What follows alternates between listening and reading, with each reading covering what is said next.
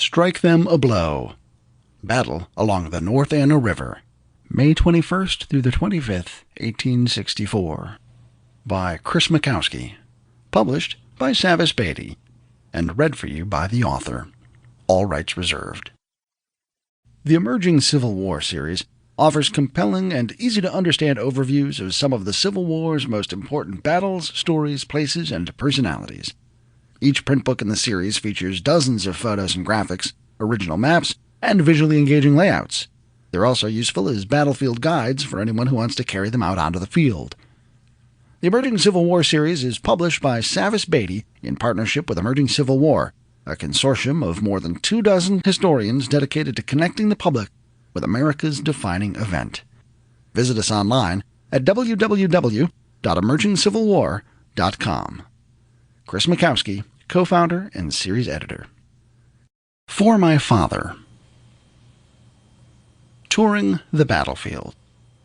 This book covers events that begin at Spotsylvania Courthouse and spill down to the banks of the North Anna River. The easiest way to get to North Anna from Spotsylvania is to follow modern Route 1, Jefferson Davis Highway, from Massaponax Church southward 18.8 miles to Mount Carmel Church. Route 1 follows the route of the old Telegraph Road, which the armies used in 1864. However, the Emerging Civil War series book No Turning Back, a guide to the 1864 Overland Campaign by Robert M. Dunkerley, Donald C. Fonz, and Dave Ruth, provides an excellent driving tour that follows the Federal Second Corps from Spotsylvania, past Massaponax Church and Guinea Station, down to Bowling Green and Milford Station, and finally to Mount Carmel Church. Parts of the 9th Corps' march overlaps that route too. The tour is filled with information about some of the sites along the way, such as the Tyler House and Bethel Church, and includes additional accounts from the march. Of the 16,506.26 acres of North Anna battlefield that fall in the hypothetical boundary established by the National Register and the National Park Service, fewer than 100 acres had been preserved prior to 2014. In that year, the Civil War Trust added another 665 acres. Portions of the landscape have been altered, the NPS reported, but most essential features remain. Although the commercial and industrial development along Route 30s began to impact the southern portion of the battlefield, much of the historic landscape can still be preserved. Because much of the existing battlefield remains in private hands, please respect the rights of property owners as you explore the area. A final note. Because the actions along the North Anna happened on multiple fronts along both banks of the river, the geography does not lend itself to a chronological exploration of the battle. Therefore, sites of interest are labeled here in roughly chronological order without driving directions between them. Relevant information about each location can be found in the respective chapters. Forward by Gordon C. Ray. The Overland Campaign of 1864 ranks among the American Civil War's pivotal campaigns. It also numbers among the most exciting, pitting the war's two premier generals, Ulysses S. Grant and Robert E. Lee, against one another for the first time. In his battles against Lee, Grant demonstrated firm commitment to an unwavering strategic objective, the destruction of Lee's army, in the face of tactical setbacks in the wilderness, at Spotsylvania Courthouse, at the North Anna River, and at Cold Harbor. Often depicted as a butcher enamored of hopeless charges against invulnerable Confederate earthworks, Grant in fact employed thoughtful combinations of maneuver and force to bring a difficult adversary to bay.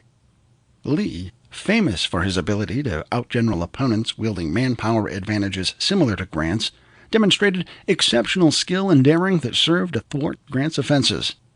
Lee made mistakes that seriously imperiled his army. The Battle of the Bloody Angle at Spotsylvania Courthouse comes to mind. But his uncanny knack for improvising solutions always redeemed the day. Grant and Lee each favored offensive operations and were masters at improvisation.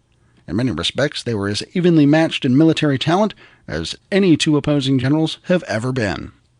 The subject of this book, the movement to the North Anna River and the stirring events that took place there, is the least known of Grant's and Lee's confrontations. In many respects, however, it is the most interesting. The operation began with a cat-and-mouse game of maneuvers from Spotsylvania Courthouse to the North Anna River. Lee assumed a strong line below the river, protecting Richmond and its critical rail line with the Shenandoah Valley. But part of the Union Army pushed across the North Anna at Jericho Ford, and Lee's subordinate Ambrose Powell Hill failed to drive the Federals back. With his defensive river line breached and a Northern host massing on his flank, Lee faced his gravest challenge yet. His response, a clever defensive formation with intriguing offensive possibilities, stands as a monument to the Confederate commander's ingenuity and ability to turn a bad situation his way. Chris Mackowski's Strike Them a Blow is an absorbing, fast-paced exposition of this astounding campaign. In the years following the war, the Confederate cartographer Jedediah Hotchkiss tried to understand the North Anna operations, but found himself wandering about in the entanglement of conflicting statements, at times well-nigh lost and inclined to wash my hands of the whole matter. But I am in for it and cannot escape. We're fortunate that Mr. Mackowski has tried his hand at entangling the web of accounts surrounding these events, and that he too stayed in for it. His highly readable book gives us an exemplary roadmap to this neglected slice of American history. If I can get one more pull at Grant, I will defeat him. Robert E. Lee. Everything looks exceedingly favorable to us. Ulysses S. Grant. Prologue, May 24th, 1864. We must strike them a blow, Lee said. We must strike them a blow. The old gray fox had once more demonstrated his cleverness. He and his commanders had laid a perfect trap for the Army of the Potomac, and the Federals had stumbled right into it. Now it was time to spring it. Now it was time to strike them a blow. But lying on his cot, confined to his tent, racked by dysentery, Robert E. Lee, the commanding general of the Army of Northern Virginia, was in no condition to strike anything. 3 weeks of incessant fighting, constant movement, and nonstop worry had left Lee physically and mentally exhausted, made exponentially worse by a chronic lack of sleep. The May rain, 7 days of it since the month began 24 days earlier, had seeped into everyone's bones, and bedrolls, and uniforms, and shoes, for those who had them. Lee had been more protected from it than most, but dampness like that has a way of settling in. Lee's staff had seen it coming, had seen him dragging, had felt the sting of his growing irritability, but Lee tried to push through nonetheless. The Federals had been at him and his army constantly since May 5th, and were still not giving him any chance to catch his breath. The grueling toll of the campaign now lay over Lee like a shroud. It had gotten so bad that for the past 2 days he had given up his fine gray mare, Traveler, and had taken to riding in a carriage. Now he could not even muster the strength for that. He dared not venture far from his headquarters tent, unsure when the next bout would grip him. The fever, chills, the sweats, the stomach upset that drained him, sapped his strength, and left him dehydrated. Lee was at his most vulnerable. And without his leadership, the army was too. The month of May had been hard on the Confederate Army. Lee had lost his dependable old warhorse, 1st Corps Commander Lieutenant General James Longstreet, 18 days earlier. Longstreet's replacement, Richard Anderson, had proven a capable substitute in the time since, but was still getting his legs under him. 2nd Corps Commander Lieutenant General Richard Ewell, Lee's second-in-command now due to seniority, showed signs of the same ailment now crippling Lee. But something far worse crippled Ewell, too. The once capable fighter had fallen from Lee's favor these past few days, ever since losing his cool during the Federal breakthrough at Spotsylvania on May 12th. Days after that, on May 19th, Ewell nearly lost his entire corps in a fight on the rolling hills of the Harris Farm. He saved his corps, but he lost Lee's confidence. 3rd Corps Commander Lieutenant General A.P. Hill, just returning from illness of a different sort, had performed poorly just the previous day, adding to his already lackluster resume as a corps commander. and so sat perhaps even lower than Ewell in Lee's esteem. With no one to turn to, Lee tried to direct the battle on his own, from his cot in his tent. "We must strike them a blow," he pleaded, more than ordered, fever-weakened as he was. "We must strike them a blow." Chapter 1. The Campaign. May 1864. "The sun went down red," noted Surgeon William Morton as he surveyed the blighted landscape around Spotsylvania Courthouse.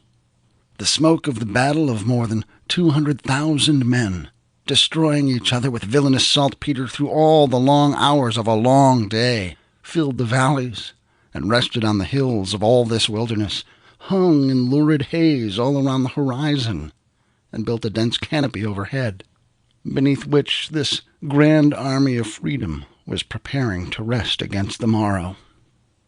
It was May 18th, 1864. That morning, Federal Commander Lieutenant General Ulysses S. Grant had ordered another massive assault against Confederate fortifications. Unbeknownst to him, though, they were the strongest field fortifications yet seen in the Eastern Theater. His attack ended in disaster. "Our lines advanced splendidly to within 300 yards of their works when they opened their artillery and mowed the men down in rows," said Rhode Islander Elijah Hunt Rhodes. "We stood it for 2 hours and then fell back to our own works where we had fortified. Our loss is fearful." When the smoke of battle cleared away, it disclosed the ground for long distances thickly strewn with our dead and dying men, said Engineer Wesley Brainerd. It was an awfully grand spectacle, one often repeated around that ground which has been justly styled bloody Spotsylvania. Such scenes had revealed themselves all too frequently since the start of this spring campaign. Major General George Gordon Meade, commander of the Army of the Potomac, had marched south across the Rapidan River on May 4th to confront his Confederate counterparts for another season of battle. Traveling with him was Lieutenant General Ulysses S. Grant, commander of all Union forces. "Lee's army will be your objective," he told Meade. "Wherever Lee goes, there you will go also." This represented a major strategic shift for the North, which had always sought to end the war by capturing the Confederate capital. "On to Richmond" had always been the battle cry. No more. Grant intended to hammer continuously against the armed force of the enemy and his resources until by mere attrition, if in no other way, there should be nothing left to him. Historically, this has always been interpreted as Grant's war of attrition. But in fact, Grant didn't have unlimited time to slowly wear away the Confederates. The presidential election in November imposed an unforgiving deadline. If Grant did not somehow come up with the big win that had thus far eluded the Federal Army in the East, Lincoln's prospects for re-election looked bleak. It was, therefore, a war of annihilation Grant intended to wage, one that would overwhelm the Confederates with superior might. Regardless of the terminology, it represented grim arithmetic, to be sure, but Grant proved to be the exact kind of mathematician President Lincoln had been looking for, and exactly what the Confederates feared. Time was their greatest ally. They, not Grant, were waging the war of attrition, dragging out the bloodshed until Election Day, wearing down the Northern will to continue. "If we can break up the enemy's arrangements early and throw him back," predicted Lieutenant General James Longstreet, "he will not be able to recover his position nor his morale until the presidential election's over, and we shall then have a new president to treat with." Longstreet, 1st Corps commander in the Army of Northern Virginia and the Army's second-in-command, knew what it meant to have Grant traveling with the Army of the Potomac. "That man," he worried, "will fight us every day and every hour till the end of the war." When the Army of the Potomac launched its spring offensive for 1864, it did so with the power of 123,000 soldiers. In comparison, the Confederates mustered some 66,000 men. Confederate Commander Robert E. Lee didn't know the exact disparity, but the Federals had always outnumbered his army, and he expected this spring to be no different. To counterbalance that mismatch, he launched a sudden strike against the Federals on May 5th as they tried to move through the wilderness, a 70-square-mile tangle of second-growth forest. This, viewed as a battleground, was simply infernal, a Union soldier later said. Grant's infantry could not fully deploy, his cavalry could not effectively maneuver, and his artillery had few clear targets. It's impossible to conceive a field worse adapted to the movements of a grand army, a Union officer lamented, which is exactly why Lee hit them there. For 2 days, the two armies drove each other through the forest in a desperate back-and-forth contest. The woods burned around them. Then, on May 7th, Grant did something no other Federal commander had done before following a mauling at Lee's hands. Instead of withdrawing, he ordered the Army of the Potomac to maneuver past the Confederates. There will be no turning back, he had said the day before, and his men cheered wildly when they saw that he meant to keep his word.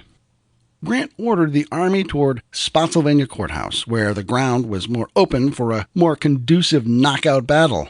Village also provided the inside track to Richmond. Although Grant didn't care about the Confederate capital, he knew Lee had to defend it, so by moving on the city, Grant could force a confrontation. Lee's smaller army, quicker and more maneuverable, got the jump on Grant and beat him to the courthouse. More fighting ensued. Major assaults on May 8th, 10th, and 12th achieved varying degrees of success, but time and again Lee staved off disaster. Grant, unperturbed, vowed to fight it out along this line if it takes all summer. In the midst of the grapple, the muggy weather broke. Rain, quagmire, misery. The whole country is a sea of mud, a Federal artillerist wrote. One of Grant's aides lamented that the men can secure no proper shelter and no comfortable rest. On May 14, Grant tried to outmaneuver Lee once more by sliding to the left. Once more, Lee countered. The armies probed, shifted, fortified. The men forged onward, trudged, slogged. Tension mounted, exhaustion deepened, nerves frayed. It was a curious study to watch the effect which the constant exposure to fire had produced on the nervous systems of the troops, one Federal officer observed. Their nerves had become so sensitive that the men would start at the slightest sound and dodge at the flight of a bird or the sight of a pebble tossed past them. Grant's tenacity and Lee's adaptability seemed the perfect match. For more than 2 weeks, the men had been in nonstop motion, marching, fighting, and maneuvering, virtually all of it while in close contact with the enemy. "The days have been clear of late, not very warm," said a Federal artillerist after the rain cleared on May 16th. "But there's a heavy fog every night which keeps things in a state of chronic dampness and nastiness. We are all getting used to this wretched life now. I'm astonished to find how little sleep I can get along with when kept up by constant excitement." No one thought it could last, though, least of all Army of the Potomac Commander George Gordon Meade. "It is hardly natural to expect men to maintain without limit the exhaustion of such a protracted struggle as we've been carrying on," he wrote his wife. Combined, the two armies had lost some 60,000 men since the opening of the campaign. If it required the loss of 20,000 to rob us of 6,000, Grant was doing a wise thing, for we yield our loss from an irreplaceable penury, he from superabundance, one Confederate noted ruefully. Ultimately, such bloody policy must win. Particularly hard on Lee were the steep losses he had taken among his division and brigade-level officers. Worst of all, Longstreet had been accidentally wounded by his own men while executing a flank attack through the wilderness on May 6th, an injury that would knock him out of action for 6 months. And Cavalry Commander James Ewell Brown Jeb Stuart had been mortally wounded at the Battle of Yellow Tavern on May 11th. "We have found Grant a tough old customer, but we have no idea letting him whip us," wrote artillerist George Zirkle. "It is reported that he's being rapidly reinforced, but we can kill him as fast as they come." With the bloody rebuff on May 18th, Grant arrived at the same conclusion. Every intelligent enlisted man in the Army of the Potomac knew that "We could not wrestle the Confederate entrenchments at Spotsylvania from Lee's veteran infantry," a Union private announced. A New York Times correspondent put it more bluntly. "The position could not be carried save by an expenditure of blood out of all proportion to the results of any possible victory that could be achieved there." As Grant had vowed earlier in the month, though, there would be no turning back. "There was no time for repining," he said. "My chief anxiety now is to draw Lee out of his works and fight him in the open field instead of assaulting him behind his entrenchments," Grant told his staff on May 20th. To that end, he had already begun drafting plans to once more bypass the Confederate Army. To some degree, he had to guess. Normally, cavalry would scout out possible routes, but Grant had sent his horsemen away on May 8th. Cavalry Commander Major General Philip Little Phil Sheridan led his men on a raid that culminated in the battle at Yellow Tavern just outside Richmond on May 11th, a move that led to Stuart's death, but which hamstrung Meade's army because it deprived it of its eyes and ears. Sheridan had yet to return, and Grant remained in the dark as to his cavalry chief's intentions. So Grant considered his options. He first looked to his right, Lee's left, but a move in that direction would only take him toward the more thickly forested area around Gordonsville. With the thick forests of the wilderness fresh in his mind and the tangle of horrors that they had devolved into, Grant nixed that idea pretty quickly. A move to his left, on the other hand, Lee's right, would enable Grant to target the railroads around Hanover Junction just beyond the North Anna River. There, the Virginia Central Railroad from the Shenandoah Valley linked with the Richmond, Fredericksburg, and Potomac Railroad that ran north-south and supplied Lee's army. A move in that direction would also let Grant continue to take advantage of the new supply line he had established through Fredericksburg. The Federal Navy could also bring him supplies up the area's many rivers. The danger was that Lee would read the move, shift his location, and dig in again to await another attack. Grant needed Lee to go on offense. However, as one of Grant's aides noted, in the battles of the last 2 weeks, Grant had thoroughly measured Lee's capacity as an opponent, and he believed it would be difficult to force him to take the offensive unless some good opportunity were offered.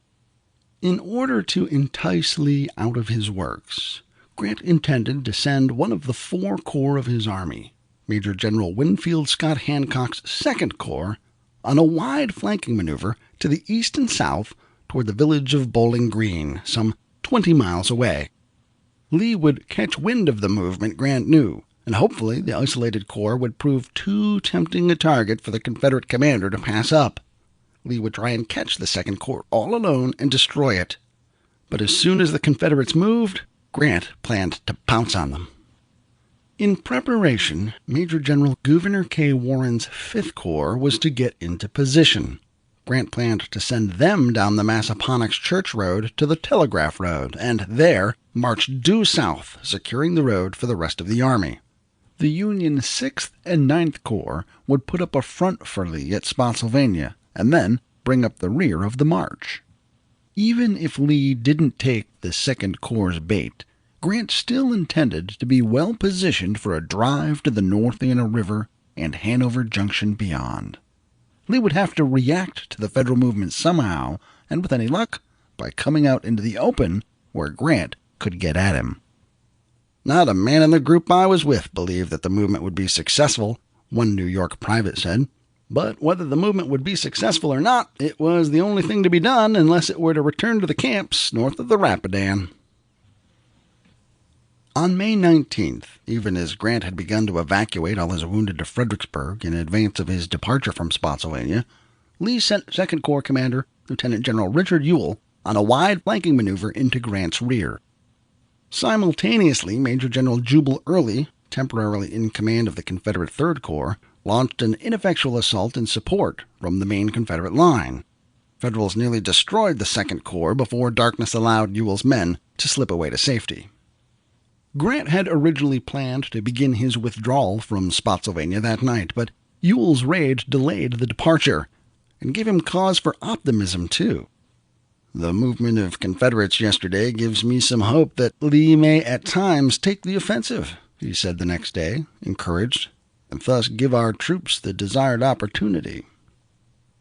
In this, however, the general was disappointed. Grant's aide Horace Porter later wrote, "For the attack of the 19th was the last offensive movement in force that Lee ventured to make during the entire campaign.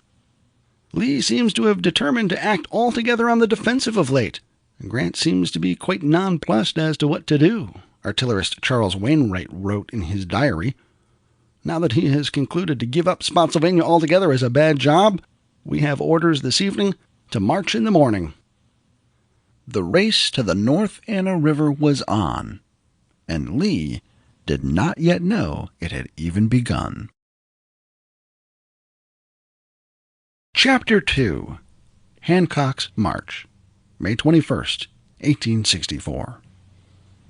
After the carnage of the previous weeks, the nighttime march out of Spotsylvania must have seemed like a pleasant summer stroll for the men of Hancock's Second Corps. They had started the campaign by camping among the disinterred skeletons of their former comrades on the old Chancellorsville battlefield. The dead horses had dwindled away to bones, and the dead men to bones and underclothing, wrote one soldier. "I found a dozen skulls and twice as many rods' travel, and could doubtless have found scores by a little examination of the thick underbrush." From there, they rushed into battle on May 5th at the extreme southern end of the Federal position. On May 6th, they launched the pre-dawn hammer blow that nearly destroyed Lee's army, but seesaw fighting through the rest of the day landed them back where they had begun. Hunkered behind burning earthworks, they staved off the day's final Confederate assaults. Escape from that inferno led them, on May 12th, to Hell's Half-Acre. Others called it a Golgotha, a place of skulls, although some of them would have sworn they had camped in such a place already. Most soldiers would come to know the place as the Bloody Angle. "A roaring, seething, bubbling hell of hate and murder," said one Mainer. The Second Corps led the assault that broke through the Confederate position there. Only after 22 hours of hand-to-hand combat did Lee's army repel them and successfully regroup. Again on May 18th, the Second Corps charged the Confederate works. In the 6 days between those slaughters, they'd marched and countermarched in the mud. By May 20th, they were deeply battle-weary. When they set off on the march for Bowling Green, it was 10 p.m. They were ahead of schedule under the cloak of darkness.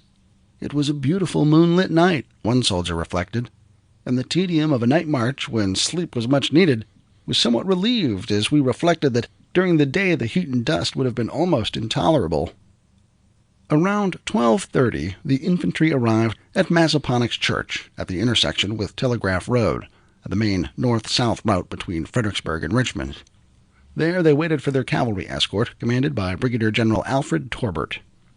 By 2 a.m., the column once again marched on, south this time, along Telegraph Road. A push straight south would have led to the North Anna River and, miles beyond, Richmond. Had Grant originally started this movement as a race for the North Anna, having the initiative, he might have easily won it, one of Lee's officers later suggested. But Grant never had any serious designs on the Confederate capital. Lee's army, not Richmond, was his stated objective, so several hundred yards down the road, Hancock struck east again, toward Guinea Station. Some have since lamented Hancock's move as one of the missed opportunities of the campaign, grousing that started almost immediately. "There would probably have been more chance of success had Hancock moved by the Telegraph Road on the night of the 20th, followed by Warren," said Major General Andrew Humphreys, acting more as the armchair general than Meade's chief of staff. "Winning the race would have brought on a collision before Lee could entrench on new ground," he believed. While the North Anna might certainly have offered a strong defensible position for the Federal Army, Grant almost certainly knew Lee would not have assailed him there. If Grant's intentions were to bring Lee to battle, the position along the North Anna would have discouraged the very thing Grant wanted. Better for Hancock to look isolated, not invulnerable, if Grant had any hope of enticing Lee to snap at the bait. It had to dangle farther away. Had they known their role, perhaps Hancock's men might have been less sanguine about their march. The full moon dropped from sight, and the trees, pressed so close to the road during the early part of the trip, dropped away into a more open landscape. Caroline County had not yet been touched by war. As Hancock's column marched across the county line, however, a fight awaited them. Horsemen of the 9th Virginia Cavalry, local boys, all of them, set to defend the land they lived on. The first hometown welcome came when the Virginians ambushed Torbert's cavalry at about 4:30 a.m., just as the Federals approached Guinea Station. While no one was hurt, it snapped Torbert's men into a state of alert, enabling them to avoid a second ambush a few minutes later. Soon the two cavalry units were entangled in a fight over control of a small bridge over the Mattaponi, Guinea Bridge. A few miles later, the two units scrapped over a second bridge, Downers Bridge, which Torbert again left to the Confederates. Torbert, content to protect Hancock's column rather than get into an all-out brawl, let the Confederates keep control of both bridges. Hancock concurred, and onward they went. Twilight came, gradually unveiling what one soldier called an unearthly paradise. Another marveled that the corn now was miles high. Although there were still swamps, thickets, and streams with difficult approaches, a Federal officer later noted, the country was generally now more open and presented many clearings, and the range of vision was largely increased. The roads were broad and the land was well cultivated, and the crops were abundant. The deep gloom of the wilderness, he said, had been left behind. It was a feast to the eye and a joy to the soul, a soldier said. The officers and men had never experienced a more sudden change of feelings and prospects, the officer said. The men had been withdrawn from the scenes of their terrific struggles at Spotsylvania and were no longer confronting formidable earthworks. They seemed to breathe a new atmosphere and were inspired with new hope. It was on to Richmond again, the officer said. The weeks of battle weariness melted away with the miles. Men sang as they marched. All knew there was an important point to be gained, and the men were as cheerful as they could be, an officer with the 125th New York said. The men never marched with so little complaining or so little straggling. The day was a warm and pleasant one soldier said, and our march through a country as fresh and bright as any we had seen since our march into Pennsylvania the year before was more like a picnic excursion than a trial of speed with our enemy. One New York artillerist called it the best agricultural region he had seen in Virginia. We, the ever-hungry, predatory enlisted men, quickly discovered that we were marching through a corn and tobacco and stock-raising country, he wrote, and we raided tobacco barns in a quiet manner and killed some sheep and many chickens, and much food was stolen from the farmhouses. By 7 a.m., the cavalry reached Bowling Green, followed by the infantry at 9. Hundreds of slaves greeted them as liberators. Hancock's men ransacked the town. Our army operating in hostile territory was like a swarm of locusts, one of them said. Then they reassembled for the final 4-mile march to Milford Station. There, Torbert had to chase off units of Confederate reinforcements bound for Lee's army. Hancock's arrival around noon provided the final incentive for the last rebel holdouts to surrender. We could look back from the hilltops and see the long steel-tipped column stretching for miles behind us, one Federal said as they made the last leg of the march. Meade's orders to Hancock empowered the 2nd Corps commander to go all the way to the Confederate supply base at Hanover Junction. But suddenly, Hancock thought better of it. What had started out as a pleasant day for marching had curdled into something sweltering and oppressive, and not just the weather.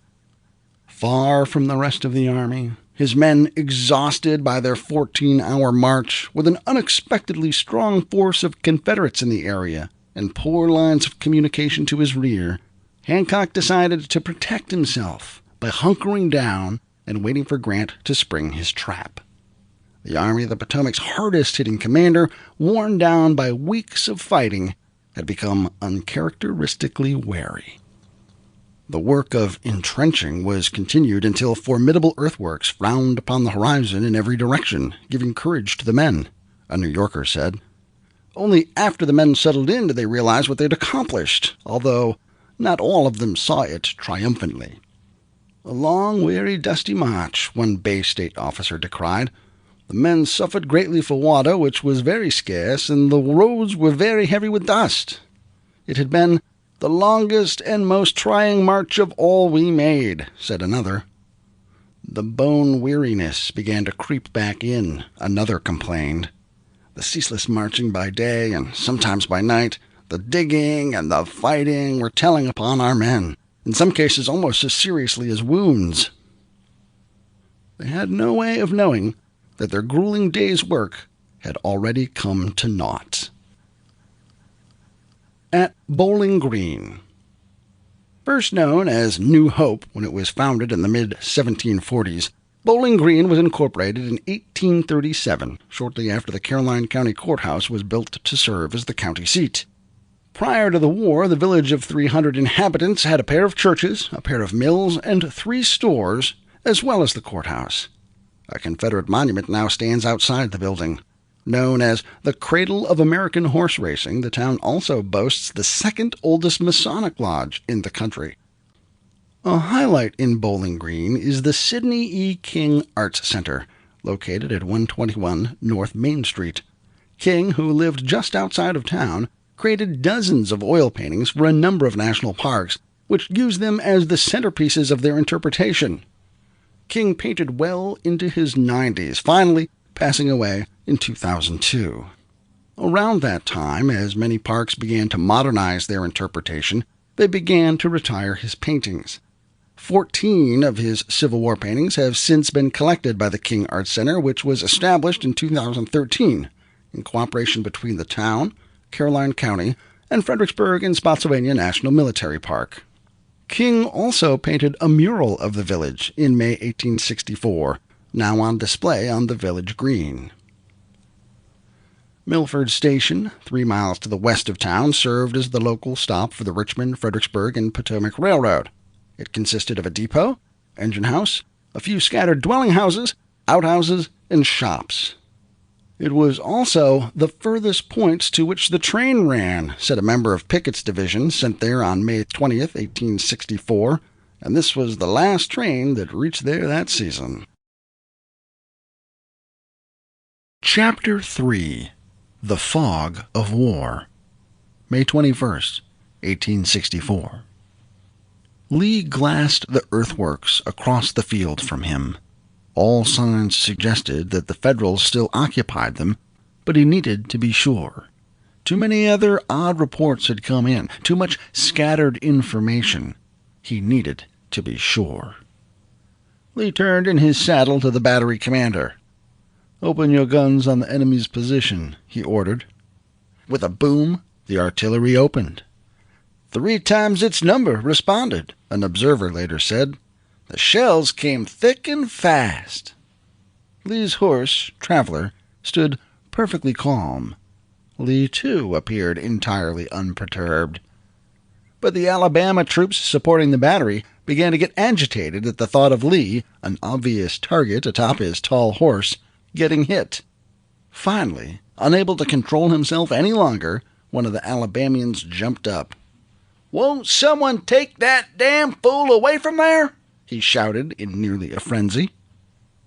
Lee dropped his binoculars and looked at the man, but said nothing. Returning the field glasses to their case, Lee then rode off. It was mid-morning, and the Confederate commander had spent his entire day thus far trying to figure out what Grant was up to. He had first received news that something was afoot shortly after 1 a.m.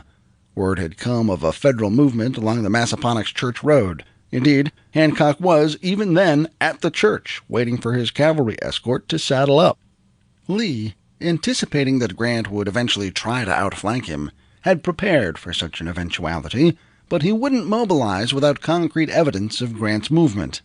On May 11th, Lee had entertained similar suspicions and mobilized part of his army to counter, but his miscalculation that day had led to disastrous results at the Muleshoe. Convinced the threat toward Massaponax was indeed real, his first directive was quick and decisive. He ordered Ewell to move the 2nd Corps south to Snell and then east to Mud Tavern, where Ewell was to hold the intersection with the Telegraph Road. Hill and Anderson would eventually follow, but for now their jobs were to stay in the earthworks to fend off any part of the Federal Army still around Spotsylvania Courthouse. After all, Lee did not know how much of Grant's army was on the road and how much still faced him on the Spotsylvania battlefield. Ewell was on the march by 3 a.m., and by 10 he was deploying his men around the intersection as instructed. Possessing the Telegraph Road was vital. Doing so would give Lee the inside track southward and prevent Grant from having that same track. And indeed, Grant did have his eye on that road. Although he dangled the Hancock out as bait farther to the east, his planned move south called for Warren's Fifth Corps to advance straight down the Telegraph Road. Ewell's movement to Mud Tavern closed that route to Warren. It also essentially cut off Hancock's Second Corps moving toward Bowling Green. By mid-morning, Grant's plan, barely 12 hours old, had already become unhinged. May 21st dawned clear over Spotsylvania County, but the fog of war hung over Lee's headquarters as he looked at the map and tried to puzzle out Grant's intentions.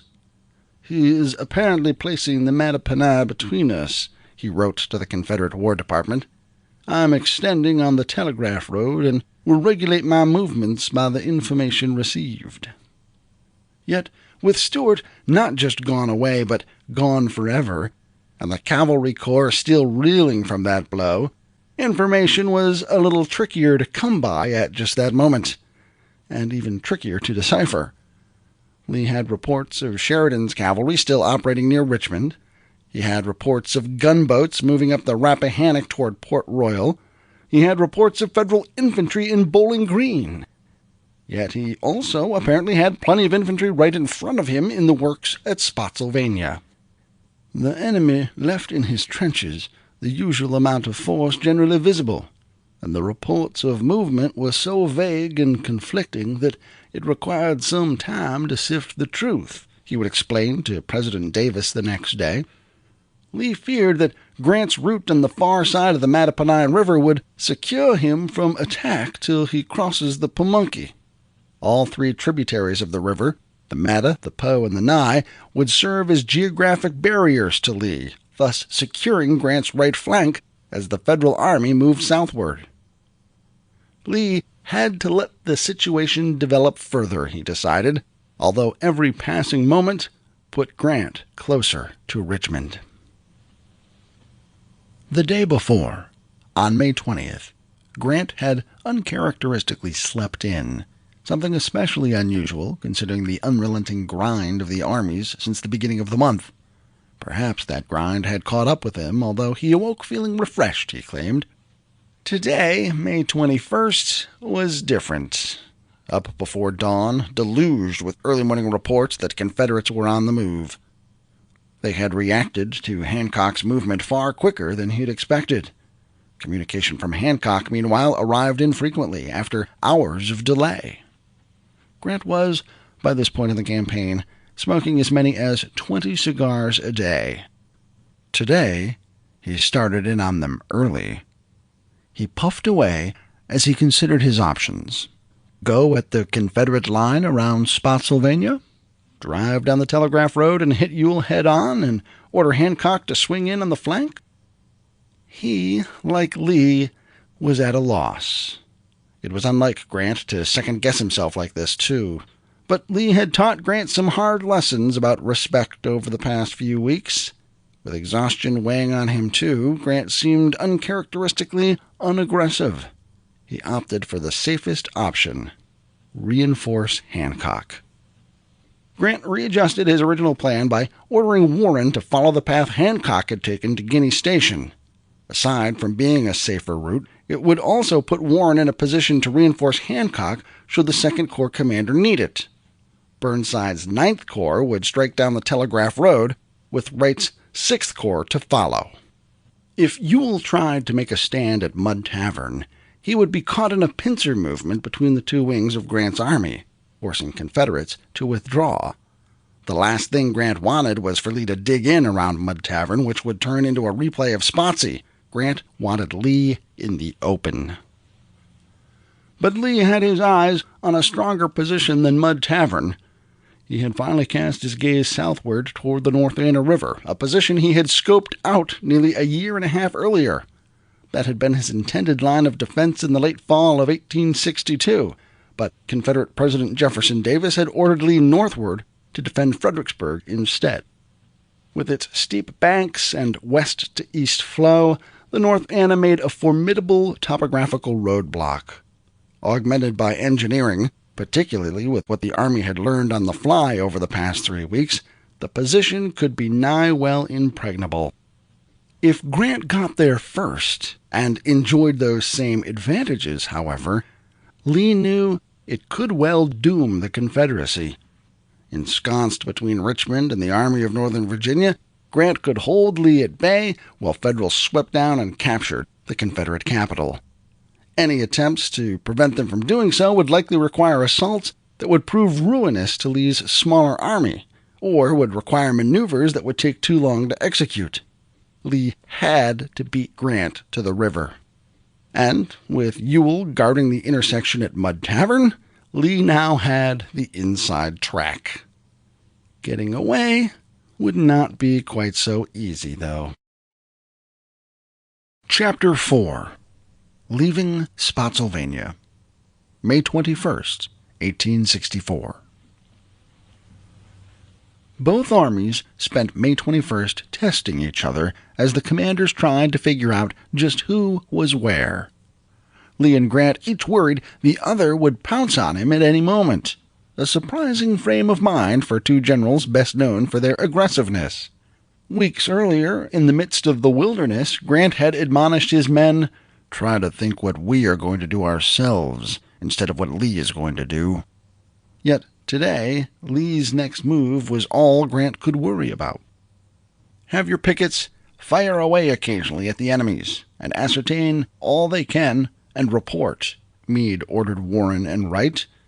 But by 10 o'clock, Warren was pulling out, marching down Massaponax Church Road in Hancock's wake. Burnside was set to follow at 4, with Wright bringing up the rear sometime between 6:30 and 7. Grant and Meade traveled with Warren's column. "Weather hot, roads dusty, the springs few and small," Meade's staffer, Theodore Lyman, reported. By 11, they reached the Telegraph Road. "This church, a plain brick building, stands at the crossing." There, the generals made headquarters for a couple of hours as they again assessed the situation. Staff members hauled pews from the church and set them in a wide circle beneath an oak tree. Couriers and officers swirled about. Grant, legs crossed, studied his maps and smoked. "Ready again to report for duty," Ambrose Powell Hill said to Lee. Once Lee's most aggressive and dependable division commander, Hill had been promoted a year earlier to head the new 3rd Corps, where he never performed up to expectations. Part of the problem, at least, was that he could never operate at full capacity. A venereal disease he'd contracted as a cadet at West Point some 2 decades earlier still plagued him, flaring up on occasion, just as it had a couple of weeks ago. Hill had missed all of the fight at Spotsylvania, his corps temporarily commanded by the irascible Jubal Early. Short and slight, with a bushy red beard, little Powell hardly looked the picture of robustness on the best of days, but he must have looked even more diminished on that morning. Still, Lee needed Hill's experience, and so the Gray Fox reshuffled commands and allowed Hill to resume his duties.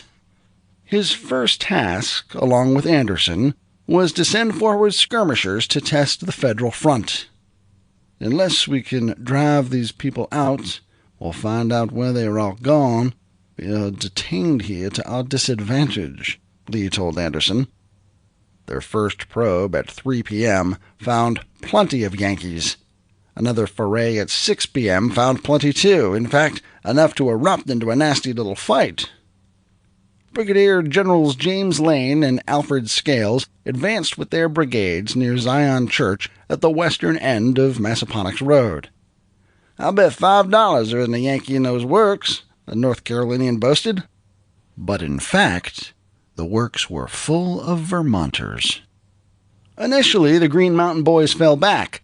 They had been roughly handled at Harris Farm just a few days earlier and had little belly for another manhandling. But soon reinforcements arrived along with 2 Federal batteries. The batteries opened fire with withering effect, checking the Southern advance. A Reb charge upon our lines, and for once in their lives get a belly so full as to cause puking and purging at the same time, boasted a 6th Corps surgeon who called the incident a perfect immediocathatric, a medical treatment that purged the body fluids from a patient at both ends. But for Lee, the incident was just what the general ordered. He had discovered that Burnside had slipped away, leaving only Wright in the works as the rear guard. It was time to get his own men moving. While Hill and Anderson were sending forward their 3 p.m. probe, the Federal column, making its way toward Guinea Station, found trouble of its own. The roads were wide and good and the country well cultivated, Grant noted about the trip. No men were seen except those bearing arms, even the black men having been sent away. The country, however, was new to us, and we had neither guides nor maps to tell us where the roads were or where they led to. Engineer and staff officers were pulled to the dangerous duty of supplying the place of both maps and guides. Sheridan's absence was keenly felt. But if Grant wanted horsemen, the 9th Virginia Cavalry was happy to oblige. Since their brush with Torbert that morning, they'd been holding the Guinea Bridge. Grant needed the bridge cleared so that it could serve as a link with Burnside and Wright, who would soon be traveling down Telegraph Road to the west. Grant and Meade and their staffs by this time had advanced ahead of Warren's column. Rather than withdraw to safety, there would be no turning back, remember. Grant sent word for Warren to hurry forward. Then he and Meade organized the headquarters guard for an attack on the rebel cavalrymen. As the makeshift force approached the bridge, though, Confederates torched it. Federals managed to push across the river, drive back the cavalry, and save most of the bridge. In support, a pair of regiments from Warren's column arrived, securing the road westward. "I have met the enemy, and he is mine," the head of the headquarters guard crowed. Grant settled in for the afternoon at the Motley House, a stately home that lies on the high swell that overlooks the meadowland where the Po and Nye join, a staffer wrote. It was a good house, with store of fruit trees and rose bushes in flower, the strawberries beginning to ripen and the apples as big as bullets. The owner of the house, Edmund Motley, was an elderly man of a certain sour dignity, a bitter rebel plainly. Grant and his aide, Horace Porter, had not rested there long before Motley snapped at them. "You're trying to burn down my house." Grant looked up from his cigar. Its ashy tip had just flaked off into a small pile on the floor of the porch where he sat. The ashes were no more in danger of burning down the house than Grant himself was, though. The fieriest thing on that porch was Motley's temper. Still, Grant and Porter excused themselves and took a stroll, looking for a more hospitable porch. They found one at the next plantation, less than a mile east, Fairfield. They settled onto a pair of chairs in the shade and continued their conversation. A few minutes later, the front door swung open. "Why, good afternoon, gentlemen," the lady of the house asked. "How may I be of service to you?" Whether she knew it was Grant or not at first, she soon learned his identity. He and Porter stood, took off their hats, and introduced themselves. She was Mary Chandler, she said. This was her husband's plantation, Fairfield, although he was not available to welcome them himself. Mrs. Chandler charmed her guests as though they were old friends, not invaders, and they had something in common, too. To illustrate, she drew their attention to the small white office building that sat near the main house. Building had witnessed some sad scenes, she said. "One of our great generals died here just a year ago, General Jackson, Stonewall Jackson of blessed memory." Grant's last year at West Point had overlapped with Jackson's first, lo those many years ago, so the two had known each other, but not well, Grant confided. "Then you must have known what a great and good man he was," Mrs. Chandler said. "Oh, yes," Grant replied. "He was a sterling, manly cadet, and enjoyed the respect of everyone who knew him." Grant recalled Jackson's indomitable energy and spoke of him as a gallant soldier and a Christian gentleman. "I can understand fully the admiration your people have for him," he said. Mrs. Chandler, overcome by Grant's words and the sad memories from a year earlier, nearly broke down as the conversation continued. Grant took the opportunity to politely excuse himself, and he and Porter made their leave. Much still weighed on the lieutenant general's mind. Lee now had a superb opportunity to take the initiative by attacking Wright and Burnside alone, he later explained in his memoirs, or by following the Telegraph Road and striking Hancock's and Warren's corps, or even Hancock alone, before reinforcements could come up. As it would turn out, Lee did not avail himself of either opportunity. He seemed really to be misled as to my designs. Hindsight would allow Grant to see it as one of the great missed opportunities of the campaign. He never again had such an opportunity of dealing a heavy blow. But on the late afternoon of May 21st, as Grant walked from the Chandler house back to his headquarters at Motley's, puffing again on a cigar, he could not understand Lee's lack of aggressiveness.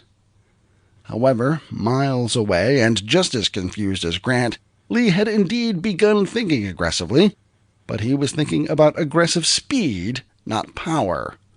Grant had left the road to the North Anna wide open, and Lee was about to make his dash. At Massaponax Church. Established in 1788 as a log cabin near Massaponax Creek, the congregation moved to its current site at the intersection of what is now modern Route 1 and State Route 608. The current structure dates back to 1859. According to the church, the bricks for the exterior walls of the church were made and burned in a kiln in a nearby field. The Civil War brought church services to a standstill. Southern and Northern forces used the building at various times, most notably Grant and Meade on May 21, 1864. According to the church history, the walls of the church were filled with stories of trying times, crude battle scenes, messages of love, and the names of companies, troops, and soldiers. The graffiti, once whitewashed and later restored, remains visible today. Chapter 5. The Night March, May 21st through 22nd, 1864. Although he does not get credit for it, May 21st, 1864 was one of Richard Ewell's finest days of the campaign. At 1:30 a.m., to the sound of drums beating reveille, his Second Corps rousted itself for a march that began at 3 a.m. By 10, they had completed the 8.5-mile march through Snell to Mud Tavern along the Telegraph Road. Such marches came second nature to the men who had once been known as Jackson's Foot Cavalry, but the once vaunted Second Corps was now a shadow of its former self, whittled down to fewer than 8,000 men. Spotsylvania had been particularly hard on them, with bruising fights on May 10th, May 12th, and May 19th. The 12th in particular, the fight at the Mule Shoe, had cost them some 4,000 casualties. The 19th, at Harris Farm, had seen the entire corps nearly overwhelmed. Ewell had saved the day on the 10th, but during the collapse of his line on the 12th, the profane, impatient Ewell lost his cool in front of Lee. "General Ewell, you must restrain yourself," Lee had cautioned. "How can you expect to control these men when you have lost control of yourself?" If Ewell could not restrain his excitement, Lee said, he had better retire.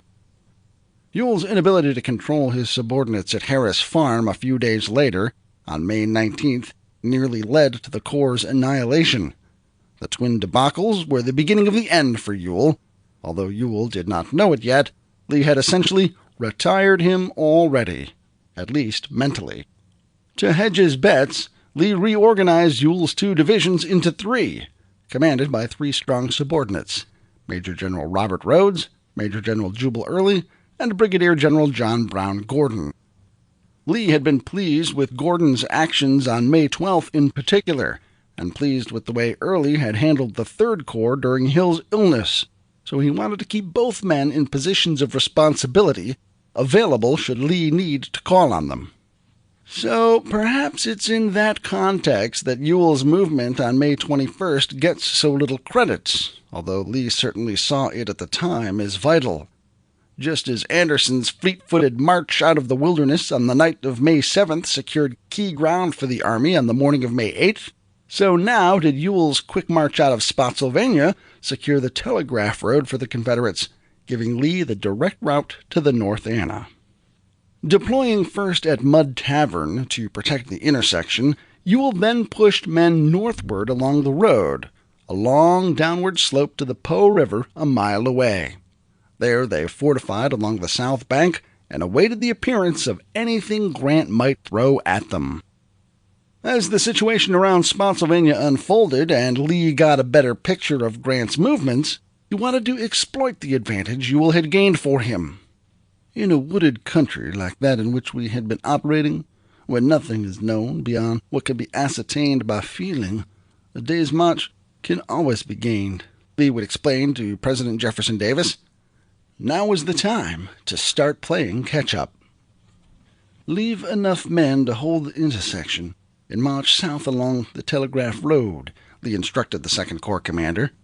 He also put Anderson and Hill on notice for a quick move, although much depended on what they found out as they probed the Federal lines throughout the afternoon. At noon, Ewell started southward, leaving a cavalry screen and a group of engineers to guard the river crossing.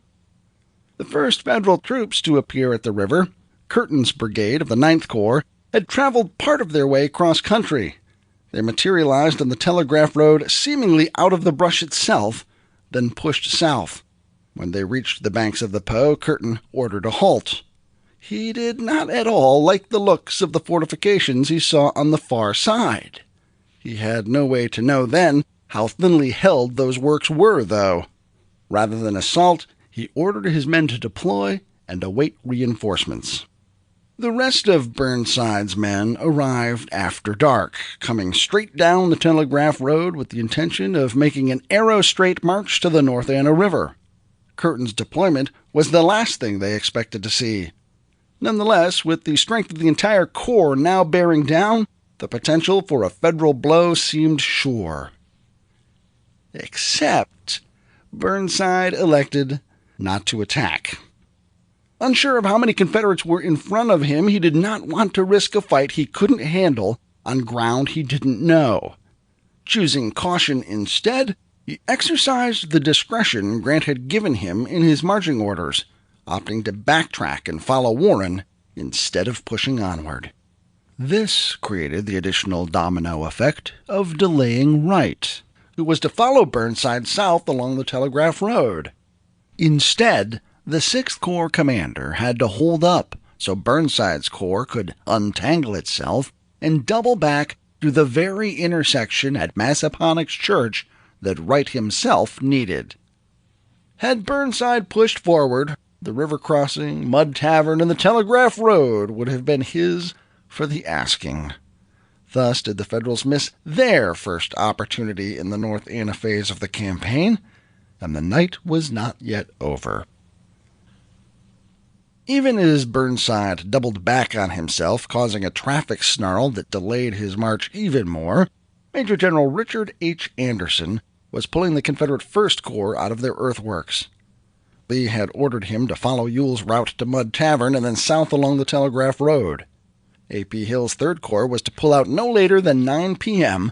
and follow a parallel route south that would take him to Chilliesburg, then further south to the banks of the North Anna at Jericho's Mill.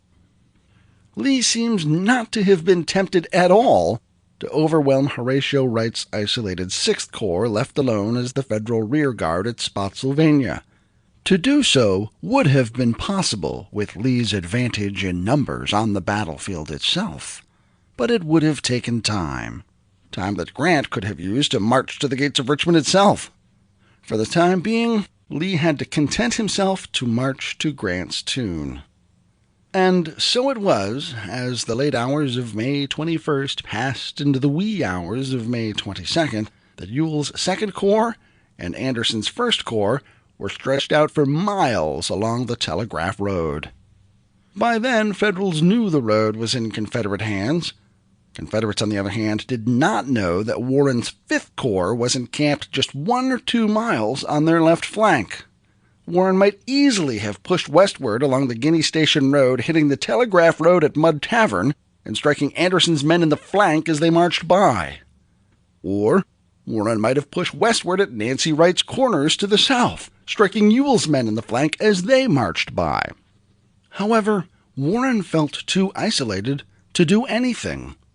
Hancock was too far away to the south to offer support, and Burnside and Wright were both ensnarled on back roads to the north.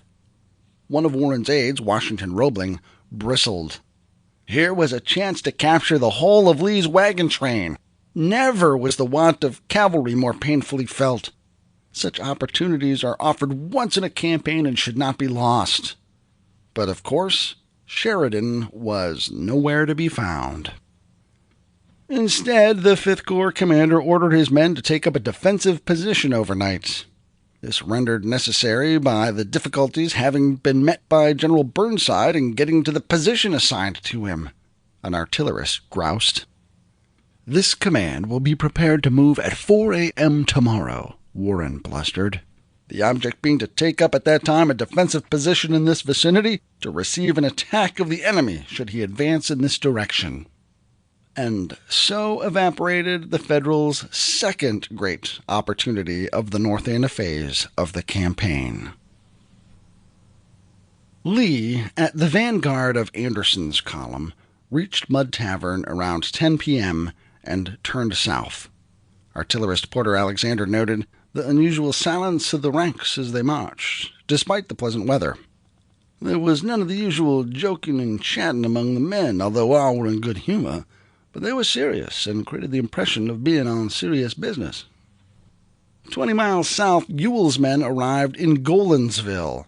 Milford Station was 8 miles east, the North Anna 9 miles south, a distance the 2nd Corps could quickly cover in the morning. Grant got the start yesterday, Ewell would write to his wife once he crossed the river.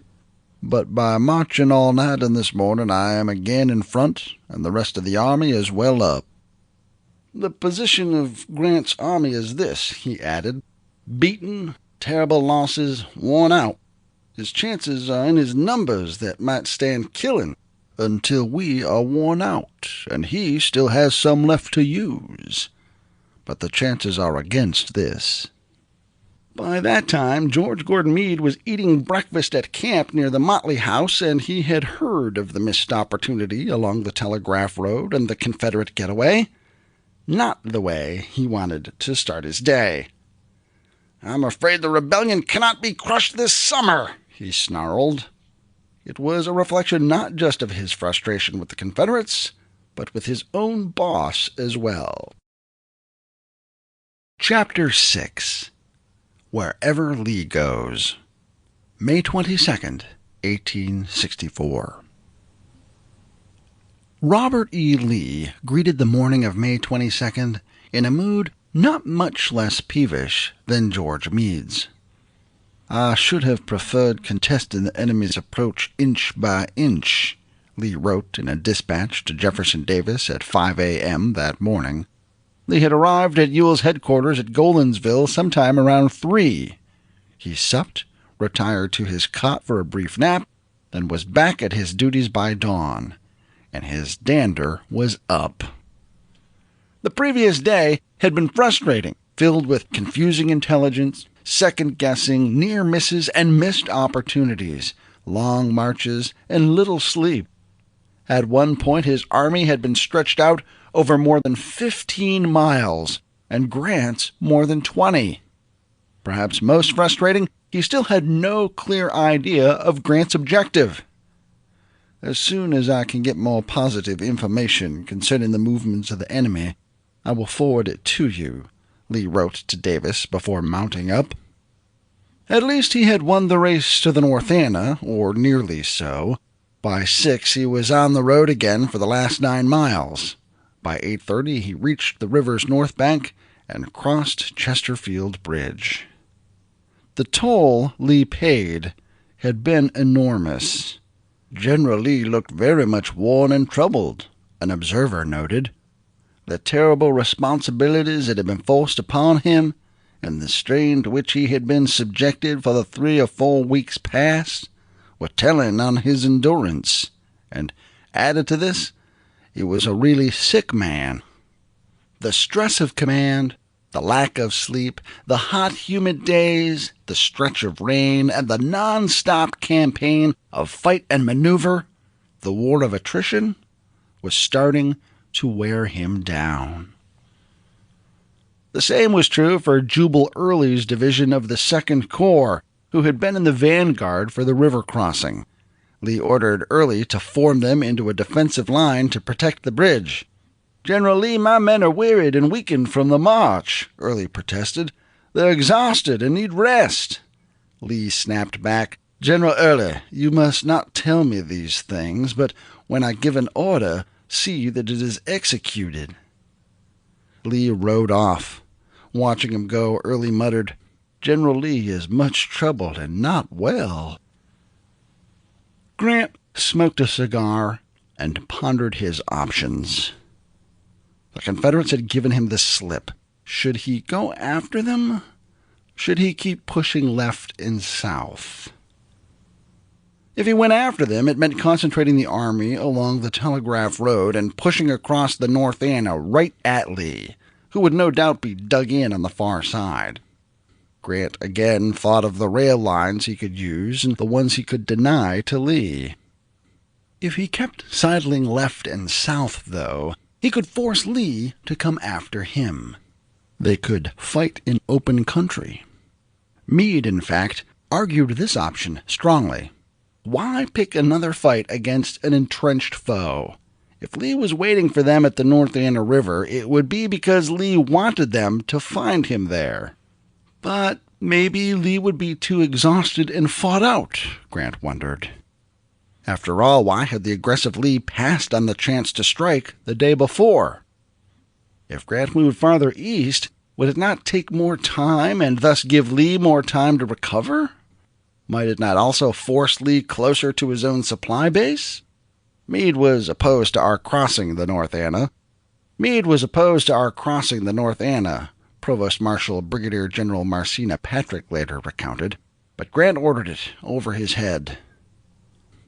In the end, this was no war of attrition.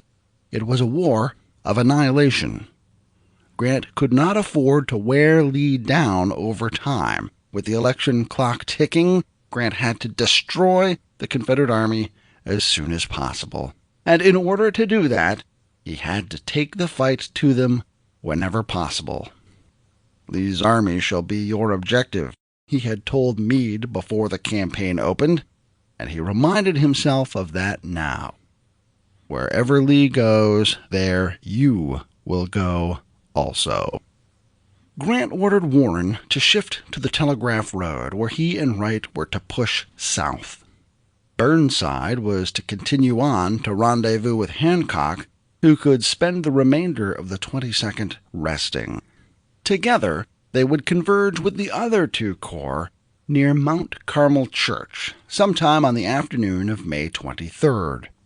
Grant planned to cross the army at Chesterfield Bridge and to the west Jericho Ford. "The map only shows 2 roads for the 4 corps to march upon," he wrote, "but no doubt by the use of plantation roads and pressing in guides others can be found to give one for each corps." Left unsaid was the fact that the cavalry, had it been there, could have found those secondary roads instead. But Sheridan's absence continued. As Warren's men pushed westward to the Telegraph Road, it didn't take them long to discover the opportunity that had passed them by overnight. "I fear that Grant had made a botch of this move also, for Lee is certainly ahead of us now," wrote artillerist Charles Wainwright. First Corps was only a few hours ahead of us, and we've been picking up stragglers ever since we started. We must have over 100 of them. A brigade of cavalry ahead of us would have secured 5 times as many, and had Sheridan been here instead of no one knows where, we should have been sure of the junction. Crossing the Mattaponi River at Downers Bridge, Grant's party ascended the curving road and came upon a large brick plantation house beautifully situated on the ridge above, commanding a charming view of the river. A glorious clover field stretched out along the roadside there. Grant's and Meade's staffs set up their headquarters there, while the officers retired to the front porch of the house to consult. The home was owned by old Mrs. Tyler and her daughter-in-law, both strong rebels, said Meade's aide, Theodore Lyman.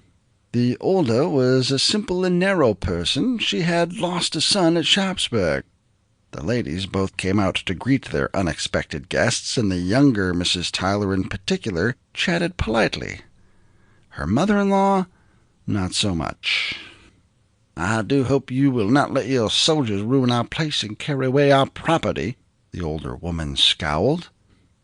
"I will order a guard to keep the men out of your place, and see that you are amply protected," Grant assured her. As the party broke up, the older woman approached Porter. "What was the name of that officer?" she whispered to him. "That's General Grant," he replied. Porter's reply set off another flurry of interaction, this one decidedly more excited. The younger Mrs. Tyler had a husband serving in the Western Theater under Joseph Johnston, she revealed. Even at that moment, Sherman was advancing against Johnston's forces near Rome, Georgia. "General Sherman will never take that place," the older woman huffed. "I know all about that country, and you haven't an army that will ever take it." Just then, whether attracted by all the commotion on the porch or whether he was looking for Army headquarters, Ninth Corps Commander Ambrose Burnside rode up. The 39-year-old general cut a striking figure with his distinctive bushy sideburns, and his big spurs and saber rattled as he walked. He was a man of great gallantry and elegance of manner, Porter later said of him. Lyman was less generous in his characterization. "Burnside has a sharp military jacket, and with his bell-crown felt hat, the brim turned down, presents an odd figure, the fat man." Burnside, always exceedingly polite to women, raised his hat and offered a deep bow. "I don't suppose, madam, that you ever saw so many live Yankees before," he said cordially, indicating the army around him. "Not at liberty, sir," she growled. She had recently come from Richmond, where the house she stayed in overlooked the prison camp on Belle Isle. "I have the satisfaction of looking down every day on Yankee prisoners," she informed him. "I saw thousands and thousands of them. Before this campaign is over, I want to see the whole of the Yankee army in Southern prisons." While everyone had a good laugh at her clever comeback, the last laugh was about to be Grant's. Couriers continued to come and go, and among them came a dispatch from Sherman. Grant glanced it over, then read it aloud. Sherman had taken Rome. The wife burst into tears, recalled Porter, and the mother-in-law was much affected by the news, which was, of course, sad tidings to both of them. "Bivouacked on a beautiful spot," Sixth Corps Surgeon Daniel Holt wrote that night. The Army's campfires winked across farm fields and in groves of trees. A wheat field in which we lie affords provender for weary horses, while the straw makes a comfortable bed. This night and day marching is tough work on our men. We are beginning to feel used up, but full of faith that we are using someone up. I hope it is the rebels." Across the river, one Georgian said he and his fellows all looked like a horse after a week's hard driving on the shortest kind of rations. But that didn't mean used up. Spirits were high among the Confederates, who felt that they had bested Grant in the wilderness, had bested him again in Spotsylvania, and had now beaten him to the river. "The courage of this army was never better," Lee would write to his wife the following morning, "and I fear no injury to it from any retrograde movement that may be dictated by sound military policy. Now, it wasn't the rebels being used up. It was Lee himself. His exhaustion must have been crushing. Compounding it, he was beginning to feel feverish and crampy. Yet, in a letter to his wife, Mary, the next day, he offered barely a hint of his discomfort. "Send me my cotton drawers and socks," he told her. "My present ones are becoming too warm. Yesterday was hot." Ironically, Ewell was writing to his own wife with similar complaints. "I'm stewing down in my thick winter knit shirts and want you, if you can do so without more trouble than it is worth, to send me the flannel shirts, not knit, that are somewhere amongst my traps," he asked. "As I am now, I fear I will melt entirely." Both men blamed it on the weather and their warm winter clothes, but both were getting sick, and just at the time the Army of Northern Virginia needed its top commanders in top shape.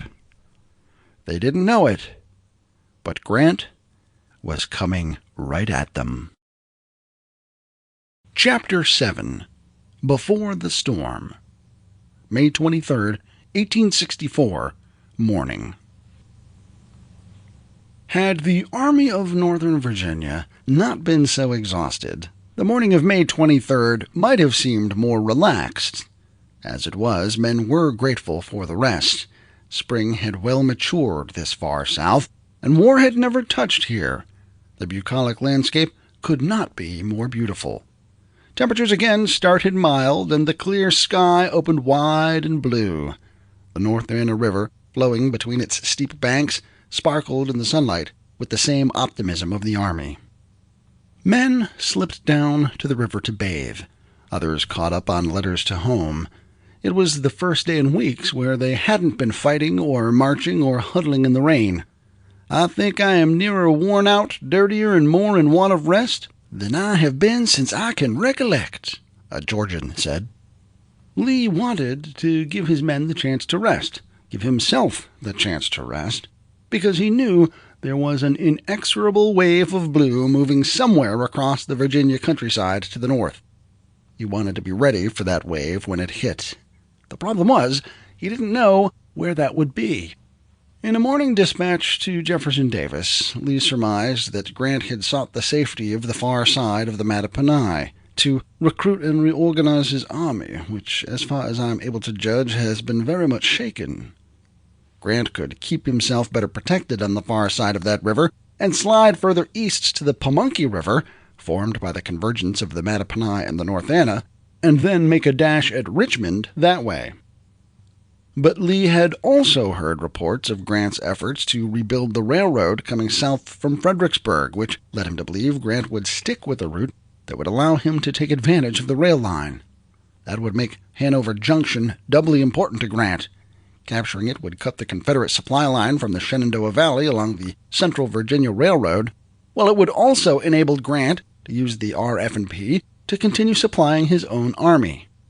Although now backed up to within 20 miles of the capital, which limited his ability to maneuver, Lee saw the advantages of his position, which he articulated in a letter later that day to his wife. "We have the advantage of being nearer our supplies and less liable to have our communication, trains, etc. cut by his cavalry, and he is getting farther from his base," he wrote. "Still, I begrudge every step he makes toward Richmond." Across camp, Lee's aide, Colonel Walter Taylor, was also catching up on his correspondence. His fiancée, Betty, lived in Richmond, and he felt her pull even as the army drew closer to her. "The Army of Northern Virginia remained in excellent condition," he told her, "as good as it was when we met Grant 2 weeks since for the first time." The subject of the Federal commander seemed to raise Taylor's hackles, but also something else. Grant was "such a brute," he wrote. "He does not pretend to bury his dead, leaves his wounded without proper attendance, and seems entirely reckless as regards the lives of his men. This and his remarkable pertinacity are the only qualifications he has exhibited which differ in any way from those of his predecessors. He certainly holds on longer than any of them. He alone of all would have remained this side of the Rappahannock after the Battle of the Wilderness. This may be attributed to his nature, or it may be because he knew full well that to relinquish his designs on Richmond, even temporarily, would forever ruin him and to bring about peace.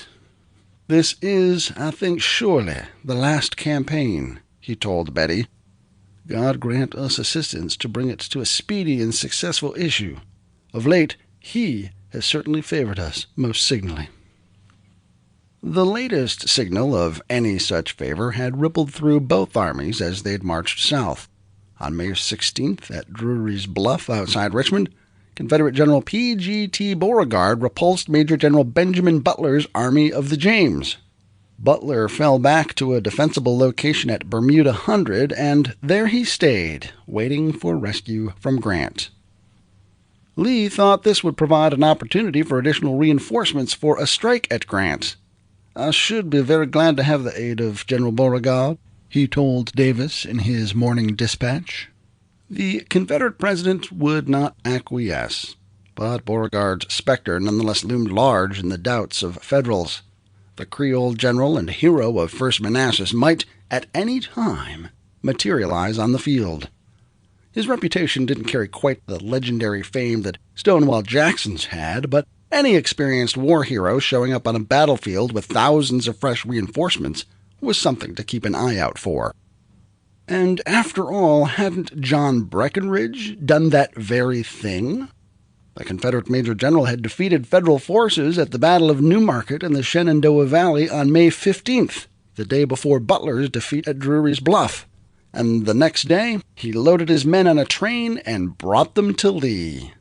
Might not Beauregard do the same? Beauregard aside, though, Davis had sent other forces Lee's way. Breckinridge, for one, with his 3,600 men. Major General George Pickett's division, the vanguard of which Torbert and Hancock had run into at Milford Station, brought 6,000 men from Drury's Bluff. And the North Carolina Brigade, formerly commanded by Major General Robert Hoke, still called Hoke's Brigade, although it was commanded now by Lieutenant Colonel William Lewis, added another 1,600 men. Colonel Bradley Johnson's Maryland line totaled 2,100 more. That was some 13,300 reinforcements, and every one of them was a veteran. Even better, they were all coming off victories, so their morale was high. Lee had started in the Wilderness with 66,000 men. The fighting through Spotsylvania had whittled him down to only 40,000. His new additions brought him back up to more than 53,000 men. Across the river, Grant had suffered a much worse time of it. Starting the campaign with around 120,000 men, the fighting through Spotsylvania had brought him down to 84,000. Sheridan's ill-conceived cavalry jaunt took as many as 12,000 more men off the board. Expiring enlistments, sickness, and detachments to protect the ever-extending supply line all siphoned off even more. As he bled out his army, he replaced many of those men by stripping the garrisons from around Washington, D.C., gaining him some 17,250 reinforcements, plus another 1,800 draftees. All were new soldiers without the battlefield wisdom of veterans, but Grant needed the bodies. They brought his strength back up to just over 68,000 effectives. It is thought that the two armies are now more nearly equal than ever before, Confederate mapmaker Jed Hotchkiss wrote. Indeed, it was as closely matched as the armies had ever been or would ever be again. As the morning grew, the day again promised to be as thick as the few that had preceded it. Foot-weary South Carolinians from John Hennigan's brigade, posted on the north side of the river to protect the Chesterfield Bridge, took the opportunity to slip down the steep banks and bathe in the cool water. On the south bank of the river, all along the line, men continued to take advantage of the rare opportunity to unspool and relax. The quiet could not have come too soon for Lee. The nonstop pace of the previous 3 weeks had worn him so low that he could not even take to horseback to inspect his lines. Instead, he hoisted himself into a carriage and directed his driver onward. Near the Telegraph Road, where the Chesterfield Bridge crossed, Lee stopped. Below, a number of the South Carolinians splashed and scrubbed. On the far bank, others lounged in an earthen fortification built to protect the crossing. Constructed in 1863 to protect the road from marauders, the three-sided fort would eventually be known by the name of the man who commanded the brigade defending it, Hennigan's Redoubt. Colonel John Hennigan commanded men still known as Kershaw's Brigade, even though their former brigadier, Joseph Kershaw, had been elevated to division command months earlier.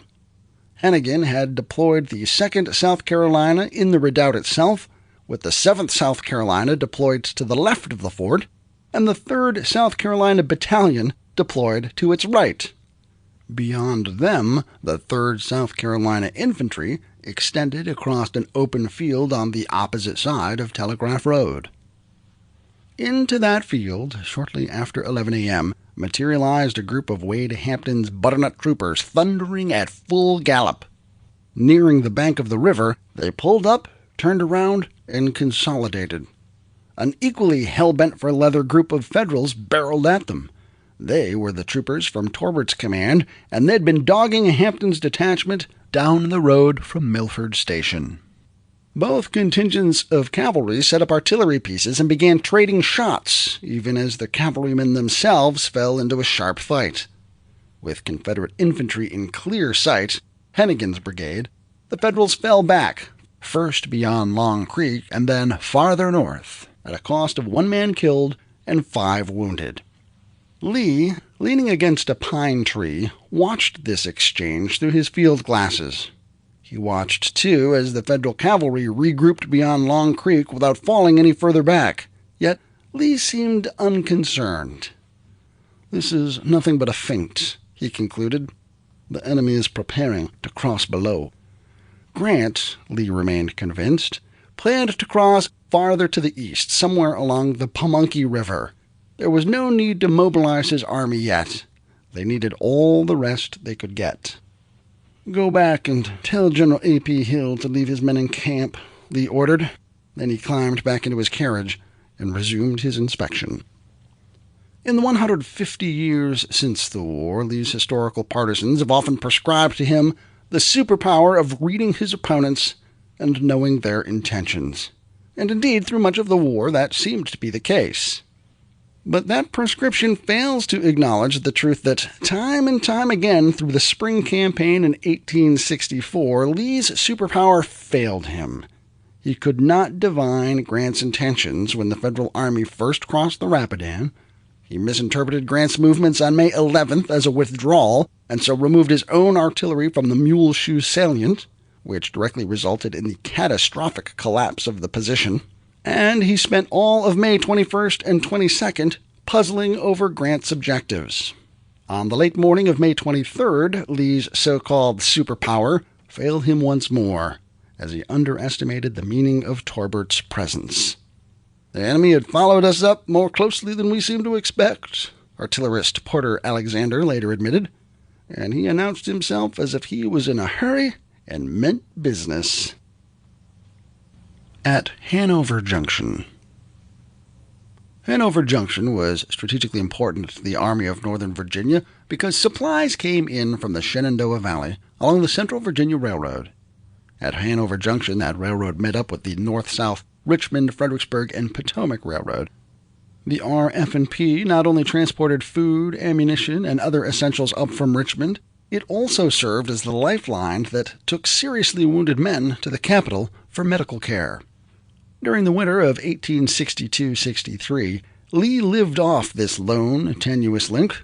He improved his situation in the winter of 63-64 by wintering around Orange Courthouse. There, the Central Virginia Railroad and the southern leg of the Orange and Alexandria Railroads kept him supplied. Although by the end of the winter, the Confederacy's overall situation was so sparse that Lee found himself making a personal appeal to his wife to send socks. Grant saw the RF&P as a vital route for supplying his army as he advanced farther into enemy territory. While at Spotsylvania, Grant had shifted his supply base from Culpeper, 30 miles to the northwest, to Fredericksburg, 10 miles to the northeast. From Fredericksburg, supplies could be loaded on the railroad and moved south even as Grant's armies used the roadways. Capturing Hanover Junction would allow Grant to continue to use the railroad to facilitate his line of advance, while also cutting off Lee from the important supplies that came in along the Central Virginia line.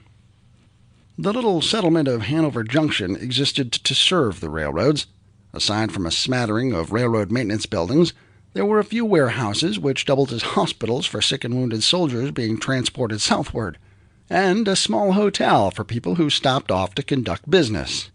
Today, the town remains just as small, with a few homes and a small shop to boot, but the rail yard booms and rattles with the train traffic from both CSX Transportation and Amtrak. Chapter 8. The Battle for Hennigan's Redoubt, May 23, 1863. Afternoon. The morning's exertions had exhausted Lee, even as reduced as his duties had been by the carriage. By early afternoon he found himself resting on the porch of Ellington, a 2-story brick home owned by Parson Thomas Fox. The house sat a few hundred yards south of the river. Behind the house the telegraph road dipped down to the Chesterfield Bridge and northward across the river to the South Carolinians in their earthen redoubt. The front of the house faced the Richmond, Fredericksburg, and Potomac Railroad, which ran along the far edge of the eastern field. In the yard of the house, Lee's staff chatted amiably amongst themselves, certainly speculating about Grant's intentions, perhaps speculating about their commander's health. Lee, in the shade of the porch, sipped a glass of buttermilk offered to him by Reverend Fox, and, no doubt, pondered these same things. Without warning, Federal artillery shells began to rain down around the house, followed shortly by the booms of the cannons that had fired them.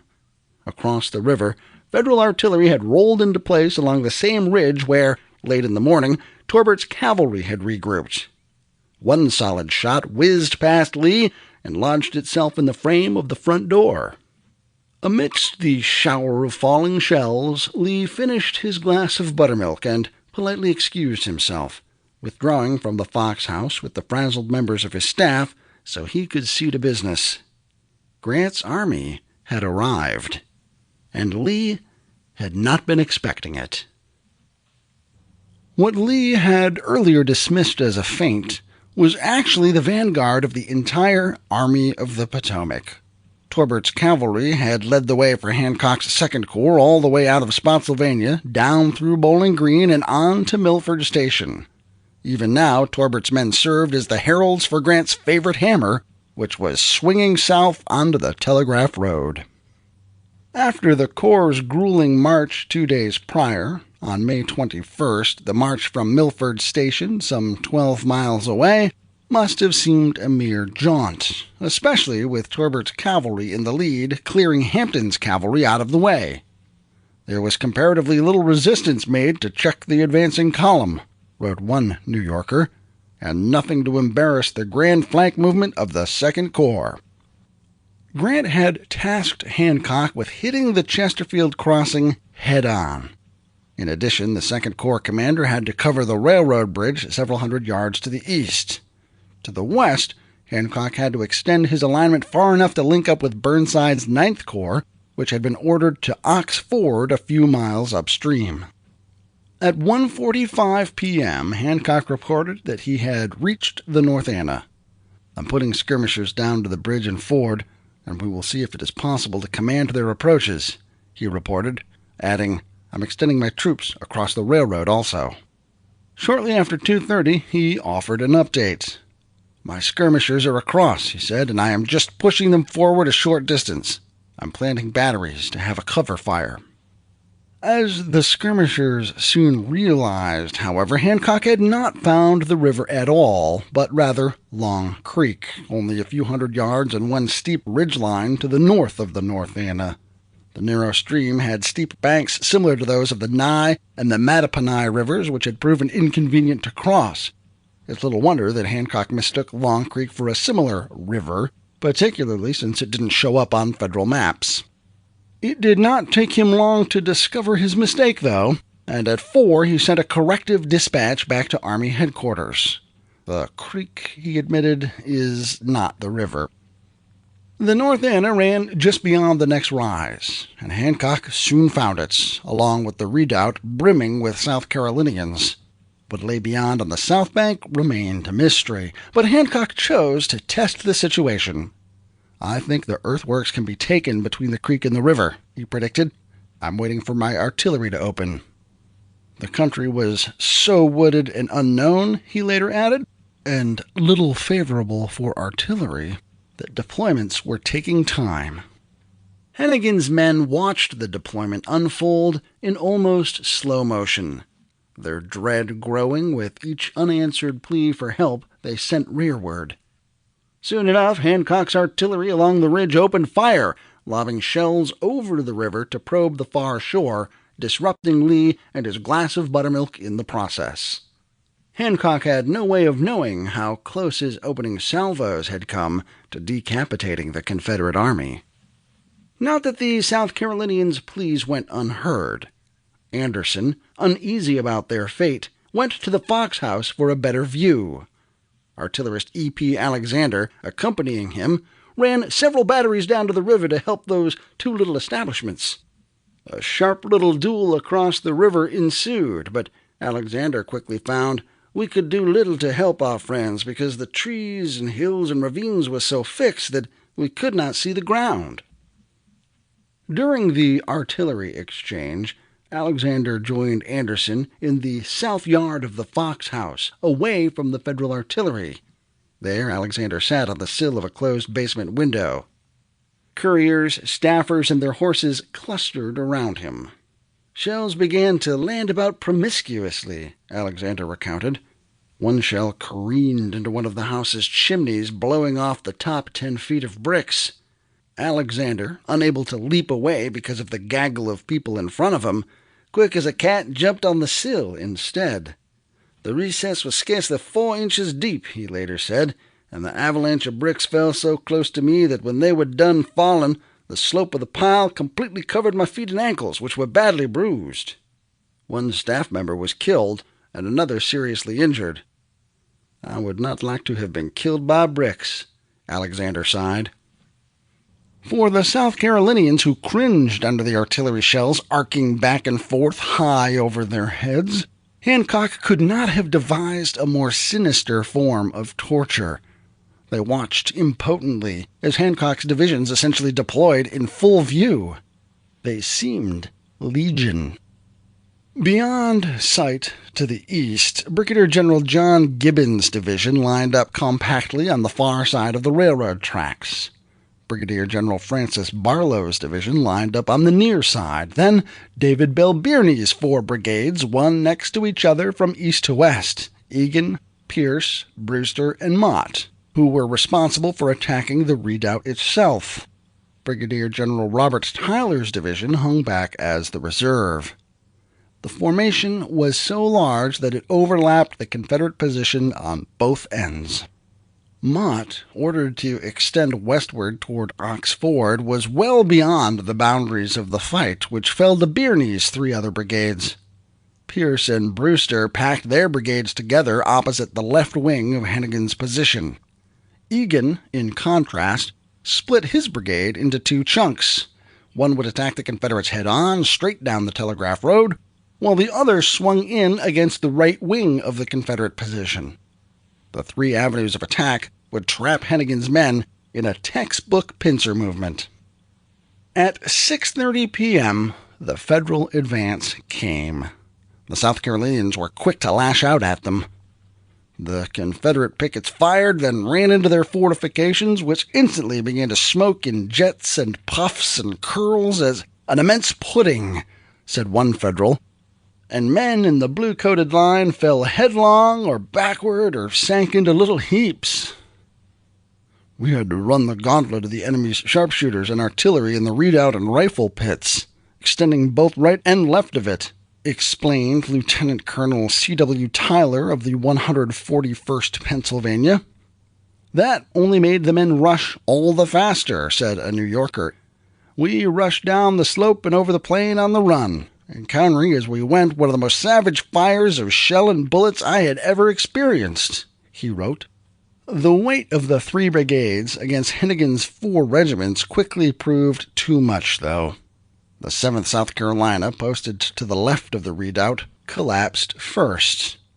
Men turned tail and ran toward the river, many of them shot in the back as they fled or tried to swim to safety. To the east of the road, the 3rd South Carolina also gave way. The collapse of both flanks cleared the way for Federals to close in on the fort itself.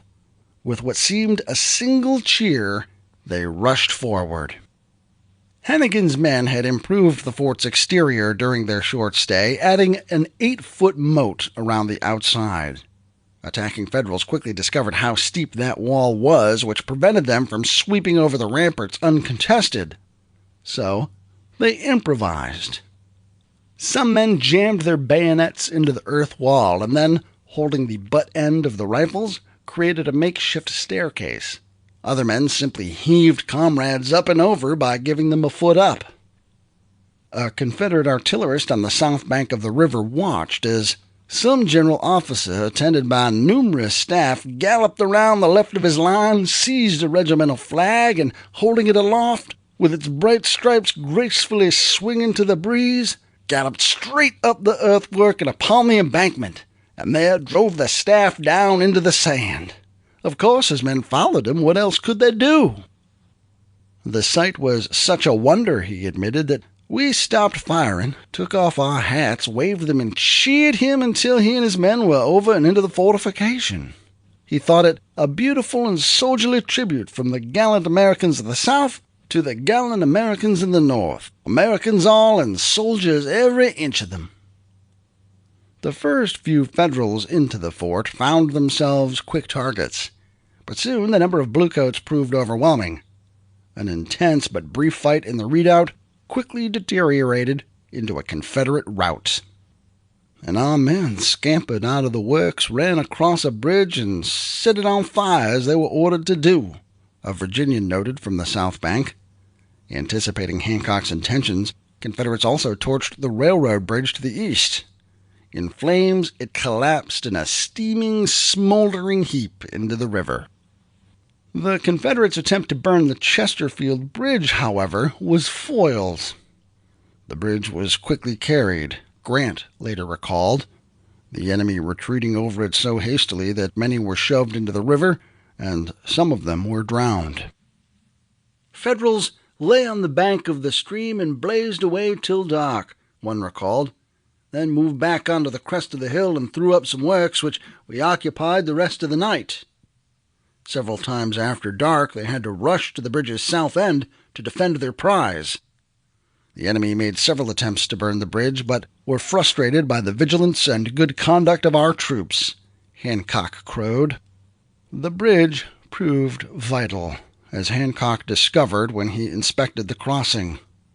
The river is fordable, though the banks are steep and impracticable, he wrote to headquarters, later adding that the river was a serious obstacle from the depth of the stream, the nature of its banks, and the wooded character of the country. The capture of the redoubt and the bridge was, said Hancock, very spirited and brilliant. Later he would inflate that to one of the most brilliant assaults of the war. He had no way to know at the time, but events were underway upriver that would overshadow his victory. At Hennigan's Redoubt. Oxford was apparently upgraded to Oxford Road, which runs west-northwest from modern Route 1. Hennigan's Redoubt sits along Oxford Road, 0.2 miles in on the left on private property. Please respect the property owner's rights. From the road, the earthen fortification is still visible toward the river, hulking along the far edge of the field along the tree line.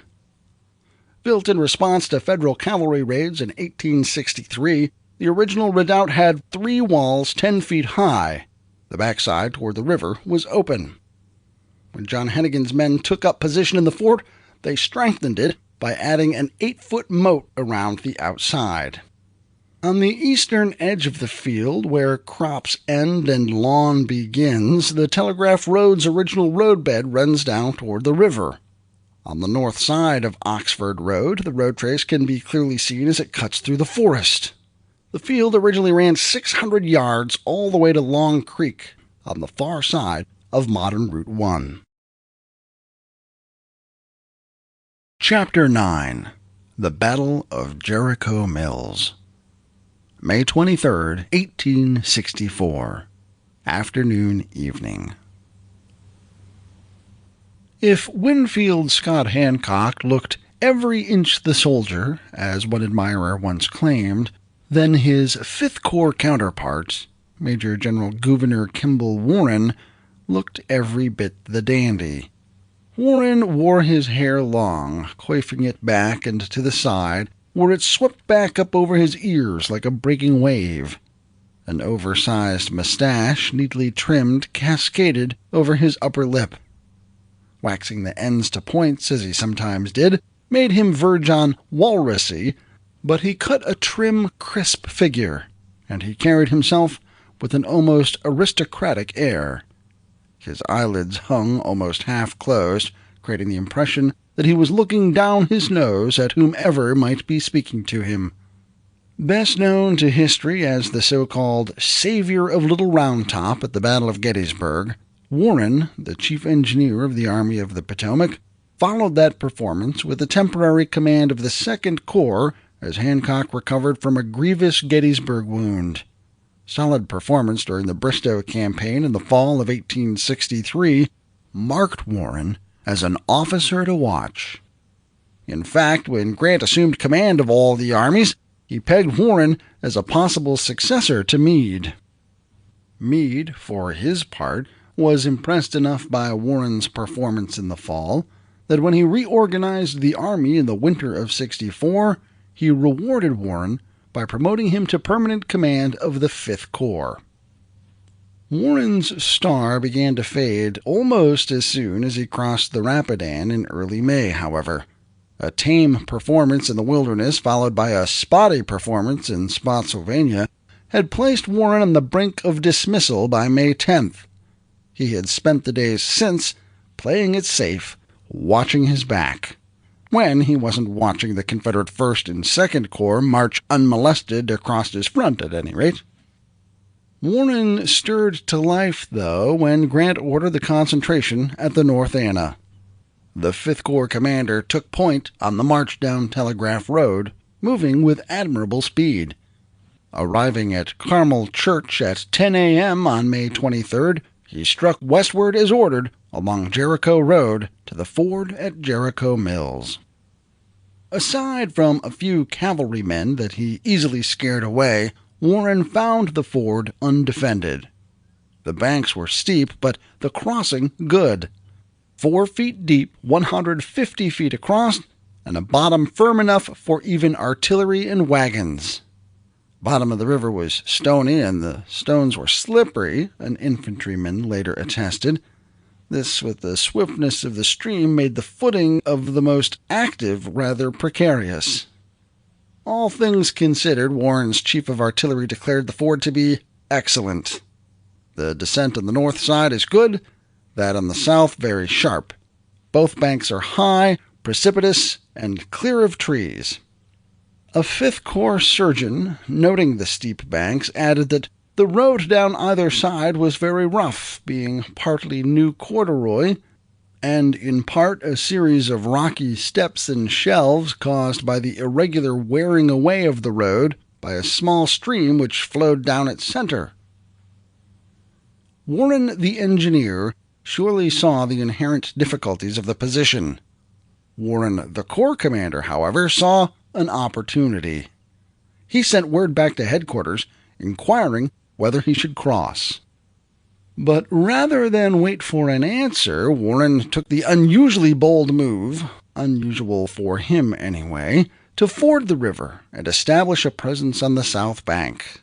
I could have been over 2 hours sooner, but there was no one who knew the place, he informed headquarters, part boast and part complaint.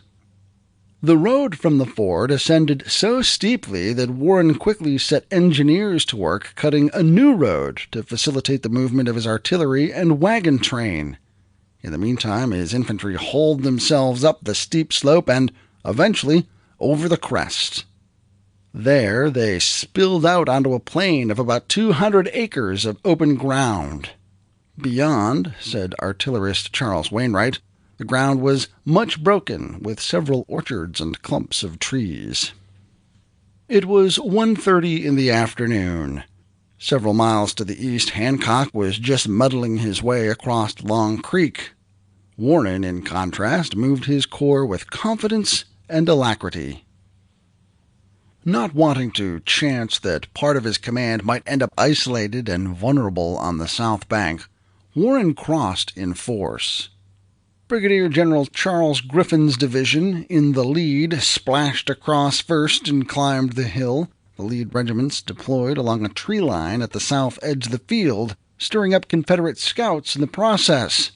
That unexpected encounter led Griffin to array his entire division centered on that area. Next came Brigadier General Samuel Crawford's division, which anchored its left flank against the river a mile south of the ford and deployed in a wide arc toward the west, filling in the gap between the river and Griffin's left. Brigadier General Lysander Cutler's division came last, occupying the high ground at the north end of the plain to protect the bridgehead. Time was when the first thing to be done after a halt was to make coffee, in whose grateful fumes all weariness was forgotten, one of Crawford's weary men bemoaned. Now the first thing the men do is entrench. As soon as the Federals had deployed, they had thrown a picket line forward into the woods south of the open plain. Soon they were trading pot shots with South Carolinian sharpshooters.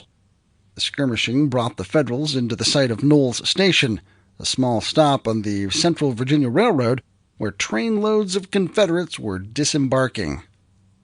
The rebels were seen busy now hurrying off the trains, both railroad and wagon, a Massachusetts man observed, and in the course of an hour or two they got everything off and withdrew themselves.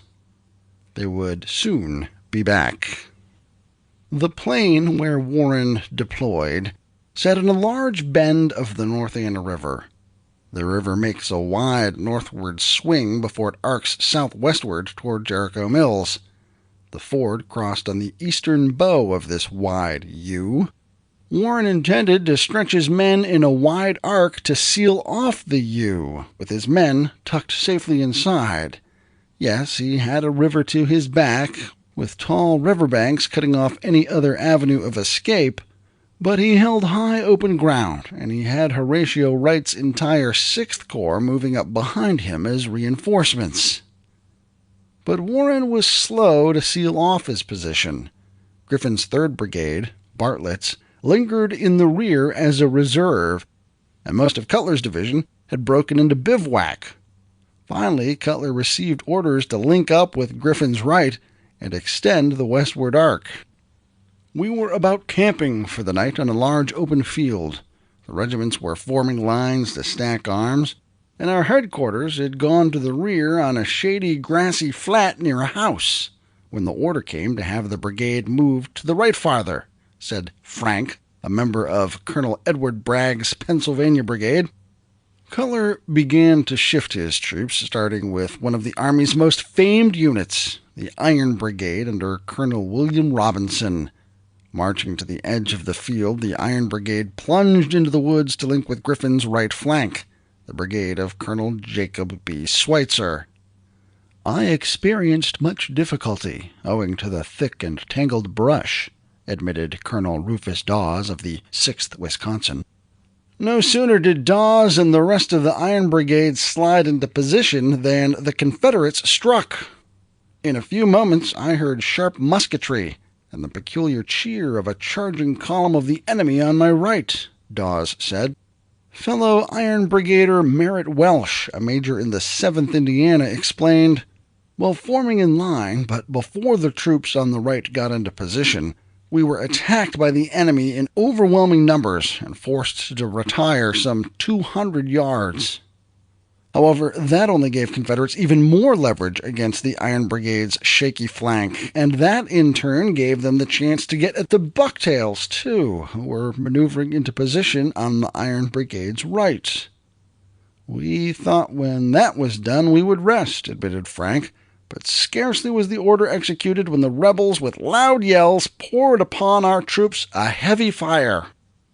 Since sighting the Confederates along the railroad earlier in the day, Federal pickets had warned of the possibility of attack.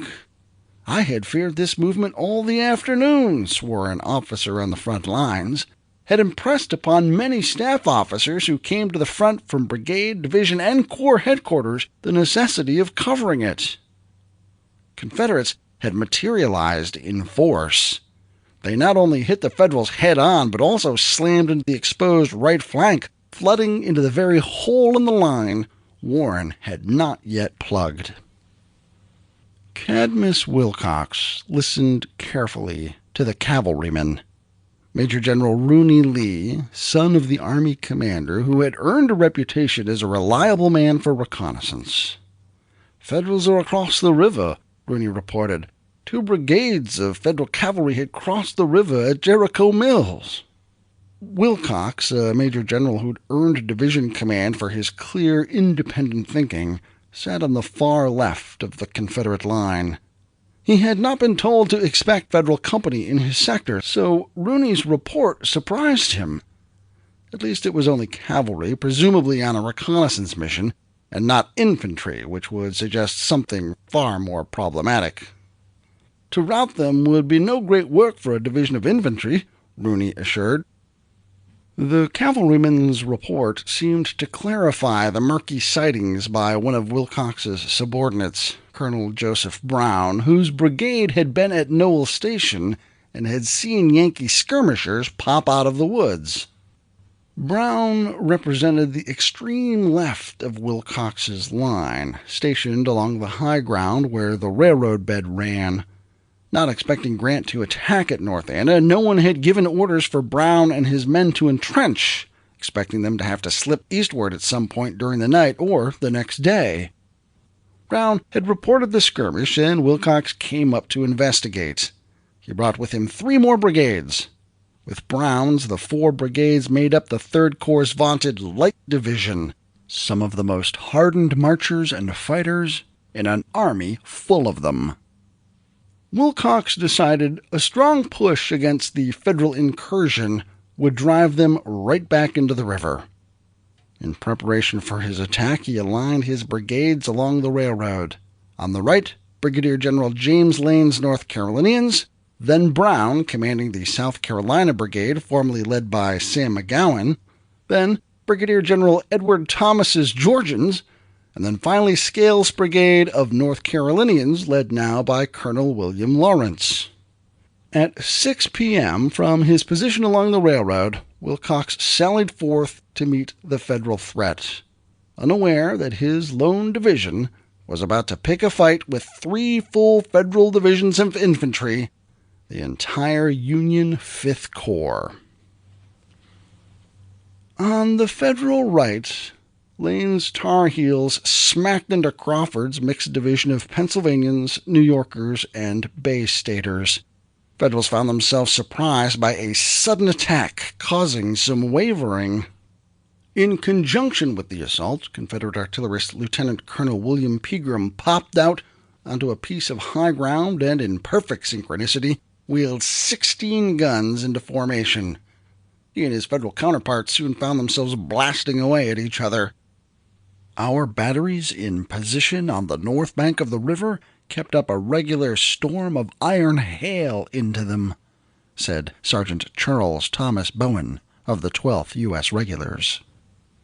Soldiers who'd been through all the battles of the Potomac Army affirmed that they never experienced such a noisy onset, except at Gettysburg, another Federal attested. The air seemed filled with the shrieking shells and whizzing fragments. The men could do more than lie down and let the storm rage. Not so for Crawford, though. The attack surprised the division commander so much that he hopped on his horse and rode off, shouting no orders and giving no commands, leaving his brigadiers to manage the fight on their own. They held their men firm. The sharp buzz of rifle balls around us, that bursting shell, crashing of trees, and wild yells of the rebels went to make up a very devil of a row, Bowen recalled. Give and take was the order of the day. Brown's men, meanwhile, bogged down in the woods, exposing Lane's left flank. His men began to waver, and finally the 37th North Carolina, holding the very center, broke. Lane pulled back to reform, then pushed forward again. And again, in the midst of heavy fighting, the 37th once more broke. In their initial advance, they had flushed farm animals out of the woods, including cows, chickens, and sheep. In their retreat, other North Carolinians scorned them with sheep noises. It was ludicrous in the extreme, fighting for all we were worth and bleeding like sheep, one of them later laughed. When Brown's South Carolinians finally came up, there was very heavy firing in front, said one of Griffin's men. The division commander himself joined his men at the front to urge them to stand firm. "Sock it to 'em, boys," Griffin exulted. Because Wilcox had aligned his men along the railroad, Lane and Brown had more distance to cross to reach the Federal line. To do so, they wheeled slightly left. This, in turn, pushed Thomas and Lawrence farther to their left, which put them out beyond the protected Federal flank. This was the very area Robinson's Iron Brigade and Bragg's Pennsylvanians had been converging on. Units had gotten into place but had not yet consolidated their position when Thomas smashed into them. Lawrence, even farther west, was able to wrap up and around the flank and into the open ground beyond. The Keystoners collapsed. The pioneers and clerks, exempt from going in battle or carrying arms, and drum corps rushed at once for the cover of the high pines bank, said one Pennsylvanian, noting the debris scattered in their wake. Drums, knapsacks, etc. were slung. Pack mules and horses lost part of their loads. Some seemed so panic-stricken that they waded the river. One pack mule was drowned, and an officer's horse. The current washed the flotsam downstream. With the rout of the Bucktails, the Iron Brigade likewise melted. No brigade in the whole army had a higher reputation than the Iron Brigade, lamented one observer. Its preeminence in the old First Corps was very generally acknowledged, yet one half of it ran clear across the river without firing a shot. The half that did try to hold fast found their situation hopeless. The line on my left now abandoned their breastworks and fell back in great disorder, running through my ranks and breaking the regiment, lamented Dawes. Soon he, too, was on the run. The whole 1st Brigade and part of the 2nd broke most disgracefully, said artillerist Wainwright. This was a very ticklish moment. I felt that now was the time to show what artillery could do. Cadmus Wilcox bristled with pride. He was not typically one to boast, but his attack had gone handsomely, he reported to Hill. His men were advancing in good order, and the Federals were crumbling before them. The enemy would be whipped, he predicted. And so it seemed on the field of battle. Pandemonium swept through Warren's line. Bragg, panicked, cried, "Save yourself!" to his Bucktails, and, like Crawford, galloped away. The Iron Brigade's dissolution began to eat away at Griffin's right flank. The commander, Colonel Jacob Schweitzer, tried to compensate by refusing his flank, bending it back at a right angle in a desperate attempt to hold on, even as Thomas's Georgians swept by them. In the rear of the entire Federal position, the men of Lyle's brigade were posted in reserve where the road led down from the field to the ford. They watched as hundreds of flustered men fled rearward and splashed their way to the north bank. Pushing against this turbulent current, 4 artillery pieces made their way toward the front. Captain Charles E. Mink, understanding the crisis, acting under his own initiative, had mobilized his battery, Battery H of the 1st New York Light Artillery. I could not help a glow of pleasure and pride as I watched the 4 little guns moving straight through the fugitive infantry and forming on the very ground a whole brigade had abandoned, recalled Wainwright, Menk's superior. Although most of the open field was flat, several ridges rippled along its western edge. Menk's guns unlimbered along one of them and took aim. Wainwright quickly ordered 2 more batteries forward as additional support. All 3 batteries opened within canister range and did not spare the ammunition, the artillery chief said. Also looking for position was Cutler's final brigade, that of Colonel J. William Hoffman. They had been the last brigade ordered to fill the gap, but had not yet moved into position because they had been waiting for Bragg to settle in first. Hoffman held his units together, even as Bragg's men and Robinson's swarmed rearward around them. Hoffman saw Menk setting up on a ridge line a little to his rear, and so stopped his brigade's advance so they wouldn't inadvertently march out in front of their own artillery. That left Menk an open field to fire, but it cut off Hoffman's men from the thick of the fight. Thomas's advancing brigade of Georgians prepared to storm the artillery position. If the guns fell, the Confederates could drive all the way to the river and outflank the remaining pockets of Federal resistance. The broken fragments of the 5th Corps would be swept away. However, as the Georgians rushed forward, the final Federal reinforcements on the field swept in.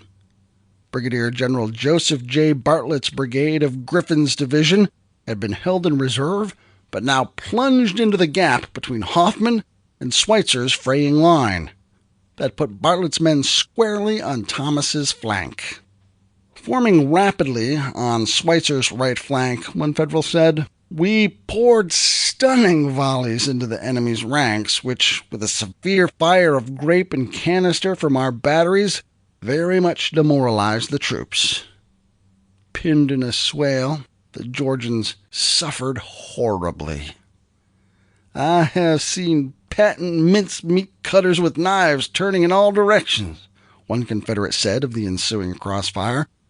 "This double-angled line of fire exceeded them all." Menk continued firing case shot into them until they were driven into the woods, the artillerist later said, understating the importance of what he'd done. His action saved the 5th Corps. The withdrawal of Thomas's men left Lawrence's exposed, so they too fell back. The rest of the Confederates, Brown's and Lane's men, had no choice but to withdraw as well. Brown, separated from his men in the retreat, ended up a prisoner. "I hated to run," one Confederate said, "but thought prudence the better part of valor, especially as I saw everybody else running the same way." By the time Wilcox understood the magnitude of the reversal and called Hill for support, the battle was already over. The Federals once again occupied the ground they had claimed earlier in the day, firmly ensconcing themselves on the south bank of the North Anna River. In his report to Meade, Warren downplayed the entire event at Jericho Mills. "Part of my extreme right was just going into position when the enemy advanced and, receiving a considerable fire, broke, but without much loss. I had to drive them back with artillery, which made so much noise." He did admit the encounter made every part of the line feel nervous, but he never let on just how much. Wainwright, who had seen Warren up close during the fight, noted the 5th Corps commander had evidently been a good deal scared. "Had they pushed their main force in on our right instead of the front," Wainwright hypothesized, "it is very doubtful if the batteries could have held them." The fight at Jericho Mills had nearly ended in complete disaster for Warren. Instead, it now offered the Army of the Potomac the perfect platform for offense. "I congratulate you and your gallant corps for the handsome manner in which you repulsed the enemy's attack," Meade wrote to the 5th Corps commander. He also ordered Wright's 6th Corps up as reinforcements. "If you have an opportunity with your own corps and rights to attack to advantage," Meade said, "do so." With Warren across the river at Jericho Mills and Hancock across at the Chesterfield Bridge, Grant understood the advantage he now held. Lee had won the race to the North Anna River, then fumbled. Grant intended to exploit the opportunity. In a dispatch to Washington that evening, Grant showed unusual optimism. "Everything looks exceedingly favorable to us." At Jericho Mills. The ford at Jericho Mills, now reverting to a wilderness, is one of the most picturesque spots on all the battlegrounds of Virginia, historian Douglas Southall Freeman said in his biography of Robert E. Lee. For a century and a half, the fields and forests around Jericho Mills remained fields and forests. Conscientious stewardship by generations of landowners left the Federal artillery emplacements of Mink, Mathewson, and Walcott undisturbed. The Fontaine House eventually fell into disrepair and vanished. The depression remains in the ground, surrounded by a grove of trees. Yet much remained, said Civil War Trust President James Lighthizer. The site of the original Jericho Mill, now a stately ruin, both sides of the river crossing where the pontoon bridge was constructed, the military road, multiple hastily constructed artillery lunettes still clearly visible today, the vast open plain where every musket was fired in anger on this sector of the battlefield on May 23rd.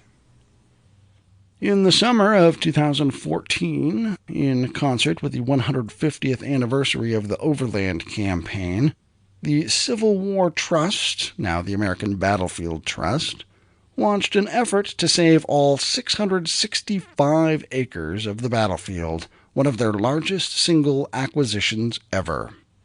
"In all my years working to save our country's endangered Civil War battlefields, to my recollection we have never before had the opportunity to save literally an entire battlefield, especially one as important as North Anna, an entire crucial day of the Civil War at one time," Lighthizer said when announcing the campaign. At $3,140,000, the purchase price equated to about $5,000 an acre. The trust successfully closed on the property by the end of the year, but due to arrangements with the landowner, was unable to open the property to the public. "The important thing," a trust spokesman said, "is that the trust acquired this property to preserve in perpetuity for eventual access and interpretation. The property has since been turned over to Richmond National Battlefield for management." Chapter 10. Lee's Council of War. May 23, 1864, evening. Dusk. Lee's inner circle looked haggard. Ewell, Anderson, Alexander, mapmaker Hotchkiss, engineer Martin Luther Smith. They and other members of their staffs had assembled at their commander's behest beneath a big lone oak tree in a field south of the Fox House. "A regular little council in a 40-acre clearing," Alexander recalled. "All around us troops were going into bivouac for the night. The air was still, and it was one of those evenings when all sounds are distant and far-reaching." Lee, exhausted and cramping, sat on a root of the tree and looked at them. In the gloaming, they stood as near silhouettes against the darkening sky. What to do, Lee wondered. He had expected Grant to move farther east to the Pamunkey, but instead Grant had come right at him.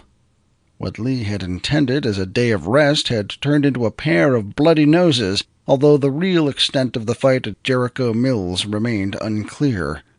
Worse, a larger fight loomed imminent, and Lee had not prepared for it at all. What to do? What to do? Lee asked for suggestions. Fall back to the South Anna River, someone suggested. Or perhaps fall back as far as the Chickahominy River. Fortify along the Central Virginia Railroad embankment, suggested someone else. The Chickahominy was too close to Richmond. Lee would lose his ability to maneuver. Falling back to the South Anna River would uncover Hanover Junction, cutting Lee off from valuable supplies. Already Warren's presence at Jericho Mills made the Central Virginia Railroad useless as a supply line, and Warren's ability to flank Confederates from that direction made the line untenable as a defense. Protecting the railroad, once Lee's main reason for falling back to Hanover Junction, was not only an impossibility now, it was a liability now that he needed to concentrate on saving his army.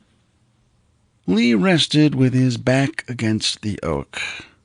He turned to his 44-year-old chief engineer, Major General Martin Luther Smith. "What do you think?" he asked. Smith's suggestion literally redefined the battlefield. The river, the railroads, the telegraph road, and the relative positions of the armies encouraged a linear way of thinking that Smith shattered. Lee need not align the Army of Northern Virginia in a parallel line opposite the Army of the Potomac. The topography, which Smith had been studying all day, suggested diagonals. Warren and Hancock each rested on the south bank of the river, yes, but 6 miles and 2 river crossings separated them. Between them, Ox Ford offered another route across the river, but the south bank there, which the Confederates still held, was especially high. Deny Federals the ability to cross, and the separated wings of the Federal Army could not offer easy mutual support, making one, or both, ripe for isolated destruction. From the high bluffs overlooking Ox Ford, a ridgeline ran to the southwest. An old stage road ran along the ground. Hill could anchor the right flank of his corps at the ford and run it along that ridgeline, eventually intersecting the railroad and anchoring beyond it on the Little River. Anderson, meanwhile, could run his corps along another ridgeline from Ox Ford to the southeast toward the Telegraph Road. There, Ewell's corps could run due east and then refuse southward to protect the flank and Hanover Junction. Hill's and Anderson's position would look like an inverted V with its apex on Ox Ford. Everyone would have strong defensible ground to occupy with open fields of fire in front of them, and Ewell would even have the benefit of a swamp in front of his line to help foil any Federal assault. Strong artillery platforms were available to everyone, too. Pickett and Breckinridge, newly arrived to the battlefield, would stay in the rear as reserves. They could be rushed to either flank along the railroad, which would provide a convenient and vital connection along the interior line. As it was, Hancock looked poised to advance straight toward Ewell, which would put Anderson on Hancock's flank. If he did indeed wander out there, Anderson could pin Hancock down and Ewell could swing forward like a closing door, crushing Hancock. Hill, meanwhile, could fend off any assaults by Warren, who might in turn be isolated and vulnerable. Ox Ford was the key. Confederates had to deny Burnside or Wright any opportunity to cross. If Federals got across the river there, they would link the separated wings of the Army, and any chance to destroy parts of the Army of the Potomac in detail would be lost. "If I can get one more pull at him, I will defeat him," Lee said of Grant. Smith's plan would not only make good out of a bad situation, it could very well give the offensive-minded Lee the chance to get his one more pull. The old gray fox nodded his assent. As Smith later remembered the moment in a letter to his wife, "I seem to have acquired the confidence of General Lee to the extent of his willingness to place his troops on the lines of my selection and stake the issue of a battle. More than this is hardly to be expected." As the meeting wound down and couriers began rushing away with orders, a sharp voice bit through the dark. "Get around there, you damned infernal long-eared son of a jackass!" It was a teamster abusing one of his mules. Lee shook his head and tried to ignore the volley of curses, but the teamster only got louder, punctuated by tremendous whacks of a lash. Lee finally stopped, then shouted in a tone which I thought would scare anybody. Alexander said, "What are you beating the mule for?" "Is this any of your mule?" the teamster replied in a mocking tone, one Alexander described as a sort of Georgia cracker wine. Everyone sat breathless. "It was an awful moment," Alexander said. "Not one of us dared to crack a smile." Lee shook his head again and finished, but once the council had broken up, Alexander had no doubt Lee made good his claim to the mule. A short night's sleep in the sticky summer air, the worsening dysentery that continued to dehydrate and weaken him, the mauling of his left flank by an enemy he had not expected to be there, the realization that he had grievously misjudged Grant's intentions altogether. Smith's plan allowed Lee to fortify himself against these things, too. Breakfasting the next morning with Anderson and Ewell, Lee tried to show a strong front. He asked about dispositions and, satisfied, excused himself. Ewell, whose own dysentery was getting worse, tried to hide his condition from his commander, but Lee must have noticed. Feeling its effects so acutely himself, the shrewd and observant Lee certainly would have noticed its symptoms in others. Would Ewell be up to the task ahead? Anderson, still in robust health and ever dependable, might have been better suited for the job Lee had in mind, but fate or circumstance, or simply the order of march, had placed the First Corps commander at the center of the Confederate position. He was the pinion on which the other two corps could swing. In the face of the Army of the Potomac, there was no moving now. From Hanover Junction, Lee rode west in his carriage to meet with Hill. The diminutive little Powell, wearing the red shirt he typically wore into battle, greeted his commander, but after the previous night's debacle, Lee was in no mood for niceties. "General Hill, why did you let those people cross here?" Lee growled. "Why didn't you throw your whole force on them and drive them back as Jackson would have done?" Hill, whose temper often flared as red as his battle shirt, kept quiet. Warren had caught him off guard, and he and Lee both knew it. What remained unspoken between them, though, was the mutual knowledge that Lee had been caught off guard, too. Hill's partial culpability made him a convenient scapegoat. Still, the rebuke must have stung especially bad. Hill and Jackson had not enjoyed a friendly relationship. To be reminded that he was no Stonewall must have galled him. Add to that the unfortunate irony that Warren had bested Hill once before, in October 1863 at Bristoe Station. There Hill had acted aggressively, as Jackson would have done, and Warren punished him for it. Lee did too. So discouraged was Lee by the episode that he told Hill, "Let us say no more about it." Now, Lee was essentially criticizing Hill for not doing the very thing he had criticized Hill for doing almost exactly 6 months earlier. Hill must also have been choking on one other bit of gall. Warren, who had bested him so recently, was married to a woman Hill once seriously courted. After the disaster at Bristoe, Warren had rubbed it in, sending Hill a note, "I have not only whipped you, but married your old sweetheart." In fact, the 5th Corps commander had wasted no time in reporting to his wife the news from Jericho Mills. "It was your old beau Hill that I fought with yesterday, same as it was at Bristow," he wrote in a letter from the battlefield that morning. "I think he must begin to feel unkindly toward me." With Hill squared away, Lee climbed back into his carriage and returned to his headquarters.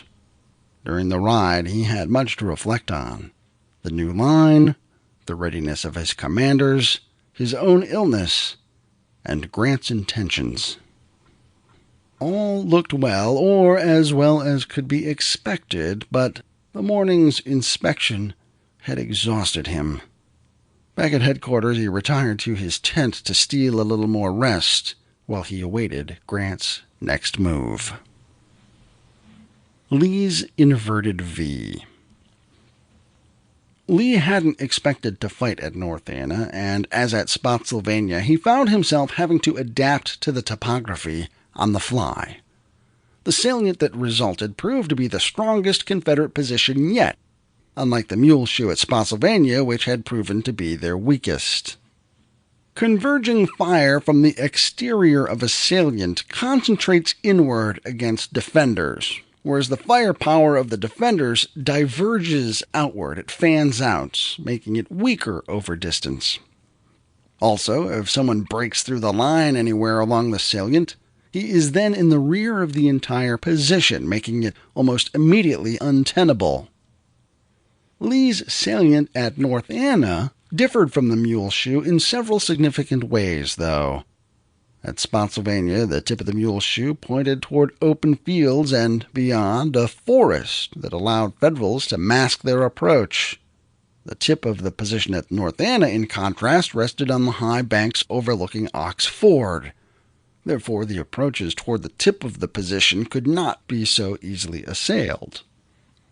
The western face of Lee's salient at Spotsylvania did not run along particularly strong ground, and the Union line came within only a couple hundred yards of it, and much of the no-man's land in between provided good topography for cover, which the Federals exploited for a May 10th attack.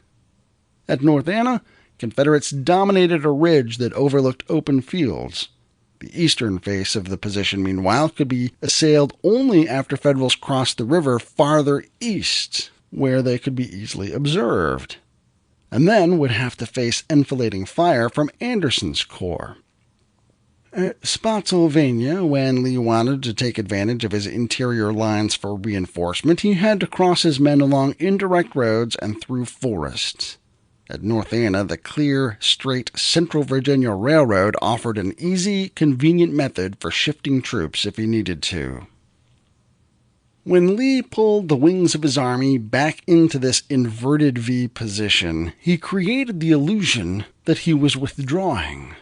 He then counted on Grant's aggressiveness to order the Federal Army across the river in pursuit.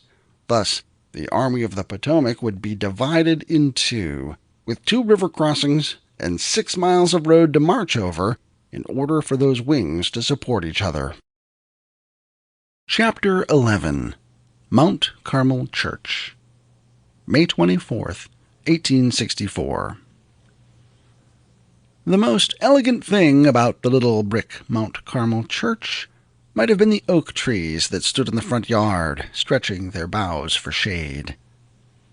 It was evidently of the class described by Italian cab drivers as a church for religion, not for show, one Federal staff officer noted.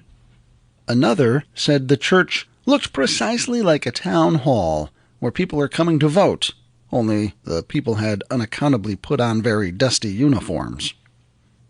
As Grant, Meade, and their staffs rode in along the Bowling Green Road from the east, they stopped at the church, which sat at the intersection of the north-south running Telegraph Road.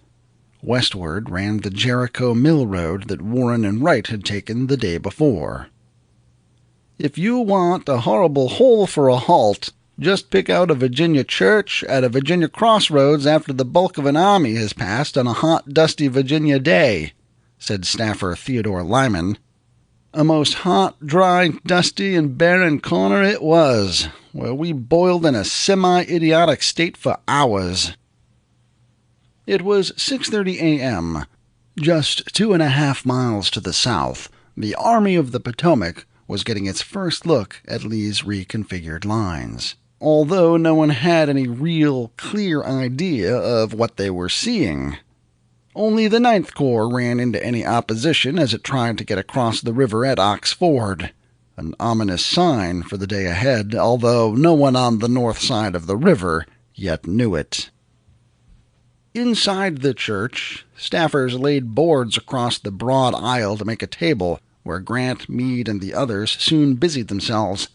Spirits generally ran high, but the growing tension between the generals boiled over anew when a pair of Grant's cronies stoked the fire. The first was Sherman, interjecting via ciphered dispatch to update Grant on his latest success in Georgia. Sherman's message was one of the florid style in which he occasionally indulges, Lyman groused, wherein he said that the Army of the West had fought enough to be entitled now to maneuver, and that if Grant could inspire the Potomac Army to do a proper degree of fighting, the final success could not be doubted. Meade's gray eyes grew like a rattlesnake's as he heard the dispatch read aloud. The man whose volcanic temper had earned him the nickname "Goddamn Goggle-Eyed Snapping Turtle" erupted. "Sir," Meade barked, "I consider that dispatch an insult to the army I command and to me personally. The Army of the Potomac does not require General Grant's inspiration or anybody else's inspiration to make it fight." Meade did not let the slight pass easily, either. At dinner, he spoke of the Western troops as an armed rabble. Adding injury to Sherman's insult was the return of long-absent cavalry chief Phil Sheridan, another of Grant's closest cronies, who rode into headquarters late in the day. Well bronzed after his 2-week jaunt in the saddle, the bandy-legged Irishman was warmly greeted and heartily congratulated upon his signal success. After beating the Confederate cavalry and mortally wounding their commander, Jeb Stuart, Sheridan's gusto was up, and he briefly considered a raid on Richmond. The capital's formidable defenses quickly deflated that idea, so instead he and his troopers met up with Major General Benjamin Butler's Army of the James, stalled in its own campaign southeast of Richmond. After resupplying, Sheridan's men tried to make their way back north, but they were dogged by the remains of Stuart's cavalry and delayed by the same rains that hampered the armies at Spotsylvania. Muddied roads and swollen rivers significantly delayed their return. In describing a particularly hot fight, Sheridan would become highly animated in manner and dramatic gesture, recounted Porter. Then he would turn to some ludicrous incident, laugh heartily, and seem to enjoy greatly the recollection of it. Porter generously described this as becoming modesty, but it was classic self-promoting Sheridan. Grant, for his part, enjoyed the show. Now Sheridan evidently thinks he's been cleared down to the James River, and has been breaking up railroads and even getting a peep at Richmond, the commander said. But probably this is all imagination, or else he's been reading something of the kind in the newspapers. I don't suppose he seriously thinks that he made such a march as that in 2 weeks. "Well," Sheridan replied, "after what General Grant says, I do begin to feel doubtful as to whether I have been absent at all from the Army of the Potomac." Meade must have fumed. His army had been left blind and deaf by Sheridan's egotism, which in turn had cost the lives of thousands of infantrymen. Yet Sheridan received a hero's welcome as the man who'd killed Jeb Stuart, as though that somehow gave the cavalrymen a free pass for his otherwise categorical failure. Days later, on their way to the Pamunkey River, the commanders would get a hint of the serious trouble Sheridan had run into on his expedition, following a road toward Richmond strewn with the dead horses from Sheridan's returning column. There was a horse every few rods, and the air was tainted with them. Sheridan's expedition, they would realize, had not been all glory after all. If Meade felt testy about the situation with Grant seemed to let it roll, as he did with so much else. In fact, on May 24th, he underscored his continued confidence in Meade by shuffling his command structure, increasing Meade's responsibilities. When Grant had brought Ambrose Burnside east in the spring, he had not incorporated the Ninth Corps into the Army of the Potomac because Burnside outranked Meade, which would have violated Army protocol and tradition. Therefore, Burnside's Ninth Corps had been acting as an independent command, answering directly to Grant, just as Meade was. Once in the field, though, the arrangement became immediately cumbersome. Grant had to issue separate sets of orders to Meade and to Burnside, and the bureaucratic hoops made it hard for them to keep in sync. Ostensibly, Grant aimed to fix this awkwardness, but there might have been more at work under the surface as well. Burnside's performance thus far during the Overland Campaign had been tepid at best. The inferiority of the Ninth Corps begins now to show a good deal, intimated Lyman, who complained about the Corps' straggling and the general comparative want of tone and discipline.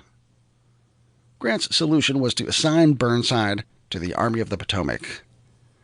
"That order is excellent," a magnanimous Burnside reportedly responded.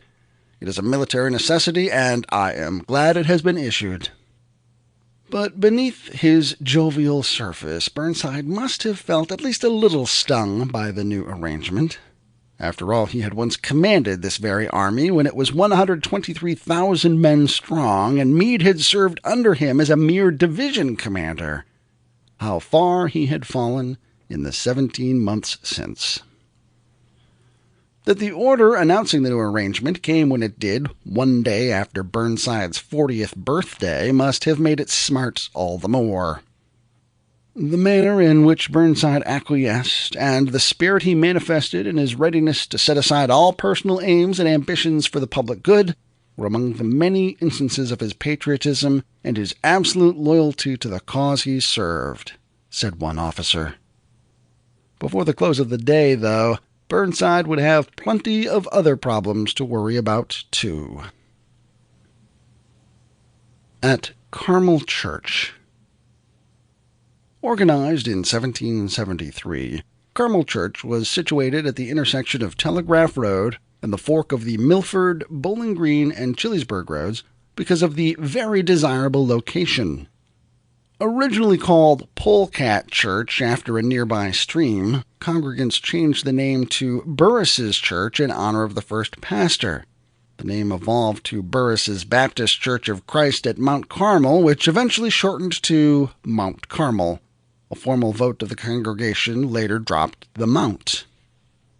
The original building was replaced by a newer structure on the same site in 1838.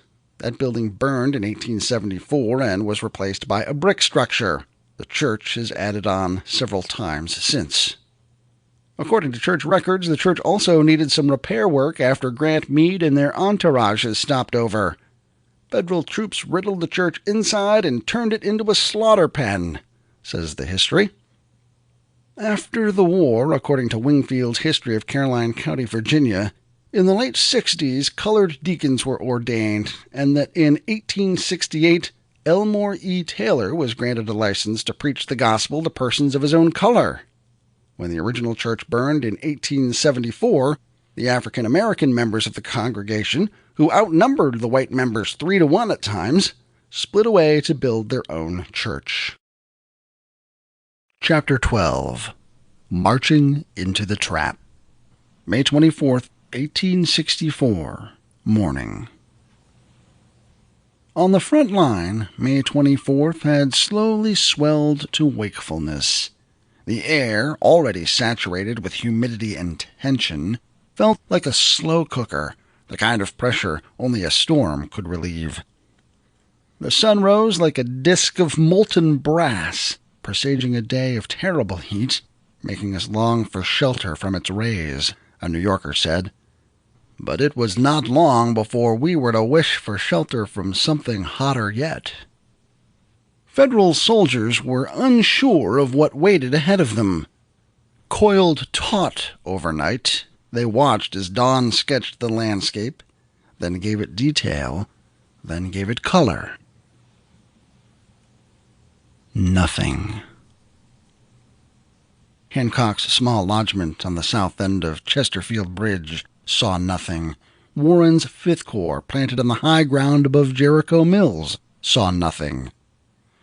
My skirmishers are pushing out and find no enemy so far, Warren wrote at 6 a.m. I shall keep feeling out till I develop the enemy's position, if he is still around. But it was as though the Confederates had vanished. This morning we found that the enemy had fallen back somewhat from our front, artillerist Charles Wainwright wrote. The 2nd Corps also found their front free this morning, so that they crossed without opposition. Per orders from Grant the night before, Hancock started the day by consolidating his grip on the south bank. At several places his men felled trees across the river and clambered across in single file, then up the far bank. He also sent men straight across the bridge.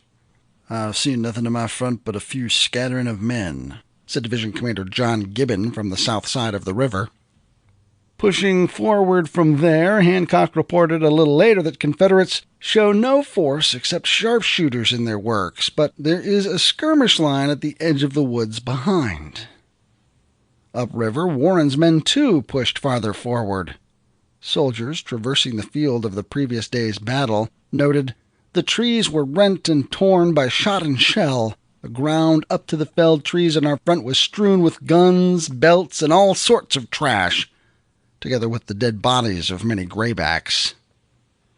They could everywhere see pools of blood, shreds of bloody clothing, and so. By mid-morning he had found no enemy yet.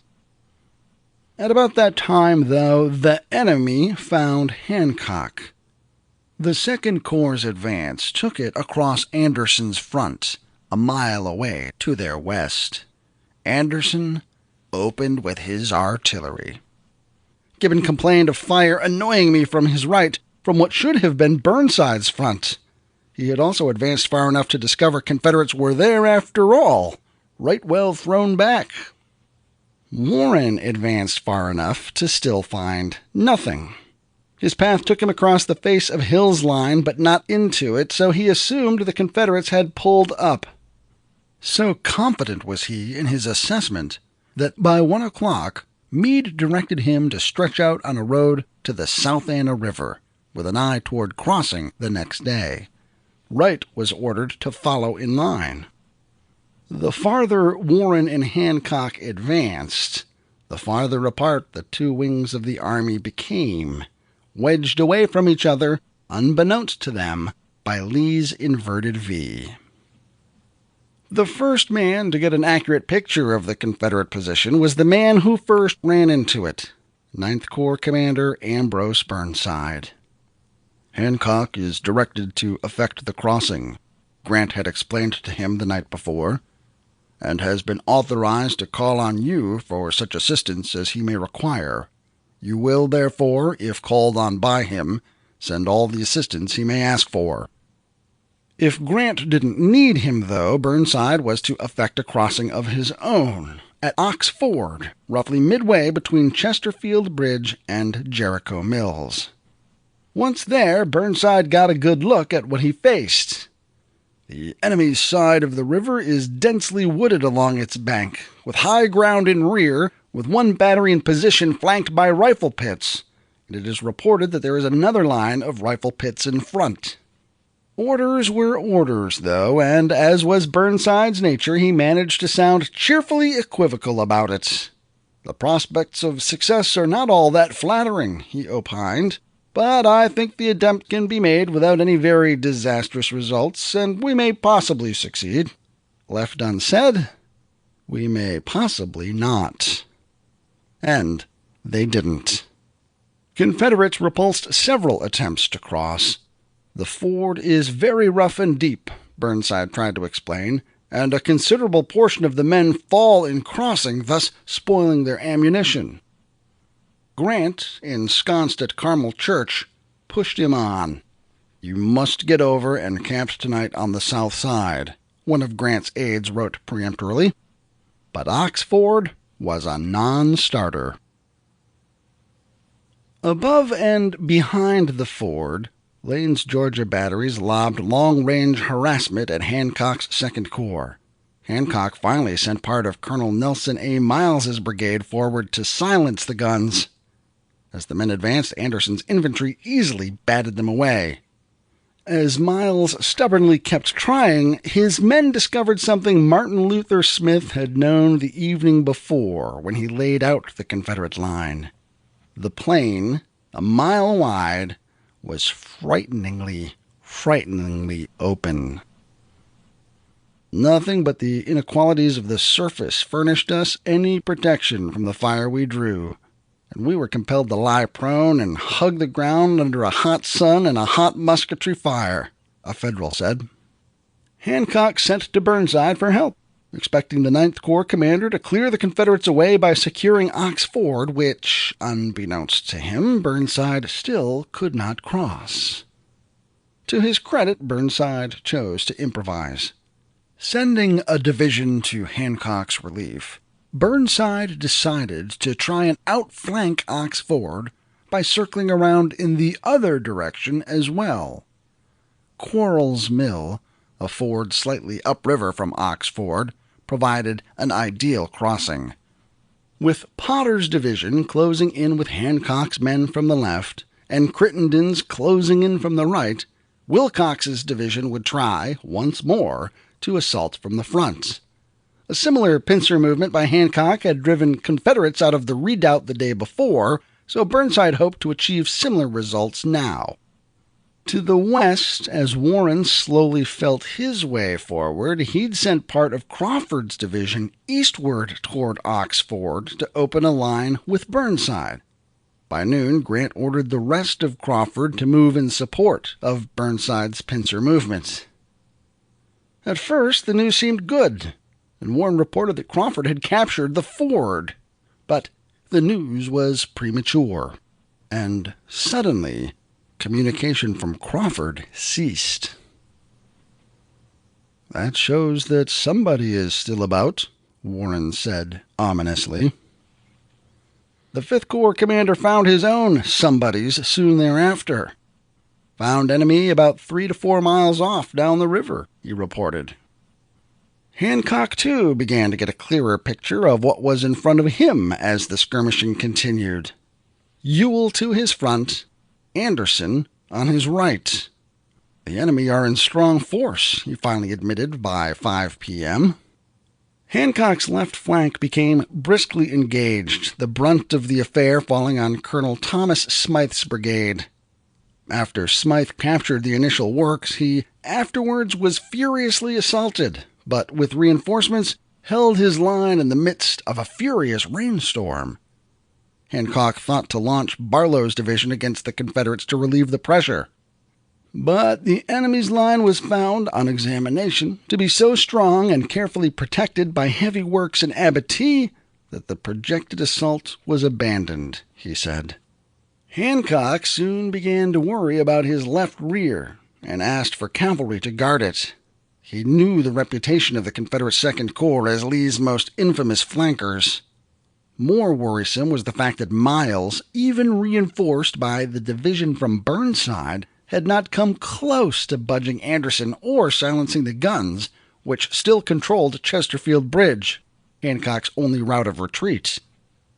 "While we lay in the woods," said a member of the 9th Corps Division sent to reinforce Miles, "the clouds, which in the morning looked dark and portentous, assumed a darker hue, and in a short time the rain fell in torrents. The blinding flashes of lightning, joined with the deep rumble of thunder, produced a scene of gloom, if not terror." "The downpour was so intense," said a New Yorker, "that it completely veiled the contending forces from each other, although they had been but a few rods apart on an open field where they had been dealing and receiving heavy blows." As it grew dark, the firing ceased, a Federal said, and it now seemed as if the powers on high alone were in contention. Even before the blood stopped flowing, one soldier said, combatants settled into rain-drenched détente. It is impossible to suppose that Lee did not appreciate his advantages, one of Grant's aides later wrote. He now had one of those opportunities that occur but rarely in war, but which, in the grasp of a master, make or mar the fortunes of armies and decide the result of campaigns. On the South Bank. On the south end of the modern Route 1 bridge, along the northbound side of the road, a boat landing provides a convenient spot to park and explore the riverbank terrain. Here the north bank dominates the south bank, which aided Federals in their attempts to secure a crossing. In other places, such as Ox Ford, the south bank dominates. The construction of the modern road, bridge, and boat landing minimizes the effect of the topography along the river, though. The North Anna served as an especially formidable geographic feature because of its high, steep banks, which dozens of soldiers commented on in their accounts. Throughout the war, Army commanders used rivers as shields to protect them as they maneuvered, defensible positions to hole up behind, barriers to protect their flanks, and avenues of supply. An army crossing a river was particularly vulnerable because crossings bottlenecked an army and took time to complete. An army partially over a river was isolated and vulnerable, and suddenly rising waters from unseen rains upstream could cause unexpected fluctuations in water level. A few hundred yards east of the boat landing, the modern railroad spans the river. Next to the line stand bridge abutments from the old Richmond, Fredericksburg, and Potomac Railroad. Confederates successfully torched the railroad bridge in their defense of the river crossing. Beyond the abutments, past a truck turnaround on private property, a double line of earthworks hastily thrown up by Confederates runs along the river. At the far end of the works, the remains of a road trace bisect the works. This is the remnant of the road trace Federal engineers cut when they constructed a pontoon bridge for crossing. On the west side of Route 1, a state historical marker commemorates the passage of the Marquis de Lafayette through the area on May 30th, 1781. Lord Cornwallis pursued to the banks of the North Anna the following day. Nearby, a granite monument marks U.S. Route 1 as Jefferson Davis Memorial Highway. There is a marker on the bridge itself as well, a concrete obelisk with a plaque that marks the crossing as the place where Lee checked the Army of the Potomac commanded by Ulysses S. Grant. The marker also describes it as a crisis in the war between the states. A couple hundred yards along the southbound lane, to the west of the road, the Fox House, Ellington, sits behind a protective screen of noise-reducing trees. Built in the mid-1930s, the two-story brick house exemplified Georgian-style architecture. That is, the front and back and left and right sides of the house mirrored each other. The house today faces Route 1, but at the time of the war, the Telegraph Road ran on the back side of the house. The east-facing orientation of the house then, according to local historian John Cummings, was to take advantage of the morning sun in the winter to help warm the house faster. The chimneys subjected to Federal artillery fire, which rained bricks down upon E.P. Alexander, can still be seen closest to the road on the south side of the house. Damage from the cannonball that nearly hit Lee remains visible in the front door frame. A small brick building next to the main house once served as Reverend Thomas Fox's schoolhouse. On May 24, 1864, after the Second Corps had crossed the river and run into the Confederates, Hancock's men fell back and threw up lines of works to protect themselves. One of the lines, wrote John Haley of the 17th Maine, took under its protection the house of a divine, who must be a person of culture and means.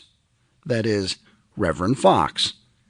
By the time Haley arrived on the property, Fox had left his home deserted.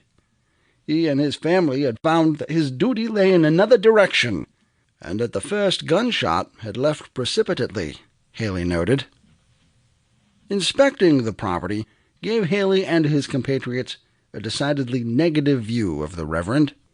This man of God has not been slow in securing a share of the world's goods. He probably has more business capacity than faith. His effects were all there in the house, and we could pick out such as suited our needs. I fell in love with a choice bit of china plate, and a union was effected in a few seconds without benefit of clergy. It is keeping with our mission to destroy this kind of theology as quickly as possible, a theology that sanctions slavery save us too strongly of Satan to be tolerated. The religion of Jesus Christ has nothing in common with the auction block or the lash. In 2019, the American Battlefield Trust saved the Fox House and adjacent 123 acres of property, including the ruins of the Chesterfield Bridge, and the house was placed on the National Register of Historic Places. As of this recording, however, the property is not yet accessible to the public. Chapter 13. The Battle of Ox Ford.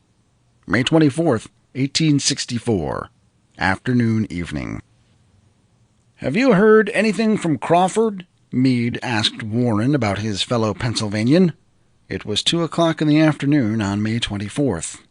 The expedition Warren had sent to clear the way to Ox Ford had remained silent throughout the afternoon. Unbeknownst to the Corps or Army commander, Crawford's men had been bottled up at Quarles Mill by Confederate sharpshooters. Relief finally arrived when the lead brigade of Crittenden's 9th Corps Division arrived. Brigadier General James Ledlie, a walrus-mustached man with a high-peaked forehead and Cupid-doll curls, jovially splashed his men across the ford. A political appointee, Ledlie was rash and reckless, full of dash and bluster and, as it would turn out, booze. The water was so deep in places, a Massachusetts man recounted, that the men had to throw their cartridge boxes across their shoulders to keep their ammunition from getting wet. It was slow work, floundering over the slippery rocks and through the whirling eddies. Ledlie gave his men time to empty water from their shoes and wring out their socks. Then he wheeled his men eastward and set off for Ox Ford. Spotting the Confederate works, Ledlie wanted to pitch in immediately, even though he saw how formidable the opposing line was. "Send me additional regiments," Ledlie blustered in a message to Crittenden, "and I will charge and capture it." Crittenden said no. "Tell him that I have information that seems reliable, that the enemy is posted in force in his front," Crittenden told him. "And if he charges, I am afraid it will be a failure and result in bringing on a serious engagement which we are in no condition to meet now, as a large part of my division is still on the other side of the river. Tell him to use the utmost caution." Ledlie, seeing glory through whiskey-colored lenses, was in an excited state of mind, gesticulating frantically.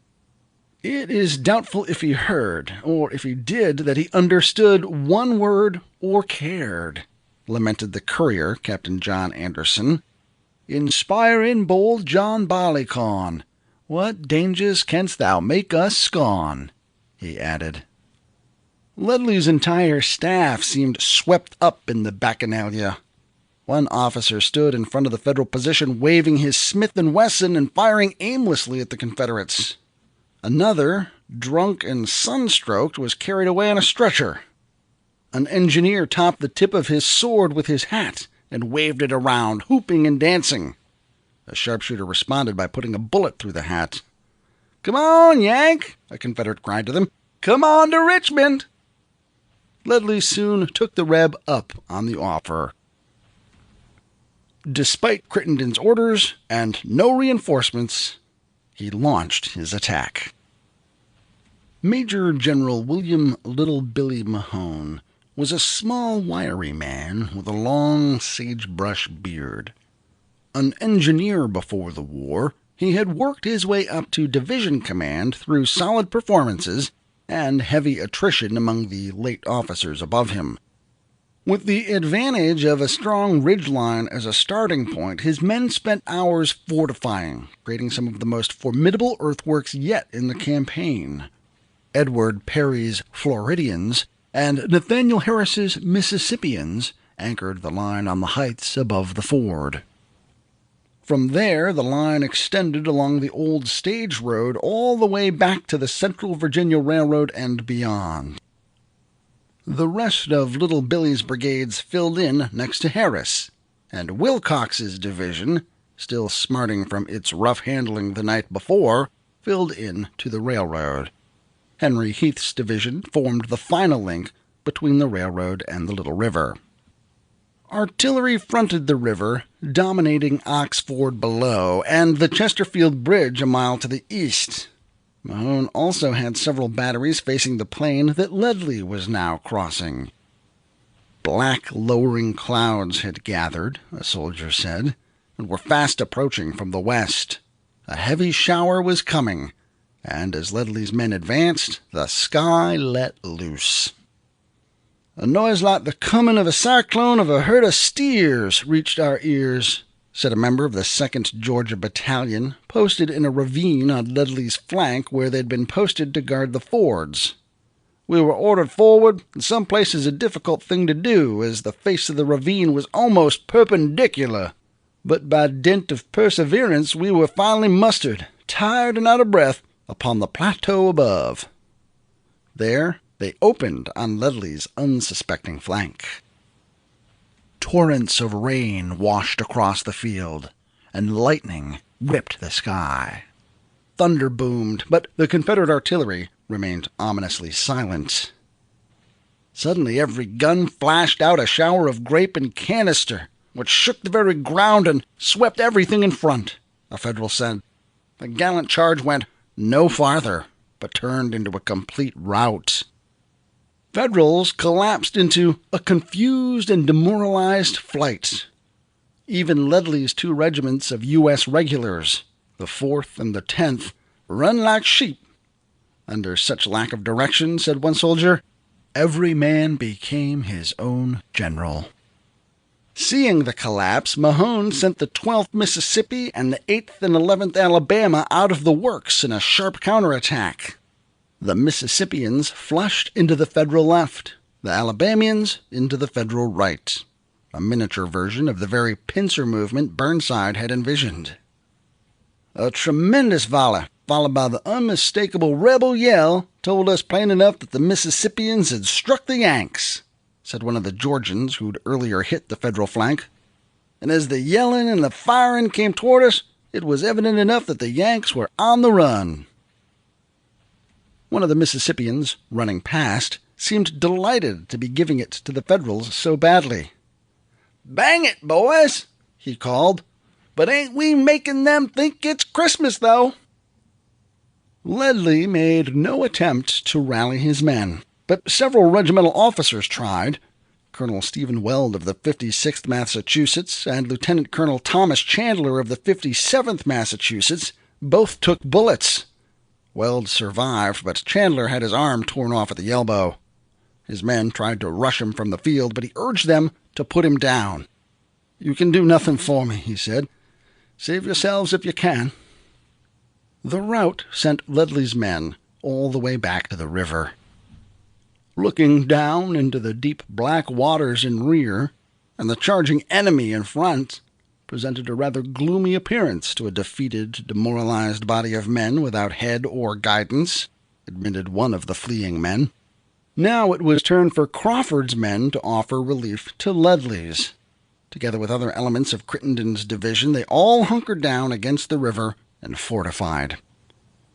"General Crittenden has had quite a sharp fight and met with quite a loss," Burnside wrote to headquarters a little while later. "I feel quite anxious about their position." Had he been camped on the south bank as Grant had ordered him to several times, perhaps he'd have been less anxious, but Lee's inverted V had stymied his every attempt. "Nothing whatsoever was accomplished," lamented Captain Anderson, "except a needless slaughter." Incredibly, James Ledlie was not fired for his ineptness. Rather, when Crittenden stepped down from division command in early June, Ledlie was promoted to take his place. Ledlie's incompetence finally caught up with him in late July, but with a terrible price for his men. At Petersburg, Federal troops dug a mine beneath the Confederate lines and blew it up. Ledley's men, ordered to exploit the breakthrough, rushed into battle and found themselves trapped in the massive crater, where many of them were slaughtered. Ledley, meanwhile, hid behind a bunker behind the lines and got drunk. The resulting court of inquiry effectively drummed him out of the army. It has long been a matter of mental debate whether the truth in regard to this affair should be told or not, said John Anderson of the 57th Massachusetts Infantry. Whether, as long as there is no remedy for it now, it should not be smoothed over and made to appear in a favorable light. But justice to the memory of those brave men who fell upon that bloody field, and our own sense of duty, prompts us to tell the truth as we saw it. At North Anna Battlefield Park. Billed as the largest Civil War battlefield park not operated by the National Park Service, the North Anna Battlefield Park represents the best of all win-win preservation scenarios.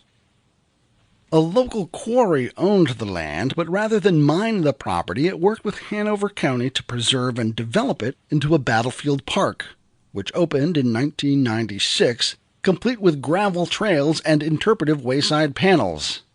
Initially preserving 80 acres, the park now encompasses 172 acres and includes 6 miles of trails. On May 24, 2014, Hanover County dedicated the expanded park in conjunction with the sesquicentennial anniversary of the battle. The park's original trail, labeled the Gray Trail, consists of 10 stops and runs just over 2 miles round trip. It follows along the interior of A.P. Hill's portion of the Confederate line. North Anna features some of the best preserved earthworks anywhere. Please ensure they stay in pristine condition by not climbing on or in them. The trail extends all the way to the Confederate positions that overlook Ox Ford. For much of the way, the trail follows the original roadbed of the carriage road that came up from the ford. Near its northernmost end, the roadbed splits away and curves down to the river. Near the bank, a line of advanced Confederate works still runs along the base of the heights on both sides of the road. Above, the trail ends at a platform overlooking the North Anna, providing an optimal perspective for understanding just how dominating the Confederate position was. The trail also branches away for a short jaunt to the Confederate artillery positions that harassed Hancock's men so mercilessly. Some 3,000 rounds of counter-battery fire tried to dislodge the Confederate cannoneers, in vain. A second trail, the Blue Trail, opened in 2014 in conjunction with the sesquicentennial anniversary of the battle. It branches away from the Gray Trail and extends 1.4 miles. It follows the retreat of Ledley's men after their attack disintegrated, and they fell pell-mell back to the rear. It also covers some of the skirmishing on May 25th. Of particular note are the Federal earthworks at the far end of the trail. Following the Blue Trail can be particularly difficult, though. The terrain runs riot, with roller coaster-like swells and dips that generally run perpendicular to the river. Chapter 14. Strike Them a Blow. May 24th, 1864. Sick as a dog and cross as an old bear, Lee had returned from his morning inspection of the line and retired to his tent. As Federals had fanned cautiously southward, Confederate eyes followed their progress and reported back to headquarters. As Federals bumped unsuspecting into the V, Lee could hear the ensuing firefights. Everything was falling into place exactly as Smith had planned and Lee had hoped. As Warren and Hancock each advanced, the Confederate wedge divided and isolated them more and more. Though he still had reports of the operations in the field constantly brought to him, and gave orders to his officers, Lee, confined to his tent, was not Lee on the battlefield, observed his aide, Charles Venable. Exhausted, Lee could not come forth and supervise for himself. Lee could attend to nothing except what was absolutely necessary for him to know or act upon, Colonel Walter Taylor, Venable's counterpart on the staff, later explained. Taylor himself felt crushed by the weight of the grind. Waked out of sleep every half hour almost. By morning I am so stupid and heavy that it is difficult to make me recover my wits. The anxiety lest I should overlook something or commit some serious blunder tells upon me more than the fatigue or loss of rest. By afternoon, the dysentery finally tightened its grip, sending Lee into a fever. Suppose disease should disable him, or, worse, should take him forever from the front of his men, his son, Captain Robert E. Lee, Jr., worried. It was too awful to consider. Lee lay prostrate on his cot, half delirious. "We must strike them a blow," he called. "We must strike them a blow." But he had no one who could strike. Perhaps he had thought he could fight through his illness and direct events himself, and so had not felt the need to develop a succession plan. Perhaps he had not felt comfortable enough with his subordinates to entrust them with one. Ewell, sick and erratic. Hill, shamed and undependable. Anderson, untested and anchoring the entire position. Jackson and Longstreet, Long, his hammer and anvil, were gone. Lee had also lost Jeb Stuart at the corps level. At the division and brigade levels, he'd lost another 14 commanders, a bleeding-out process that really had begun in earnest at Chancellorsville a year before. On May 6th at the Wilderness, Lee had tried to avert crisis by leading troops into battle. Soldiers refused to go, crying, "Lee to the rear! Lee to the rear!" Similar circumstances arose at Spotsylvania on May 10th, and then repeated themselves on May 12th. Lee, trying to staunch holes in his line, was turned back by his own men, who recognized a truth well before Lee himself did. Robert E. Lee, the indispensable man of the Confederacy, was irreplaceable. As he writhed on his cot, calling out, there was no one to answer his call to action. There was no one to take his place. There was no one to strike the blow. If General Lee had known the true condition of affairs at this point on the south bank of the river, there's little doubt but he would have made the attack, Massachusetts Captain John Anderson wrote years later. With the two wings of the Federal Army so widely separated, succor could not have been obtained in time to avert a still greater disaster than the one already experienced. Lee's opportunity existed only as long as Grant remained ignorant about his true danger. The day-long skirmishing and the evening fighting had been slow to reveal the picture to Grant, but finally he and Meade understood what they faced. 6 miles separated one wing of the divided army from the other. To get from one wing to the other, Grant realized, the river would have to be crossed twice. The army was, for all practical intents, 2 separate besieging armies. Meanwhile, Grant knew Lee could reinforce any part of his line from all points of it wherever he might choose to assault. He also finally heard news of the arrival of Pickett, Hoke, and Breckinridge. In all probability, not less than 15,000 men, he later estimated. With urgency, Grant and Meade reacted to protect the army. "Entrench your present position and hold it against the enemy," Meade told Hancock. To the west, Warren dug in parallel to Hill's line and waited, both foes expecting attack orders that never came. The chance to strike a blow had passed. The armies settled into stalemate. Chapter 15. Stalemate. Through the 26th, 1863.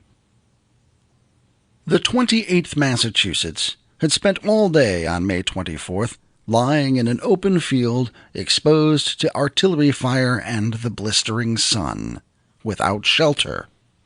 That night, and into the wee hours of the next morning, they lay on their arms in a drenching rain. "The men suffered much," said Captain James Fleming, "having had no rest for the past 3 days, and their rations having run short, long marches, constant duty, and the officers sharing alike with them in the fatigue, exposure, and short rations."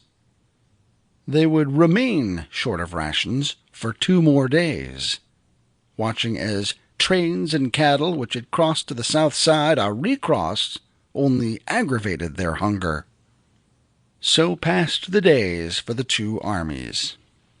"We fully expected to receive one of Grant's interesting 4 a.m. calls," wrote artillerist E.P. Alexander on May 25th.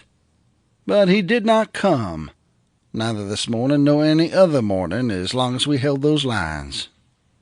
It was decidedly another case of our making them too good. They wanted to attack us. They crossed the river for that purpose, and for that they built themselves a strong line about 800 yards from ours to fall back to if defeated. And their engineers and their generals looked at our beautiful lines with long eyes for several days. But they always shook their heads and said it would not do." Alexander's Union counterpart, Charles Wainwright, came to a similar conclusion. "Grant finds the enemy too strongly posted to allow us any chance of carrying the works, and Lee appears inclined to act entirely on the defensive," he said. During a railroad wrecking detail that day, Wainwright caught a good view of the rebel line, which is strong, much better laid out and heavier than ours, as they always are. Grant, often criticized unjustly in the intervening years for making headlong attacks, recognized the madness of trying one against Lee's inverted V. To make a direct attack from either wing would cause a slaughter of our men that even success would not justify, the commanding general wrote. The armies took pot shots at each other throughout the 25th, the usual skirmishing and artillery firing, one Union officer said, but neither made any real move at the other.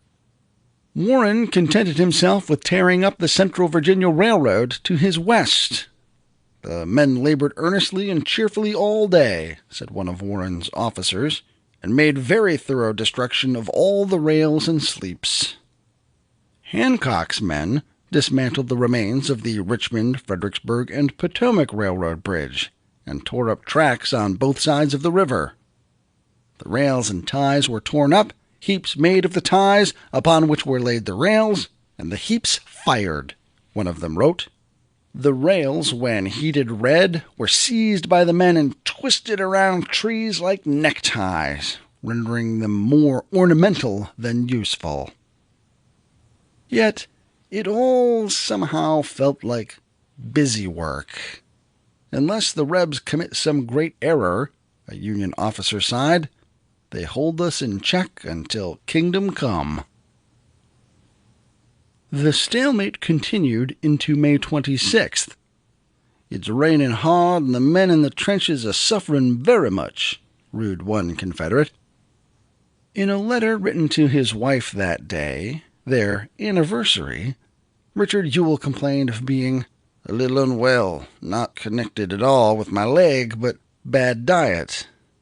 The dysentery that had haunted him had finally struck in full force, as it had when it incapacitated Lee 2 days earlier. Lee, still weak, was at least back on his feet, but Ewell was sinking lower. "We are still in juxtaposition with the Yankees, mutually watching," Ewell added in his letter. "They entrench so strongly as to make it impossible to attack any part of their lines on this flank, while they are equally afraid to come at us. This will probably continue until they take advantage of darkness to pass across our flank, when we will be forced to move again to get in their front. We are getting too near Richmond for this to continue much more, and one side or the other will have to change tactics and go at it hammer and tongs." Within days, Ewell would be in Richmond himself, sent there to convalesce. Lee would replace him at the head of the Second Corps with Major General Jubal Early. When Ewell recovered enough weeks later to return to the Army of Northern Virginia, Lee instead had him reassigned, under Ewell's protests, to command the defenses around the capital. Lee's faith in Old Baldy had been damaged beyond repair. Ewell would be perhaps the most notorious casualty of the battle, albeit collaterally. Specific casualties for this third phase of the campaign remain sketchy, but the best estimate puts figures at some 2,017 Confederate losses, 304 killed, 1,513 wounded, and 200 captured, and some 2,623 Federals, 1,973 killed, wounded, and missing, plus another 650 sick. Following as it did the fiery nightmare in the wilderness and the grueling slaughter of Spotsylvania, and preceding the stunningly futile charges at Cold Harbor, it's little wonder that the North Anna has been the least remembered phase of the overland campaign. Yet it was here on the banks of the river, in the actions of the commanders and in the morale of the armies, where the wars of attrition and annihilation finally made themselves apparent. Early on May 25th, Lee received a disheartening bit of news that suggested the fight would go on. During Ledley's foolhardy attack on May 24th, one of his aides had been captured carrying a dispatch from Grant to Burnside. The contents must have made the ailing Lee sicker to his stomach than he already was. I understand that all the forts and posts have been stripped of their garrisons, and every available man has been brought to the front, Lee wrote to Jefferson Davis. This makes it necessary for us to do likewise. The killing and the dying was not yet done. We lay for 3 days in the trenches at North Anna, moaned Private Frank Wilkeson, an artillerist from New York. 3 days of woe and sorrow and hardship. Once more, Grant realized he needed to give up the ghost. We could do nothing where we were unless Lee would assume the offensive, he later explained. I determined, therefore, to draw out of our present position and make one more effort to get between him and Richmond. Grant opted for another movement left and south. Meade, who had advocated for such a move all along, must have felt gratified. Ever the professional, though, he refrained from offering the General-in-Chief an "I told you so." Not everyone under Grant's command felt such satisfaction. Could it be that this is the sum of our lieutenant general's abilities? Asked Wainwright. Has he no other resource in tactics, or is it sheer obstinacy? 3 times he has tried this move around Lee's right, and 3 times has been foiled. His dispatch sounds very well. I mean to fight it out on this line if it takes all summer. But officers and men are getting tired of it and would like a little variety on night marches and indiscriminate attack on earthworks in the daytime. There must be a continuous line of entrenchments now all the way from here to the Rapidan, or half a dozen lines rather, and if we keep on, they will by and by join onto the works around Richmond. Neither of our 2 commanding generals seem to be smart enough to do anything beyond mediocrity, another Federal officer grumbled. We're all getting thoroughly tired and disgusted. These 2 armies remind me very much of 2 schoolboys trying to stare each other out of countenance. Morale throughout the army had begun to sag considerably. At the North Anna, the rank and file of the Potomac Army, the men who did the fighting and who had been under fire for 3 weeks, began to grow discouraged, Wilkeson wrote. The Confederates could sense it, too. The Yankees had lost all the boldness and dash which characterized their first movements, and are now proceeding with extreme caution, wrote one of Lee's officers. Ironically, Grant came to a similar conclusion about the Confederates. Lee's army is really whipped. he wrote to Washington. "The prisoners we now take show it, and the action of his army shows it unmistakably." Grant based his assumption on the fact that Lee had refused to attack on May 24th, which the Federal commander attributed to the weakened state of the Confederate Army. He had no way to know the reason rested squarely on the weakened state of Lee alone. The rest of the Army of Northern Virginia, as it happened, remained in high spirits. They had once more fended off the larger, better-equipped Federal Army. This miscalculation on Grant's part would have grave repercussions in the days ahead. Leaving the Army of Northern Virginia ready to break, Grant would throw his full weight at them in a series of ill-advised attacks at Cold Harbor. "Our success over Lee's army is already assured," he predicted as he prepared to move in that direction. But Cold Harbor and its thousands of casualties lay in the future. As it was, Federal soldiers saw the North Anna phase of the campaign as a disappointment at best and a failure at worst. "How we longed to get away from the North Anna," Wilkeson wrote, "where we had not one bit the slightest chance of success." Grant began to extract his army on May 26th. It was a delicate move to get the Army of the Potomac from its position south of the North Anna in the presence of the enemy, he said. He feinted westward and, with the help of Sheridan's cavalry, slipped eastward toward the Pamunkey River, under cover of the thick clouds that were scudding the sky. While Lee initially fell for the ruse, Confederate pickets, who "made things lively for us with their whizzing, spattering bullets," said one Federal, still shadowed the Army's cautious withdrawal. "Before us, in the distance, rose the swells of Cold Harbor," Wilkeson wrote, "and we marched steadily and joyfully to our doom." Appendix A. The Battle of Wilson's Wharf, by Emanuel Dabney. In April 1864, Major General Benjamin Butler prepared to begin operations against Richmond with his Army of the James. He did so in conjunction with the new strategy of Lieutenant General Ulysses S. Grant, who wanted to have simultaneous movements in Virginia by Major General George G. Meade's Army of the Potomac and Major General Franz Sigel's Federal forces in the Shenandoah Valley. Additionally, Major General William T. Sherman's combined armies would move to destroy the Confederate Army of Tennessee and seize Atlanta, Georgia. Butler moved at daylight on May 5th. 2 regiments of United States Colored Infantry occupied Wilson's Wharf in Charles City County, and another black regiment occupied Fort Powhatan in Prince George County.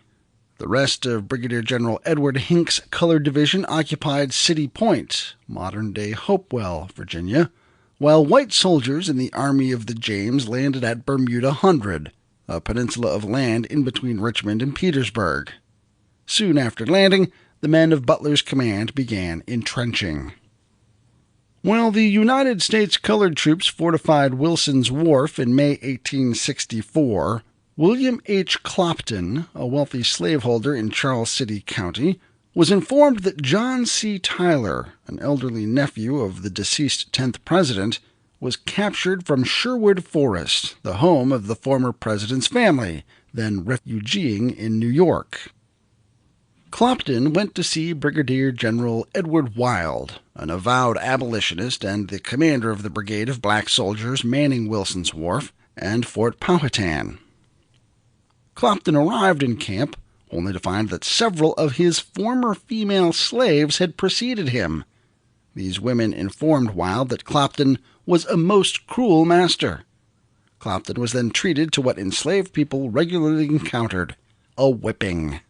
Sergeant George W. Hatton of the 1st USCI wrote to the Christian Recorder that General Wild ordered Mr. C. to be tied to a tree in front of headquarters, where William Harris, a member of the regiment who used to belong to him, was called upon to undress him. Harris then called for the formerly enslaved women to come forward to witness as he, in Hatton's words, gave Clopton 50 or 20 well-directed strokes.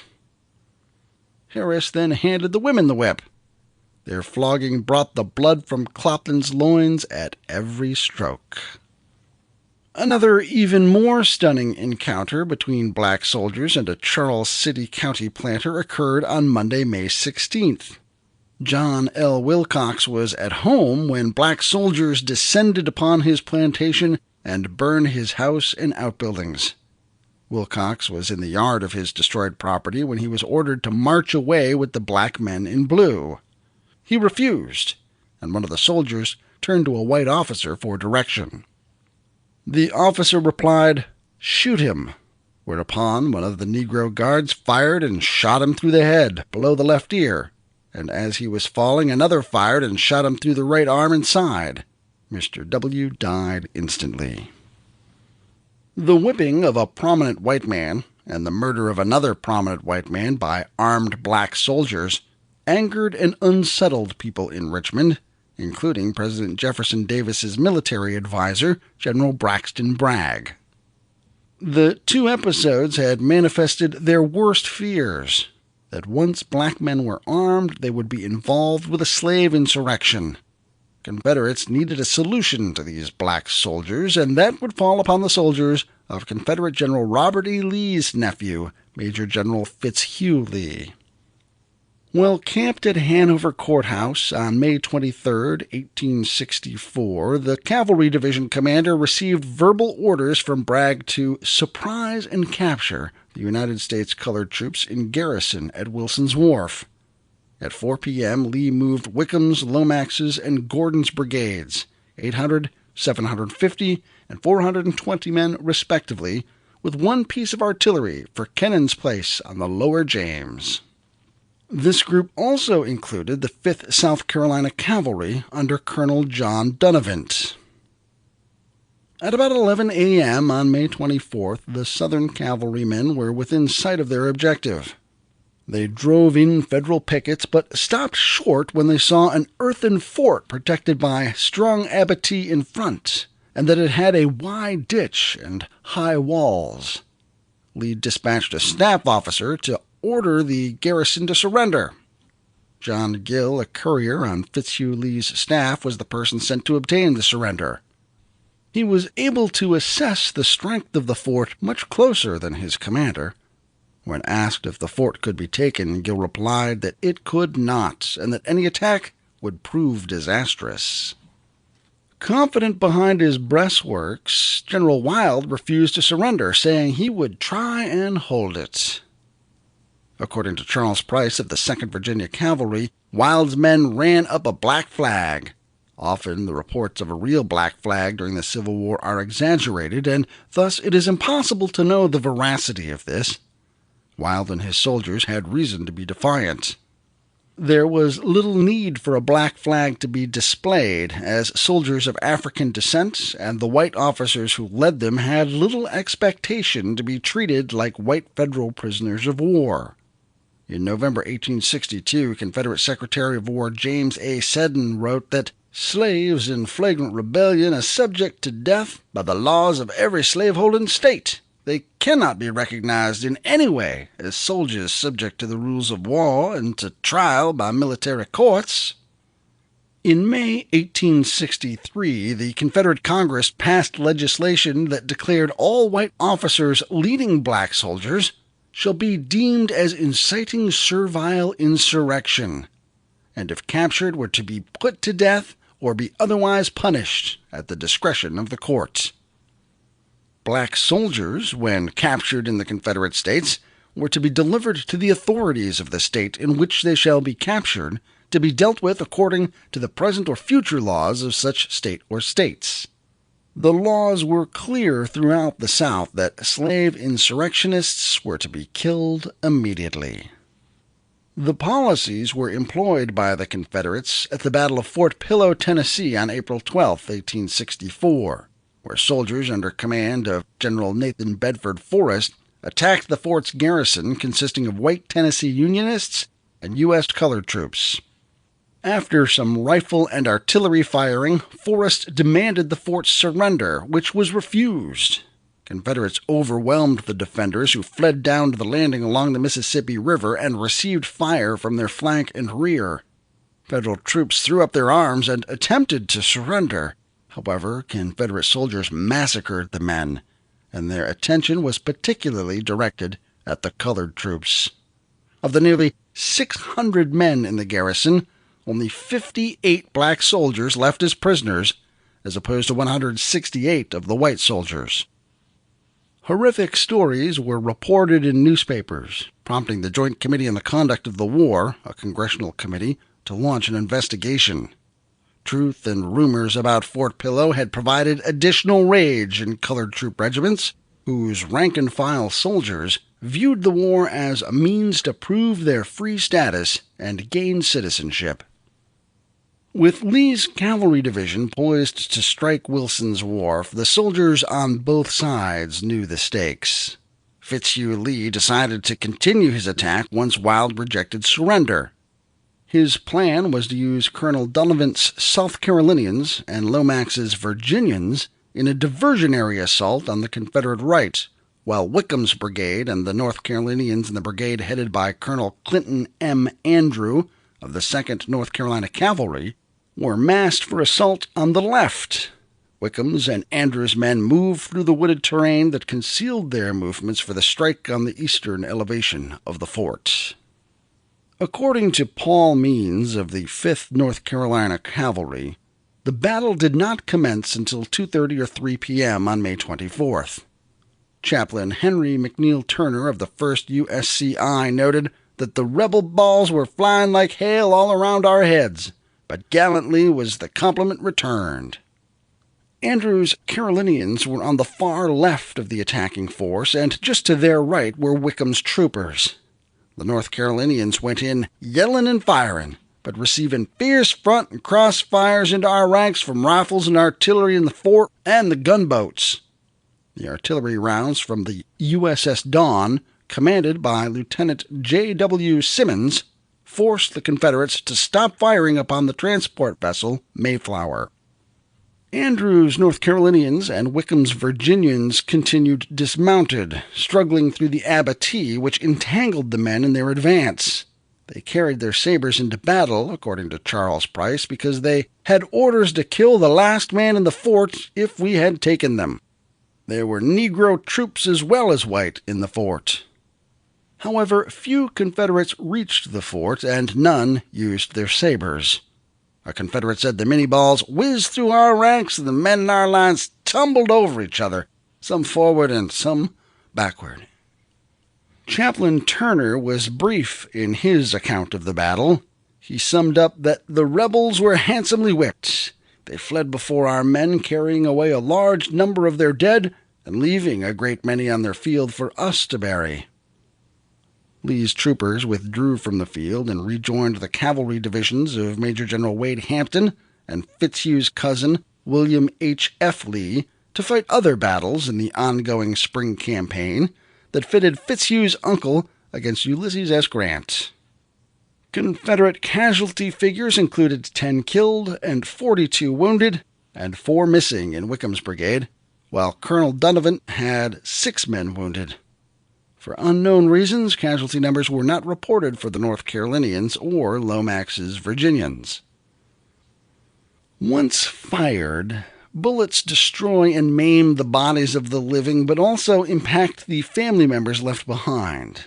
A Minnie-ball struck 2 Confederate brothers on the battlefield, Carey Breckinridge, who was wounded, and Peachy Gilmer Breckinridge, who was killed. A different bullet had already taken the life of their brother John in 1862. 5 days after the fight at Kennan's Landing, their sister Lucy scribbled in her diary that an uncle and another brother, James, informed the family that Gilmer had been wounded and captured. Worse still, Gilmer's body had been left on the battlefield. Their mother, Emma, immediately lost hope, and Lucy's sister Julia was completely broken-hearted and hopeless. On June 1st, the Breckinridges received a letter from James informing them that Gilmer was killed within 50 yards of the parapet. Julia laid about on June 2nd, unable to do anything. Lucy wrote succinctly and woefully, "I cannot realize that I shall never see my noble, kind brother again." Federal casualties numbered around 28, including 2 men on the ship Mayflower. Of that number, 6 were killed. According to a Confederate officer, there were a few Negro prisoners from the picket line who were shot while attempting to escape. One prisoner who did not attempt to escape was brought away and sent to his master in Richmond. The Confederate failure to drive out the garrison at Wilson's Wharf could not come at a worse time, as Lee's army grappled with the Army of the Potomac, then only 28 miles away from Richmond. 37 years after the battle, Private Means still found it to be the most useless sacrifice of time and men and horses made during the war. Henry McNeill Turner, the USCT chaplain, however, found a more immediate and forceful lesson, that the federal government needed to provide equal pay to its black combatants. As he wrote to the Christian Recorder, "I would here remark, and I do not care if Congress and the entire administration see the remark, that unless the colored troops get their full pay very soon, I tremble with fear for the issue of things. The tardiness of Congress in this matter has been watched by the colored soldiers with an undying eagerness, and every paper is ransacked with a view to their pay. But God grant that the evil may be speedily remedied, is all I will now say." Wild's brigade's defenses of Wilson's Wharf gave steel to Turner's words. Appendix B. The Battle of Milford Station by Daniel T. Davis. A building belonging to a local whiskey distiller was the only structure attractive to the naked eye in Milford Station, an inconspicuous stop on the Richmond, Fredericksburg, and Potomac Railroad. It was far less famous than Guinea Station, several miles up the track, where Confederate General Stonewall Jackson had died in May 1863. The following spring, it would be thrust into the middle of the Overland Campaign as the scene of a dramatic event that would influence the course of the fighting. Anxiety filled the night of May 21st, 1864, as the cavalrymen stood impatiently near the quiet country church at Massaponax. The troopers chatted among themselves, every now and again stealing glances up the road, straining to see any trace of the approaching column of foot soldiers that would signal the beginning of their march. Nearby, their commanding officer paced about the courtyard. For Brigadier General Alfred Torbert, this would be his first operation as a cavalry officer. Serving earlier in the war as an infantry commander, he was transferred to command of the 1st Division of the Cavalry Corps in April 1864. On the first day of the Battle of the Wilderness, Torbert was forced to step aside due to an abscess at the base of his spine and sent to Washington to recover.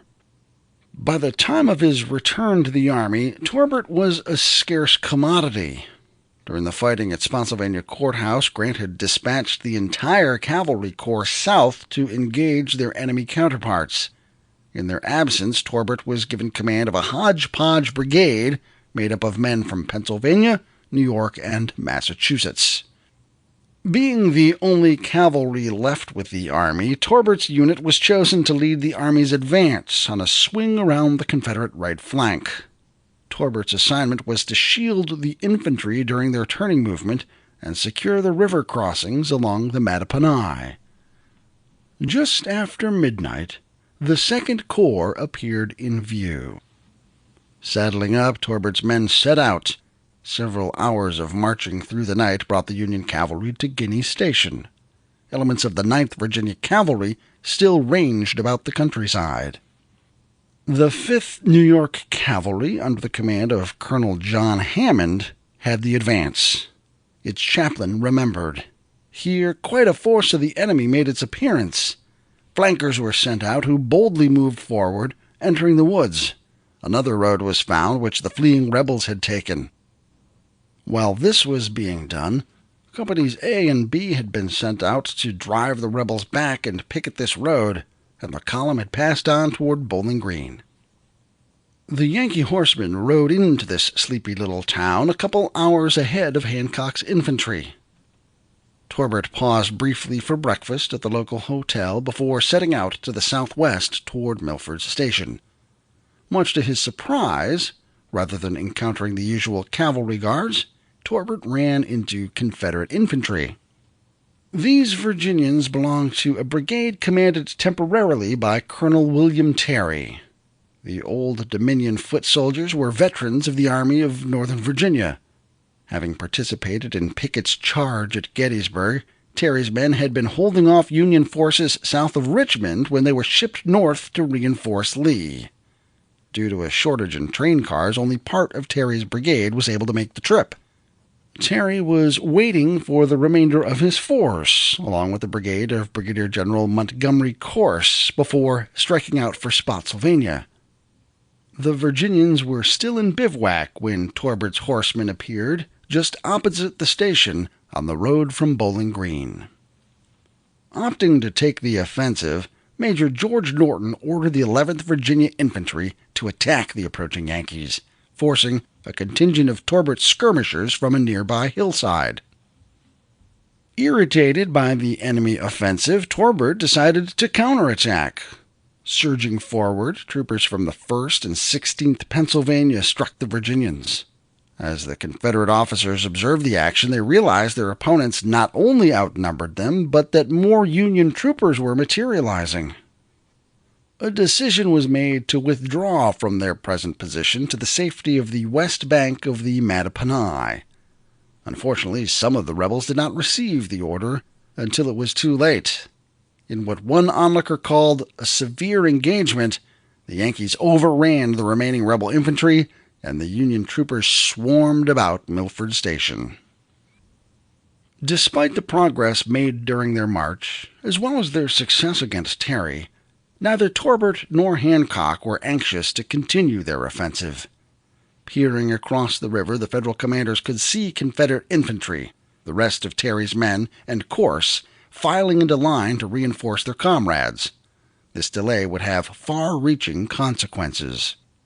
It was not long before Hancock's movement was reported to Lee at Spotsylvania. Fearing that Grant was beginning a general movement, Lee began shifting his infantry and sent the cavalry division of Major General Wade Hampton to bolster Terry and Corse and keep an eye on the Yankees. The following morning found Lee well on his way to the North Anna, and by midday his men arrived well ahead of the Federals. Meanwhile, May 22nd found Hancock still situated in the same place he had occupied the day before. Perhaps his old wound suffered at Gettysburg was nagging him, but the normally aggressive Hancock held back. His corps, supported by Torbert, could have easily swept aside the combined forces of Hampton, Terry, and Corse. Such an action would have opened the way to the Telegraph Road, and more importantly, Hancock would have been well ensconced in the enemy's rear and ready to pin Lee in place between his men and the remainder of the Union Army coming down from the north. But as quickly as the opportunity presented itself, it faded. The potential of striking a decisive blow to the Army of Northern Virginia, one that Grant had hoped for when he began the movement away from Spotsylvania, was just out of reach. The stand of Terry and then Corse and Hampton ensured the safety of Lee's army as it marched to the North Anna. Appendix C. The Eye of the Storm, Grant and Meade, by Chris Mackowski. In the photograph, Ulysses S. Grant stands behind a bench, back to the camera, leaning over the shoulder of his top subordinate, George Gordon Meade. Neither of their faces are visible, but I imagine the strain of the last 2 weeks wears on them like threadbare blankets. It's May 21st, 1864, and the Federal Army has marched, fought, and maneuvered nonstop since the 3rd. It's marching again, even now, as Grant tries to lure the Confederates out of their entrenchments at Spotsylvania and block them from, or beat them to, the strong position at the North Anna River. They've stopped here, at the intersection in front of Massaponax Church, to study the maps. The commanders are exhausted. Yet Grant hasn't stopped, not really, not long enough for the photographer to catch him still for a picture anyway. Captured in the act of leaning over, part of him is literally a blur. Part of him is solid enough to block Meade almost entirely from view. Leadership became so blurred, in fact, that one observer described the Army of the Potomac as directed by Grant, commanded by Meade, and led by Hancock, Sedgwick, and Warren. Meade, frustrated, said the description about hits the nail on the head. As with everything else in this campaign of attrition, the relationship between these two men has eroded, and the good first impression Meade had of Grant has become a casualty. Grant is so much more active than his predecessor, and agrees so well with me in his views, I cannot but be rejoiced at his arrival. Meade had written to his wife in April, shortly after meeting his new boss. My duty is plain, to continue quietly to discharge my duties, heartily cooperating with him and under him. Grant had intended to let Meade run the show, while he merely tagged along to offer strategic direction and personal incentive. But hands-off command did not suit Grant. As the Overland Campaign unfurled, he took an increasing role in daily tactical operations, and that took an increasing toll on his relations with Meade. It's hard to know if Grant understood the stormy effects of his presence, or, if he did, whether he cared. It's equally hard to know if Grant realized, or cared, that he was sending mixed messages. Meade has more than met my most sanguine expectations, Grant told the War Department on May 13th while urging Meade's promotion. He and Sherman are the fittest officers for large commands I have come in contact with. Yet days earlier, Grant had taken Phil Sheridan's part over Meade when the cavalrymen exploded insubordinately, thus undercutting Meade's authority. Days later at North Anna, though, Grant bolstered Meade's authority by placing the Ninth Corps under Meade's overall command. I wonder what it must have been like for poor Meade to have his boss hanging over his shoulder all the time. The photo from the church depicts the metaphor graphically. Grant quite literally eclipses Meade just by being there in the picture, there with the army. If there was any honorable way of retiring from my present false position, I would undoubtedly adopt it, Meade wrote in a letter to his wife on May 19th, just 2 days prior to the stop at Massaponax Church. But there is none, and all I can do is patiently submit and bear with resignation the humiliation. He found himself trapped by the same duty that had, just a month earlier, seemed so plain to him. The benches in the photo are pews pulled out of the church so Grant's men could get some rest on the march and so Grant could consult with them. Most of the faces in the photo are turned away. Others are blurry, men with faces so busy they're caught in motion. Some, caught in mid-movement, look like transparent specters, only half there. They are ghosts haunting the photo.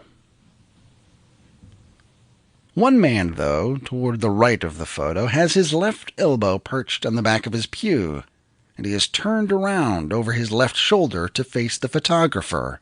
He's looking right at the camera, face clear and knowing.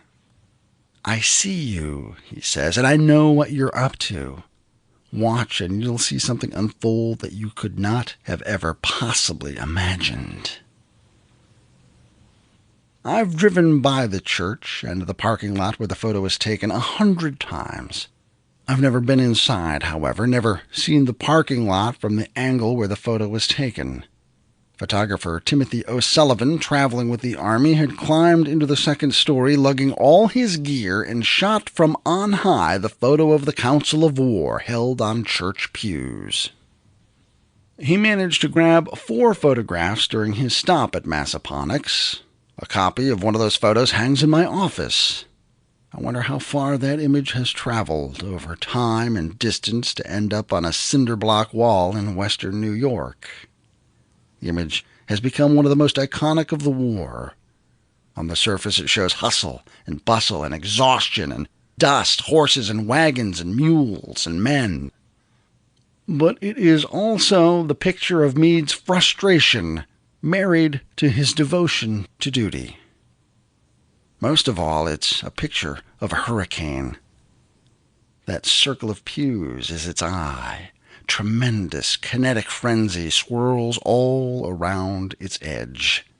It is Hurricane Grant, and Meade is caught up in it like everyone else. Appendix D, Lee's Engineer, Martin Luther Smith, by Rob Orison.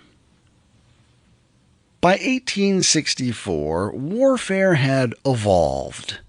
Both sides became proficient at killing one another and building fortifications and earthworks to better their defense. The landscape between Fredericksburg and Petersburg would be scarred with hundreds of miles of earthworks. One of the masterminds of engineering trench warfare was Martin Luther Smith. History buffs can only name a handful of personalities from the Civil War that seem present at many important events. One man who finds himself involved in widespread actions is Confederate engineer Martin L. Smith. Smith played a crucial role in both the Western and Eastern theaters and served in a vital role for the Army of Northern Virginia in the spring of 1864. A native New Yorker, Smith graduated West Point in 1842, before military duties took him south. While stationed in Florida, Smith married a native Georgian. During the Mexican War, Smith received a brevet promotion for his services in helping Winfield Scott as an engineer. Smith oversaw the mapping of the valley around Mexico City, proving vital for Scott's campaign against the Mexican capital in the fall of 1847. At the time of the secession crisis, Smith chose to follow his adopted home and cast his fortunes with the Confederacy. On April 1, 1861, he resigned his commission and was commissioned by the Confederacy as a major of engineers. Though Smith's background was as an engineer, he found himself serving in the infantry as a brigade commander in New Orleans. However, Smith managed to find the time to assist in planning out the defenses of the city, and there he began to show his prowess for identifying and overseeing construction of defensive works. Smith was soon transferred to the Confederate Engineer Corps as a brigadier general. He oversaw the defensive works around the vital city of Vicksburg while serving as a garrison commander of the city, and he helped repulse Union forces at the Battle of Chickasaw Bayou. During the final Vicksburg campaign, Smith led an infantry division in Lieutenant General John Pemberton's army. With the surrender of the city, Smith's parole effectively took him out of the war for 7 months. After Smith was exchanged in February 1864, he reported to Richmond and became the chief engineer to the Army of Northern Virginia. Lee required good engineers to assist in thwarting Lieutenant General Ulysses S. Grant's summer campaign. Arriving in Orange, Virginia in April 1864, Smith began to excel at his new post. He proved his skills as an engineer on May 6, 1864, at the Wilderness. As Lieutenant General James Longstreet's corps' counterattack began to stall in the morning, Smith scouted out a way around the Union left. Longstreet considered Smith a splendid tactician, as well as skillful engineer and gallant withal. Shortly, Smith returned to Lee and Longstreet and informed them of an unfinished railroad cut that could lead an attacking force around the Union left. With Smith's help, Longstreet was able to send 4 brigades along the route and roll up the Union left. Smith continued to assist Lee and also played a pivotal role in developing many lines around Spotsylvania, including the Muleshoe Salient. Arguably, Smith's finest performance may have been on the banks of the North Anna River on May 23, 1864.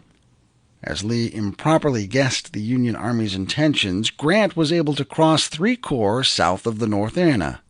Easily flanked in his current position, Lee called the staff meeting at Hanover Junction and discussed options. One was to pull back to the South Anna River, but this gave up the very important railroad intersection at Hanover Junction. As his second option, Lee considered using the Virginia Central Railroad as a defensive embankment, but this opened his left flank for an attack. His final option involved the possible shift eastward to the Totopotomoy or Pamunkey Rivers, Grant's expected next target. This gave up the railroad junction, though, and drew the fighting closer to Richmond. Another option was available, and Smith proposed turning a bad situation into a great tactical opportunity. Smith suggested creating a new defensive line that formed an inverted V, using strong geography to the Confederates' advantage. By using internal lines, Lee could reinforce either side of the V easily. The Confederate position divided the two wings of the Union Army and placed the North Anna River between them and reinforcements from the other wing. Lee's army could easily leave a small force behind to hold one line, while the bulk of his force crushed one of the Union wings that crossed the river. With the assistance of famous Confederate mapmaker Jedediah Hotchkiss, Smith laid out the new defensive Confederate line, and earthworks were soon being thrown up. It was an innovative idea, and one that the commanding general wholeheartedly agreed to. By the morning of May 24th, the Confederate lines were redrawn, and Grant walked into Lee's trap. Unfortunately for the Confederates, Lee lay prone in his tent due to sickness, and the attack never took place. Grant eventually realized his folly and withdrew to the north bank of the North Anna. Smith remained with the Army of Northern Virginia until July, when he was transferred to the Army of Tennessee, where he served Confederate Lieutenant General John Bell Hood in the same capacity he had with Lee. After the reckless Tennessee campaign, Smith was again transferred to Mobile, Alabama, as a departmental engineer. He oversaw the improvement of the defenses of Mobile, although the port was virtually closed in the summer of 1864 by the capture of the Mobile Bay forts by Admiral David Farragut. When the city fell in April 1865, Smith returned home and surrendered in May. Smith passed away on July 29, 1866, in Rome, Georgia, at a young age of 46. The New York Times reported that he was attacked by an inflammation of the bowels and was buried in Athens, Georgia. Martin L. Smith remains a mystery for historians. He was a man who was intimately involved in so many important actions of the Civil War, yet he is not the focus of any biography or major work. Sources are scarce, though a limited diary exists and provides some details into his day-to-day life during the later years of the war.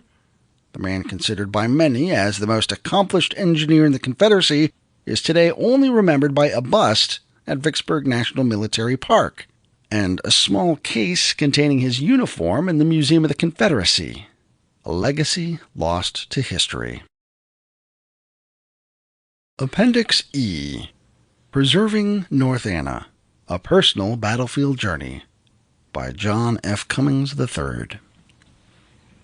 Editor's Note: most Civil War enthusiasts have their one particularly special battlefield.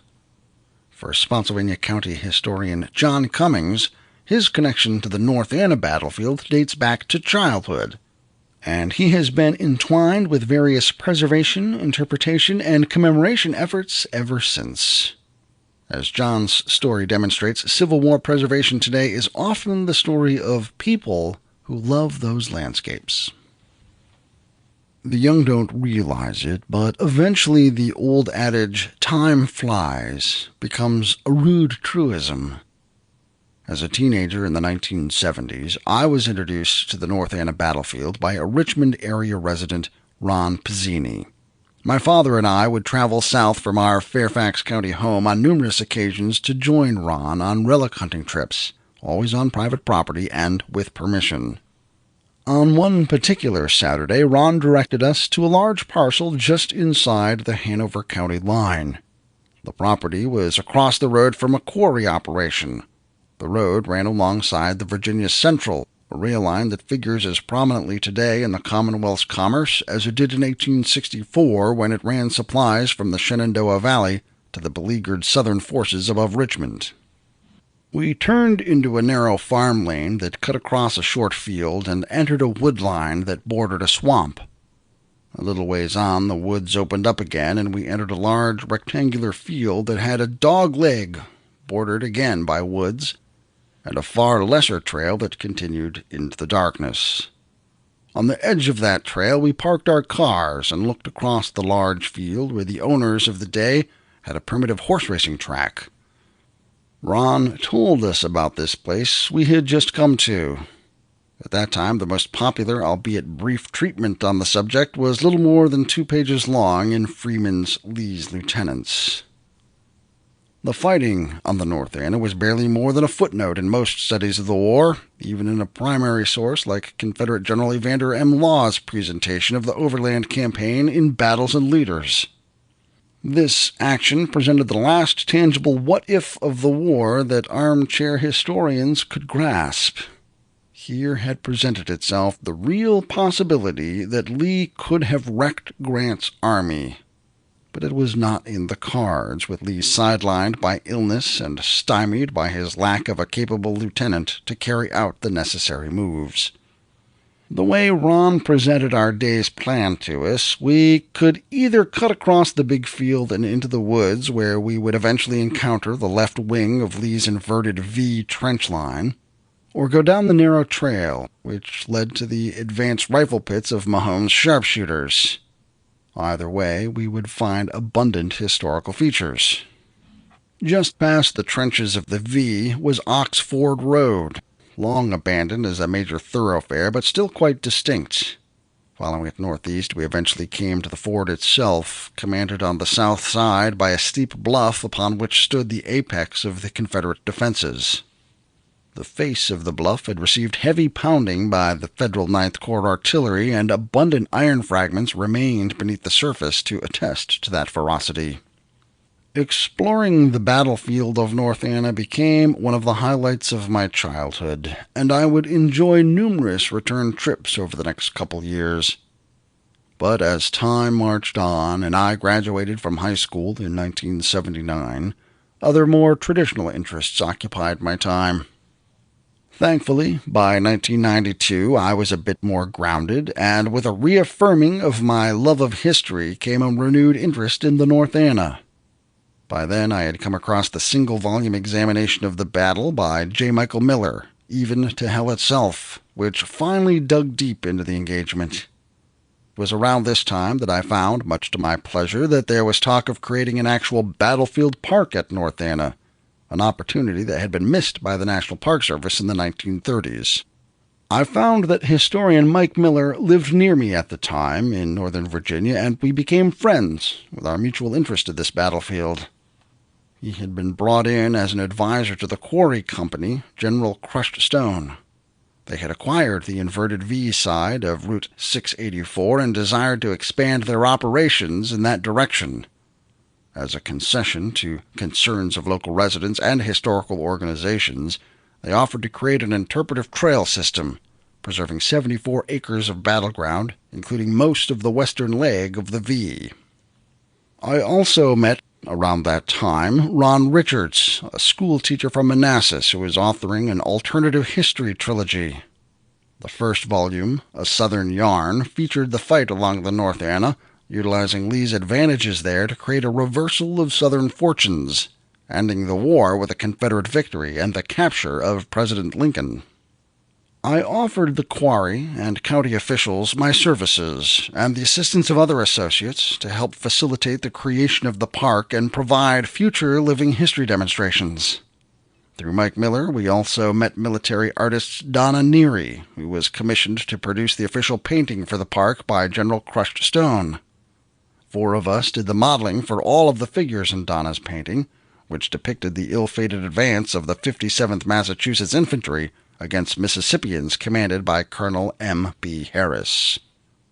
As the opening of the park neared, James Izell, a geologist subcontracted by General Crushed Stone, worked with me to design and build a demonstration trench near the trailhead of the park, just off the parking lot. This was intended to provide a place where reenactors could show the public how the real works were constructed and used by soldiers, without damage to the actual cultural resources further down the trail.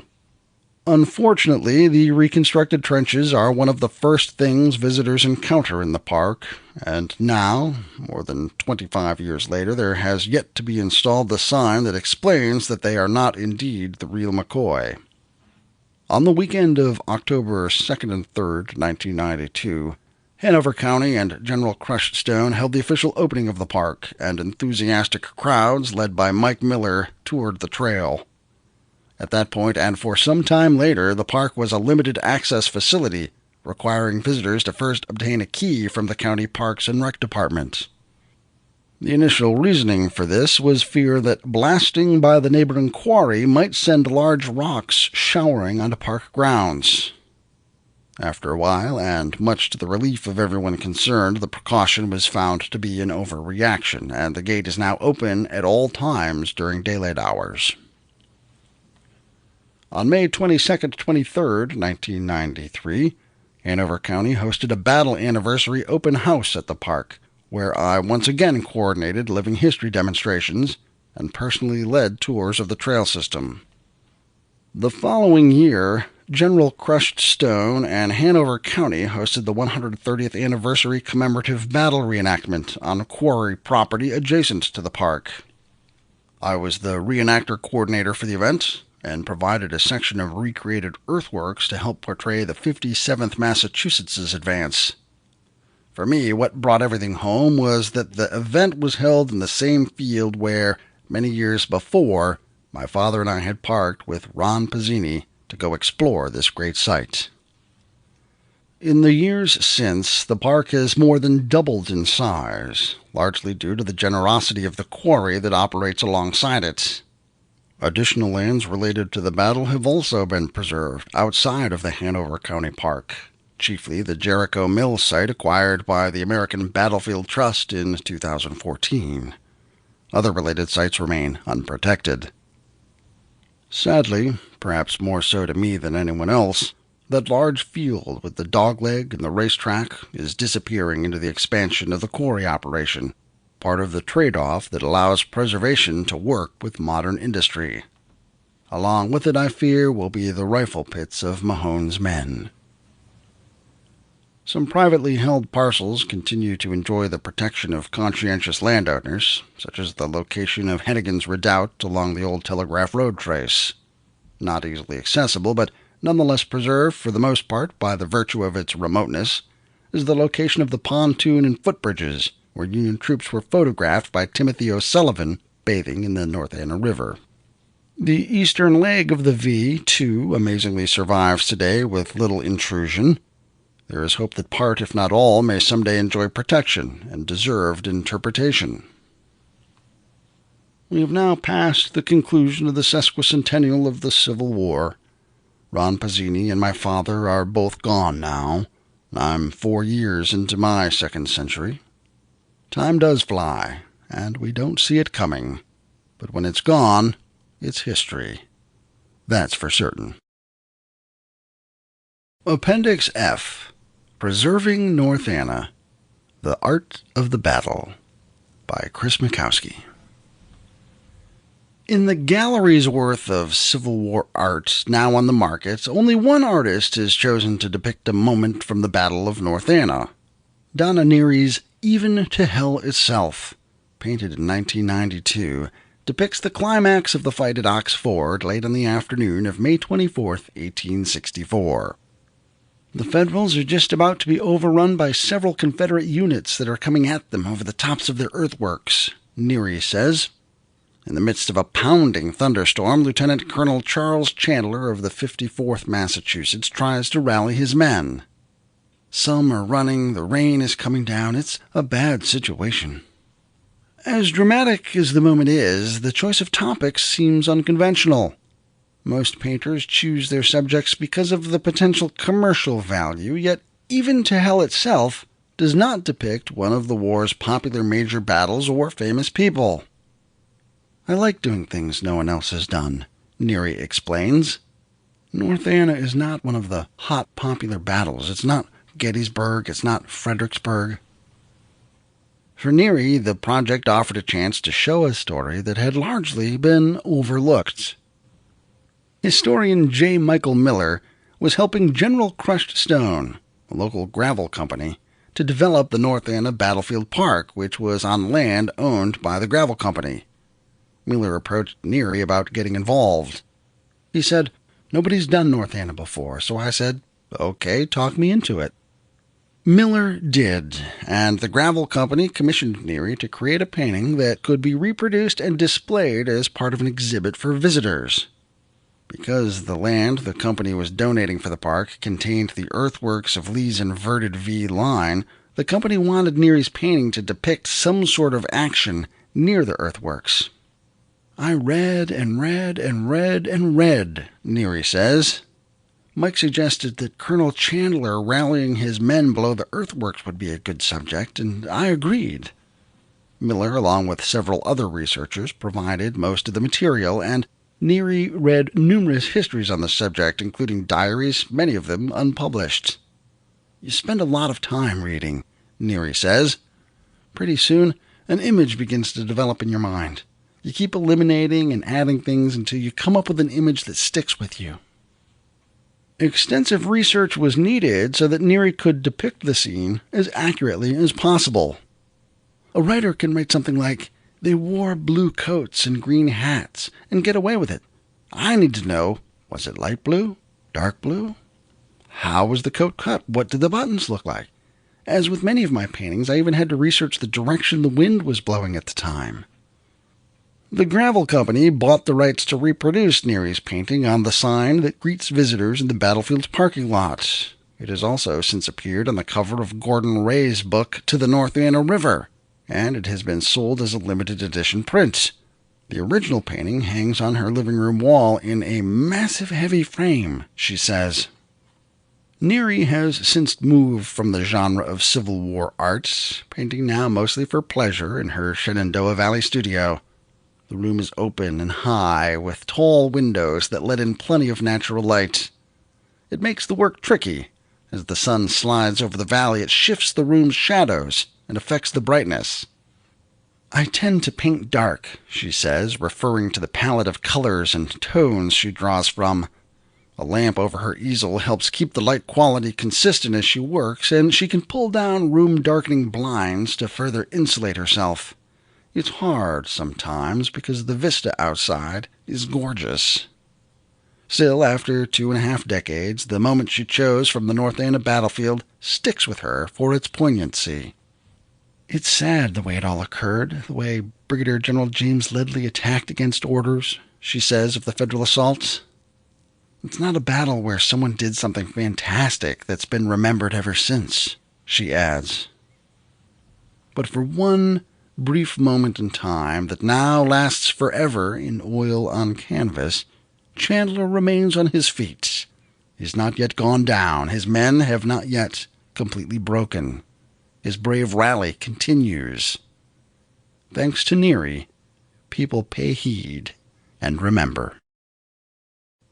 Thank you for listening to this audio presentation of Strike Them a Blow, Battle Along the North Anna, May 21st through the 25th, 1864, by Chris Mackowski, read for you by the author. Text copyright 2013-2020, production copyright 2020. You can find more titles in the Emerging Civil War series online at the publisher's website, www.savasbeatty.com, or on the Emerging Civil War site, www.emergingcivilwar.com.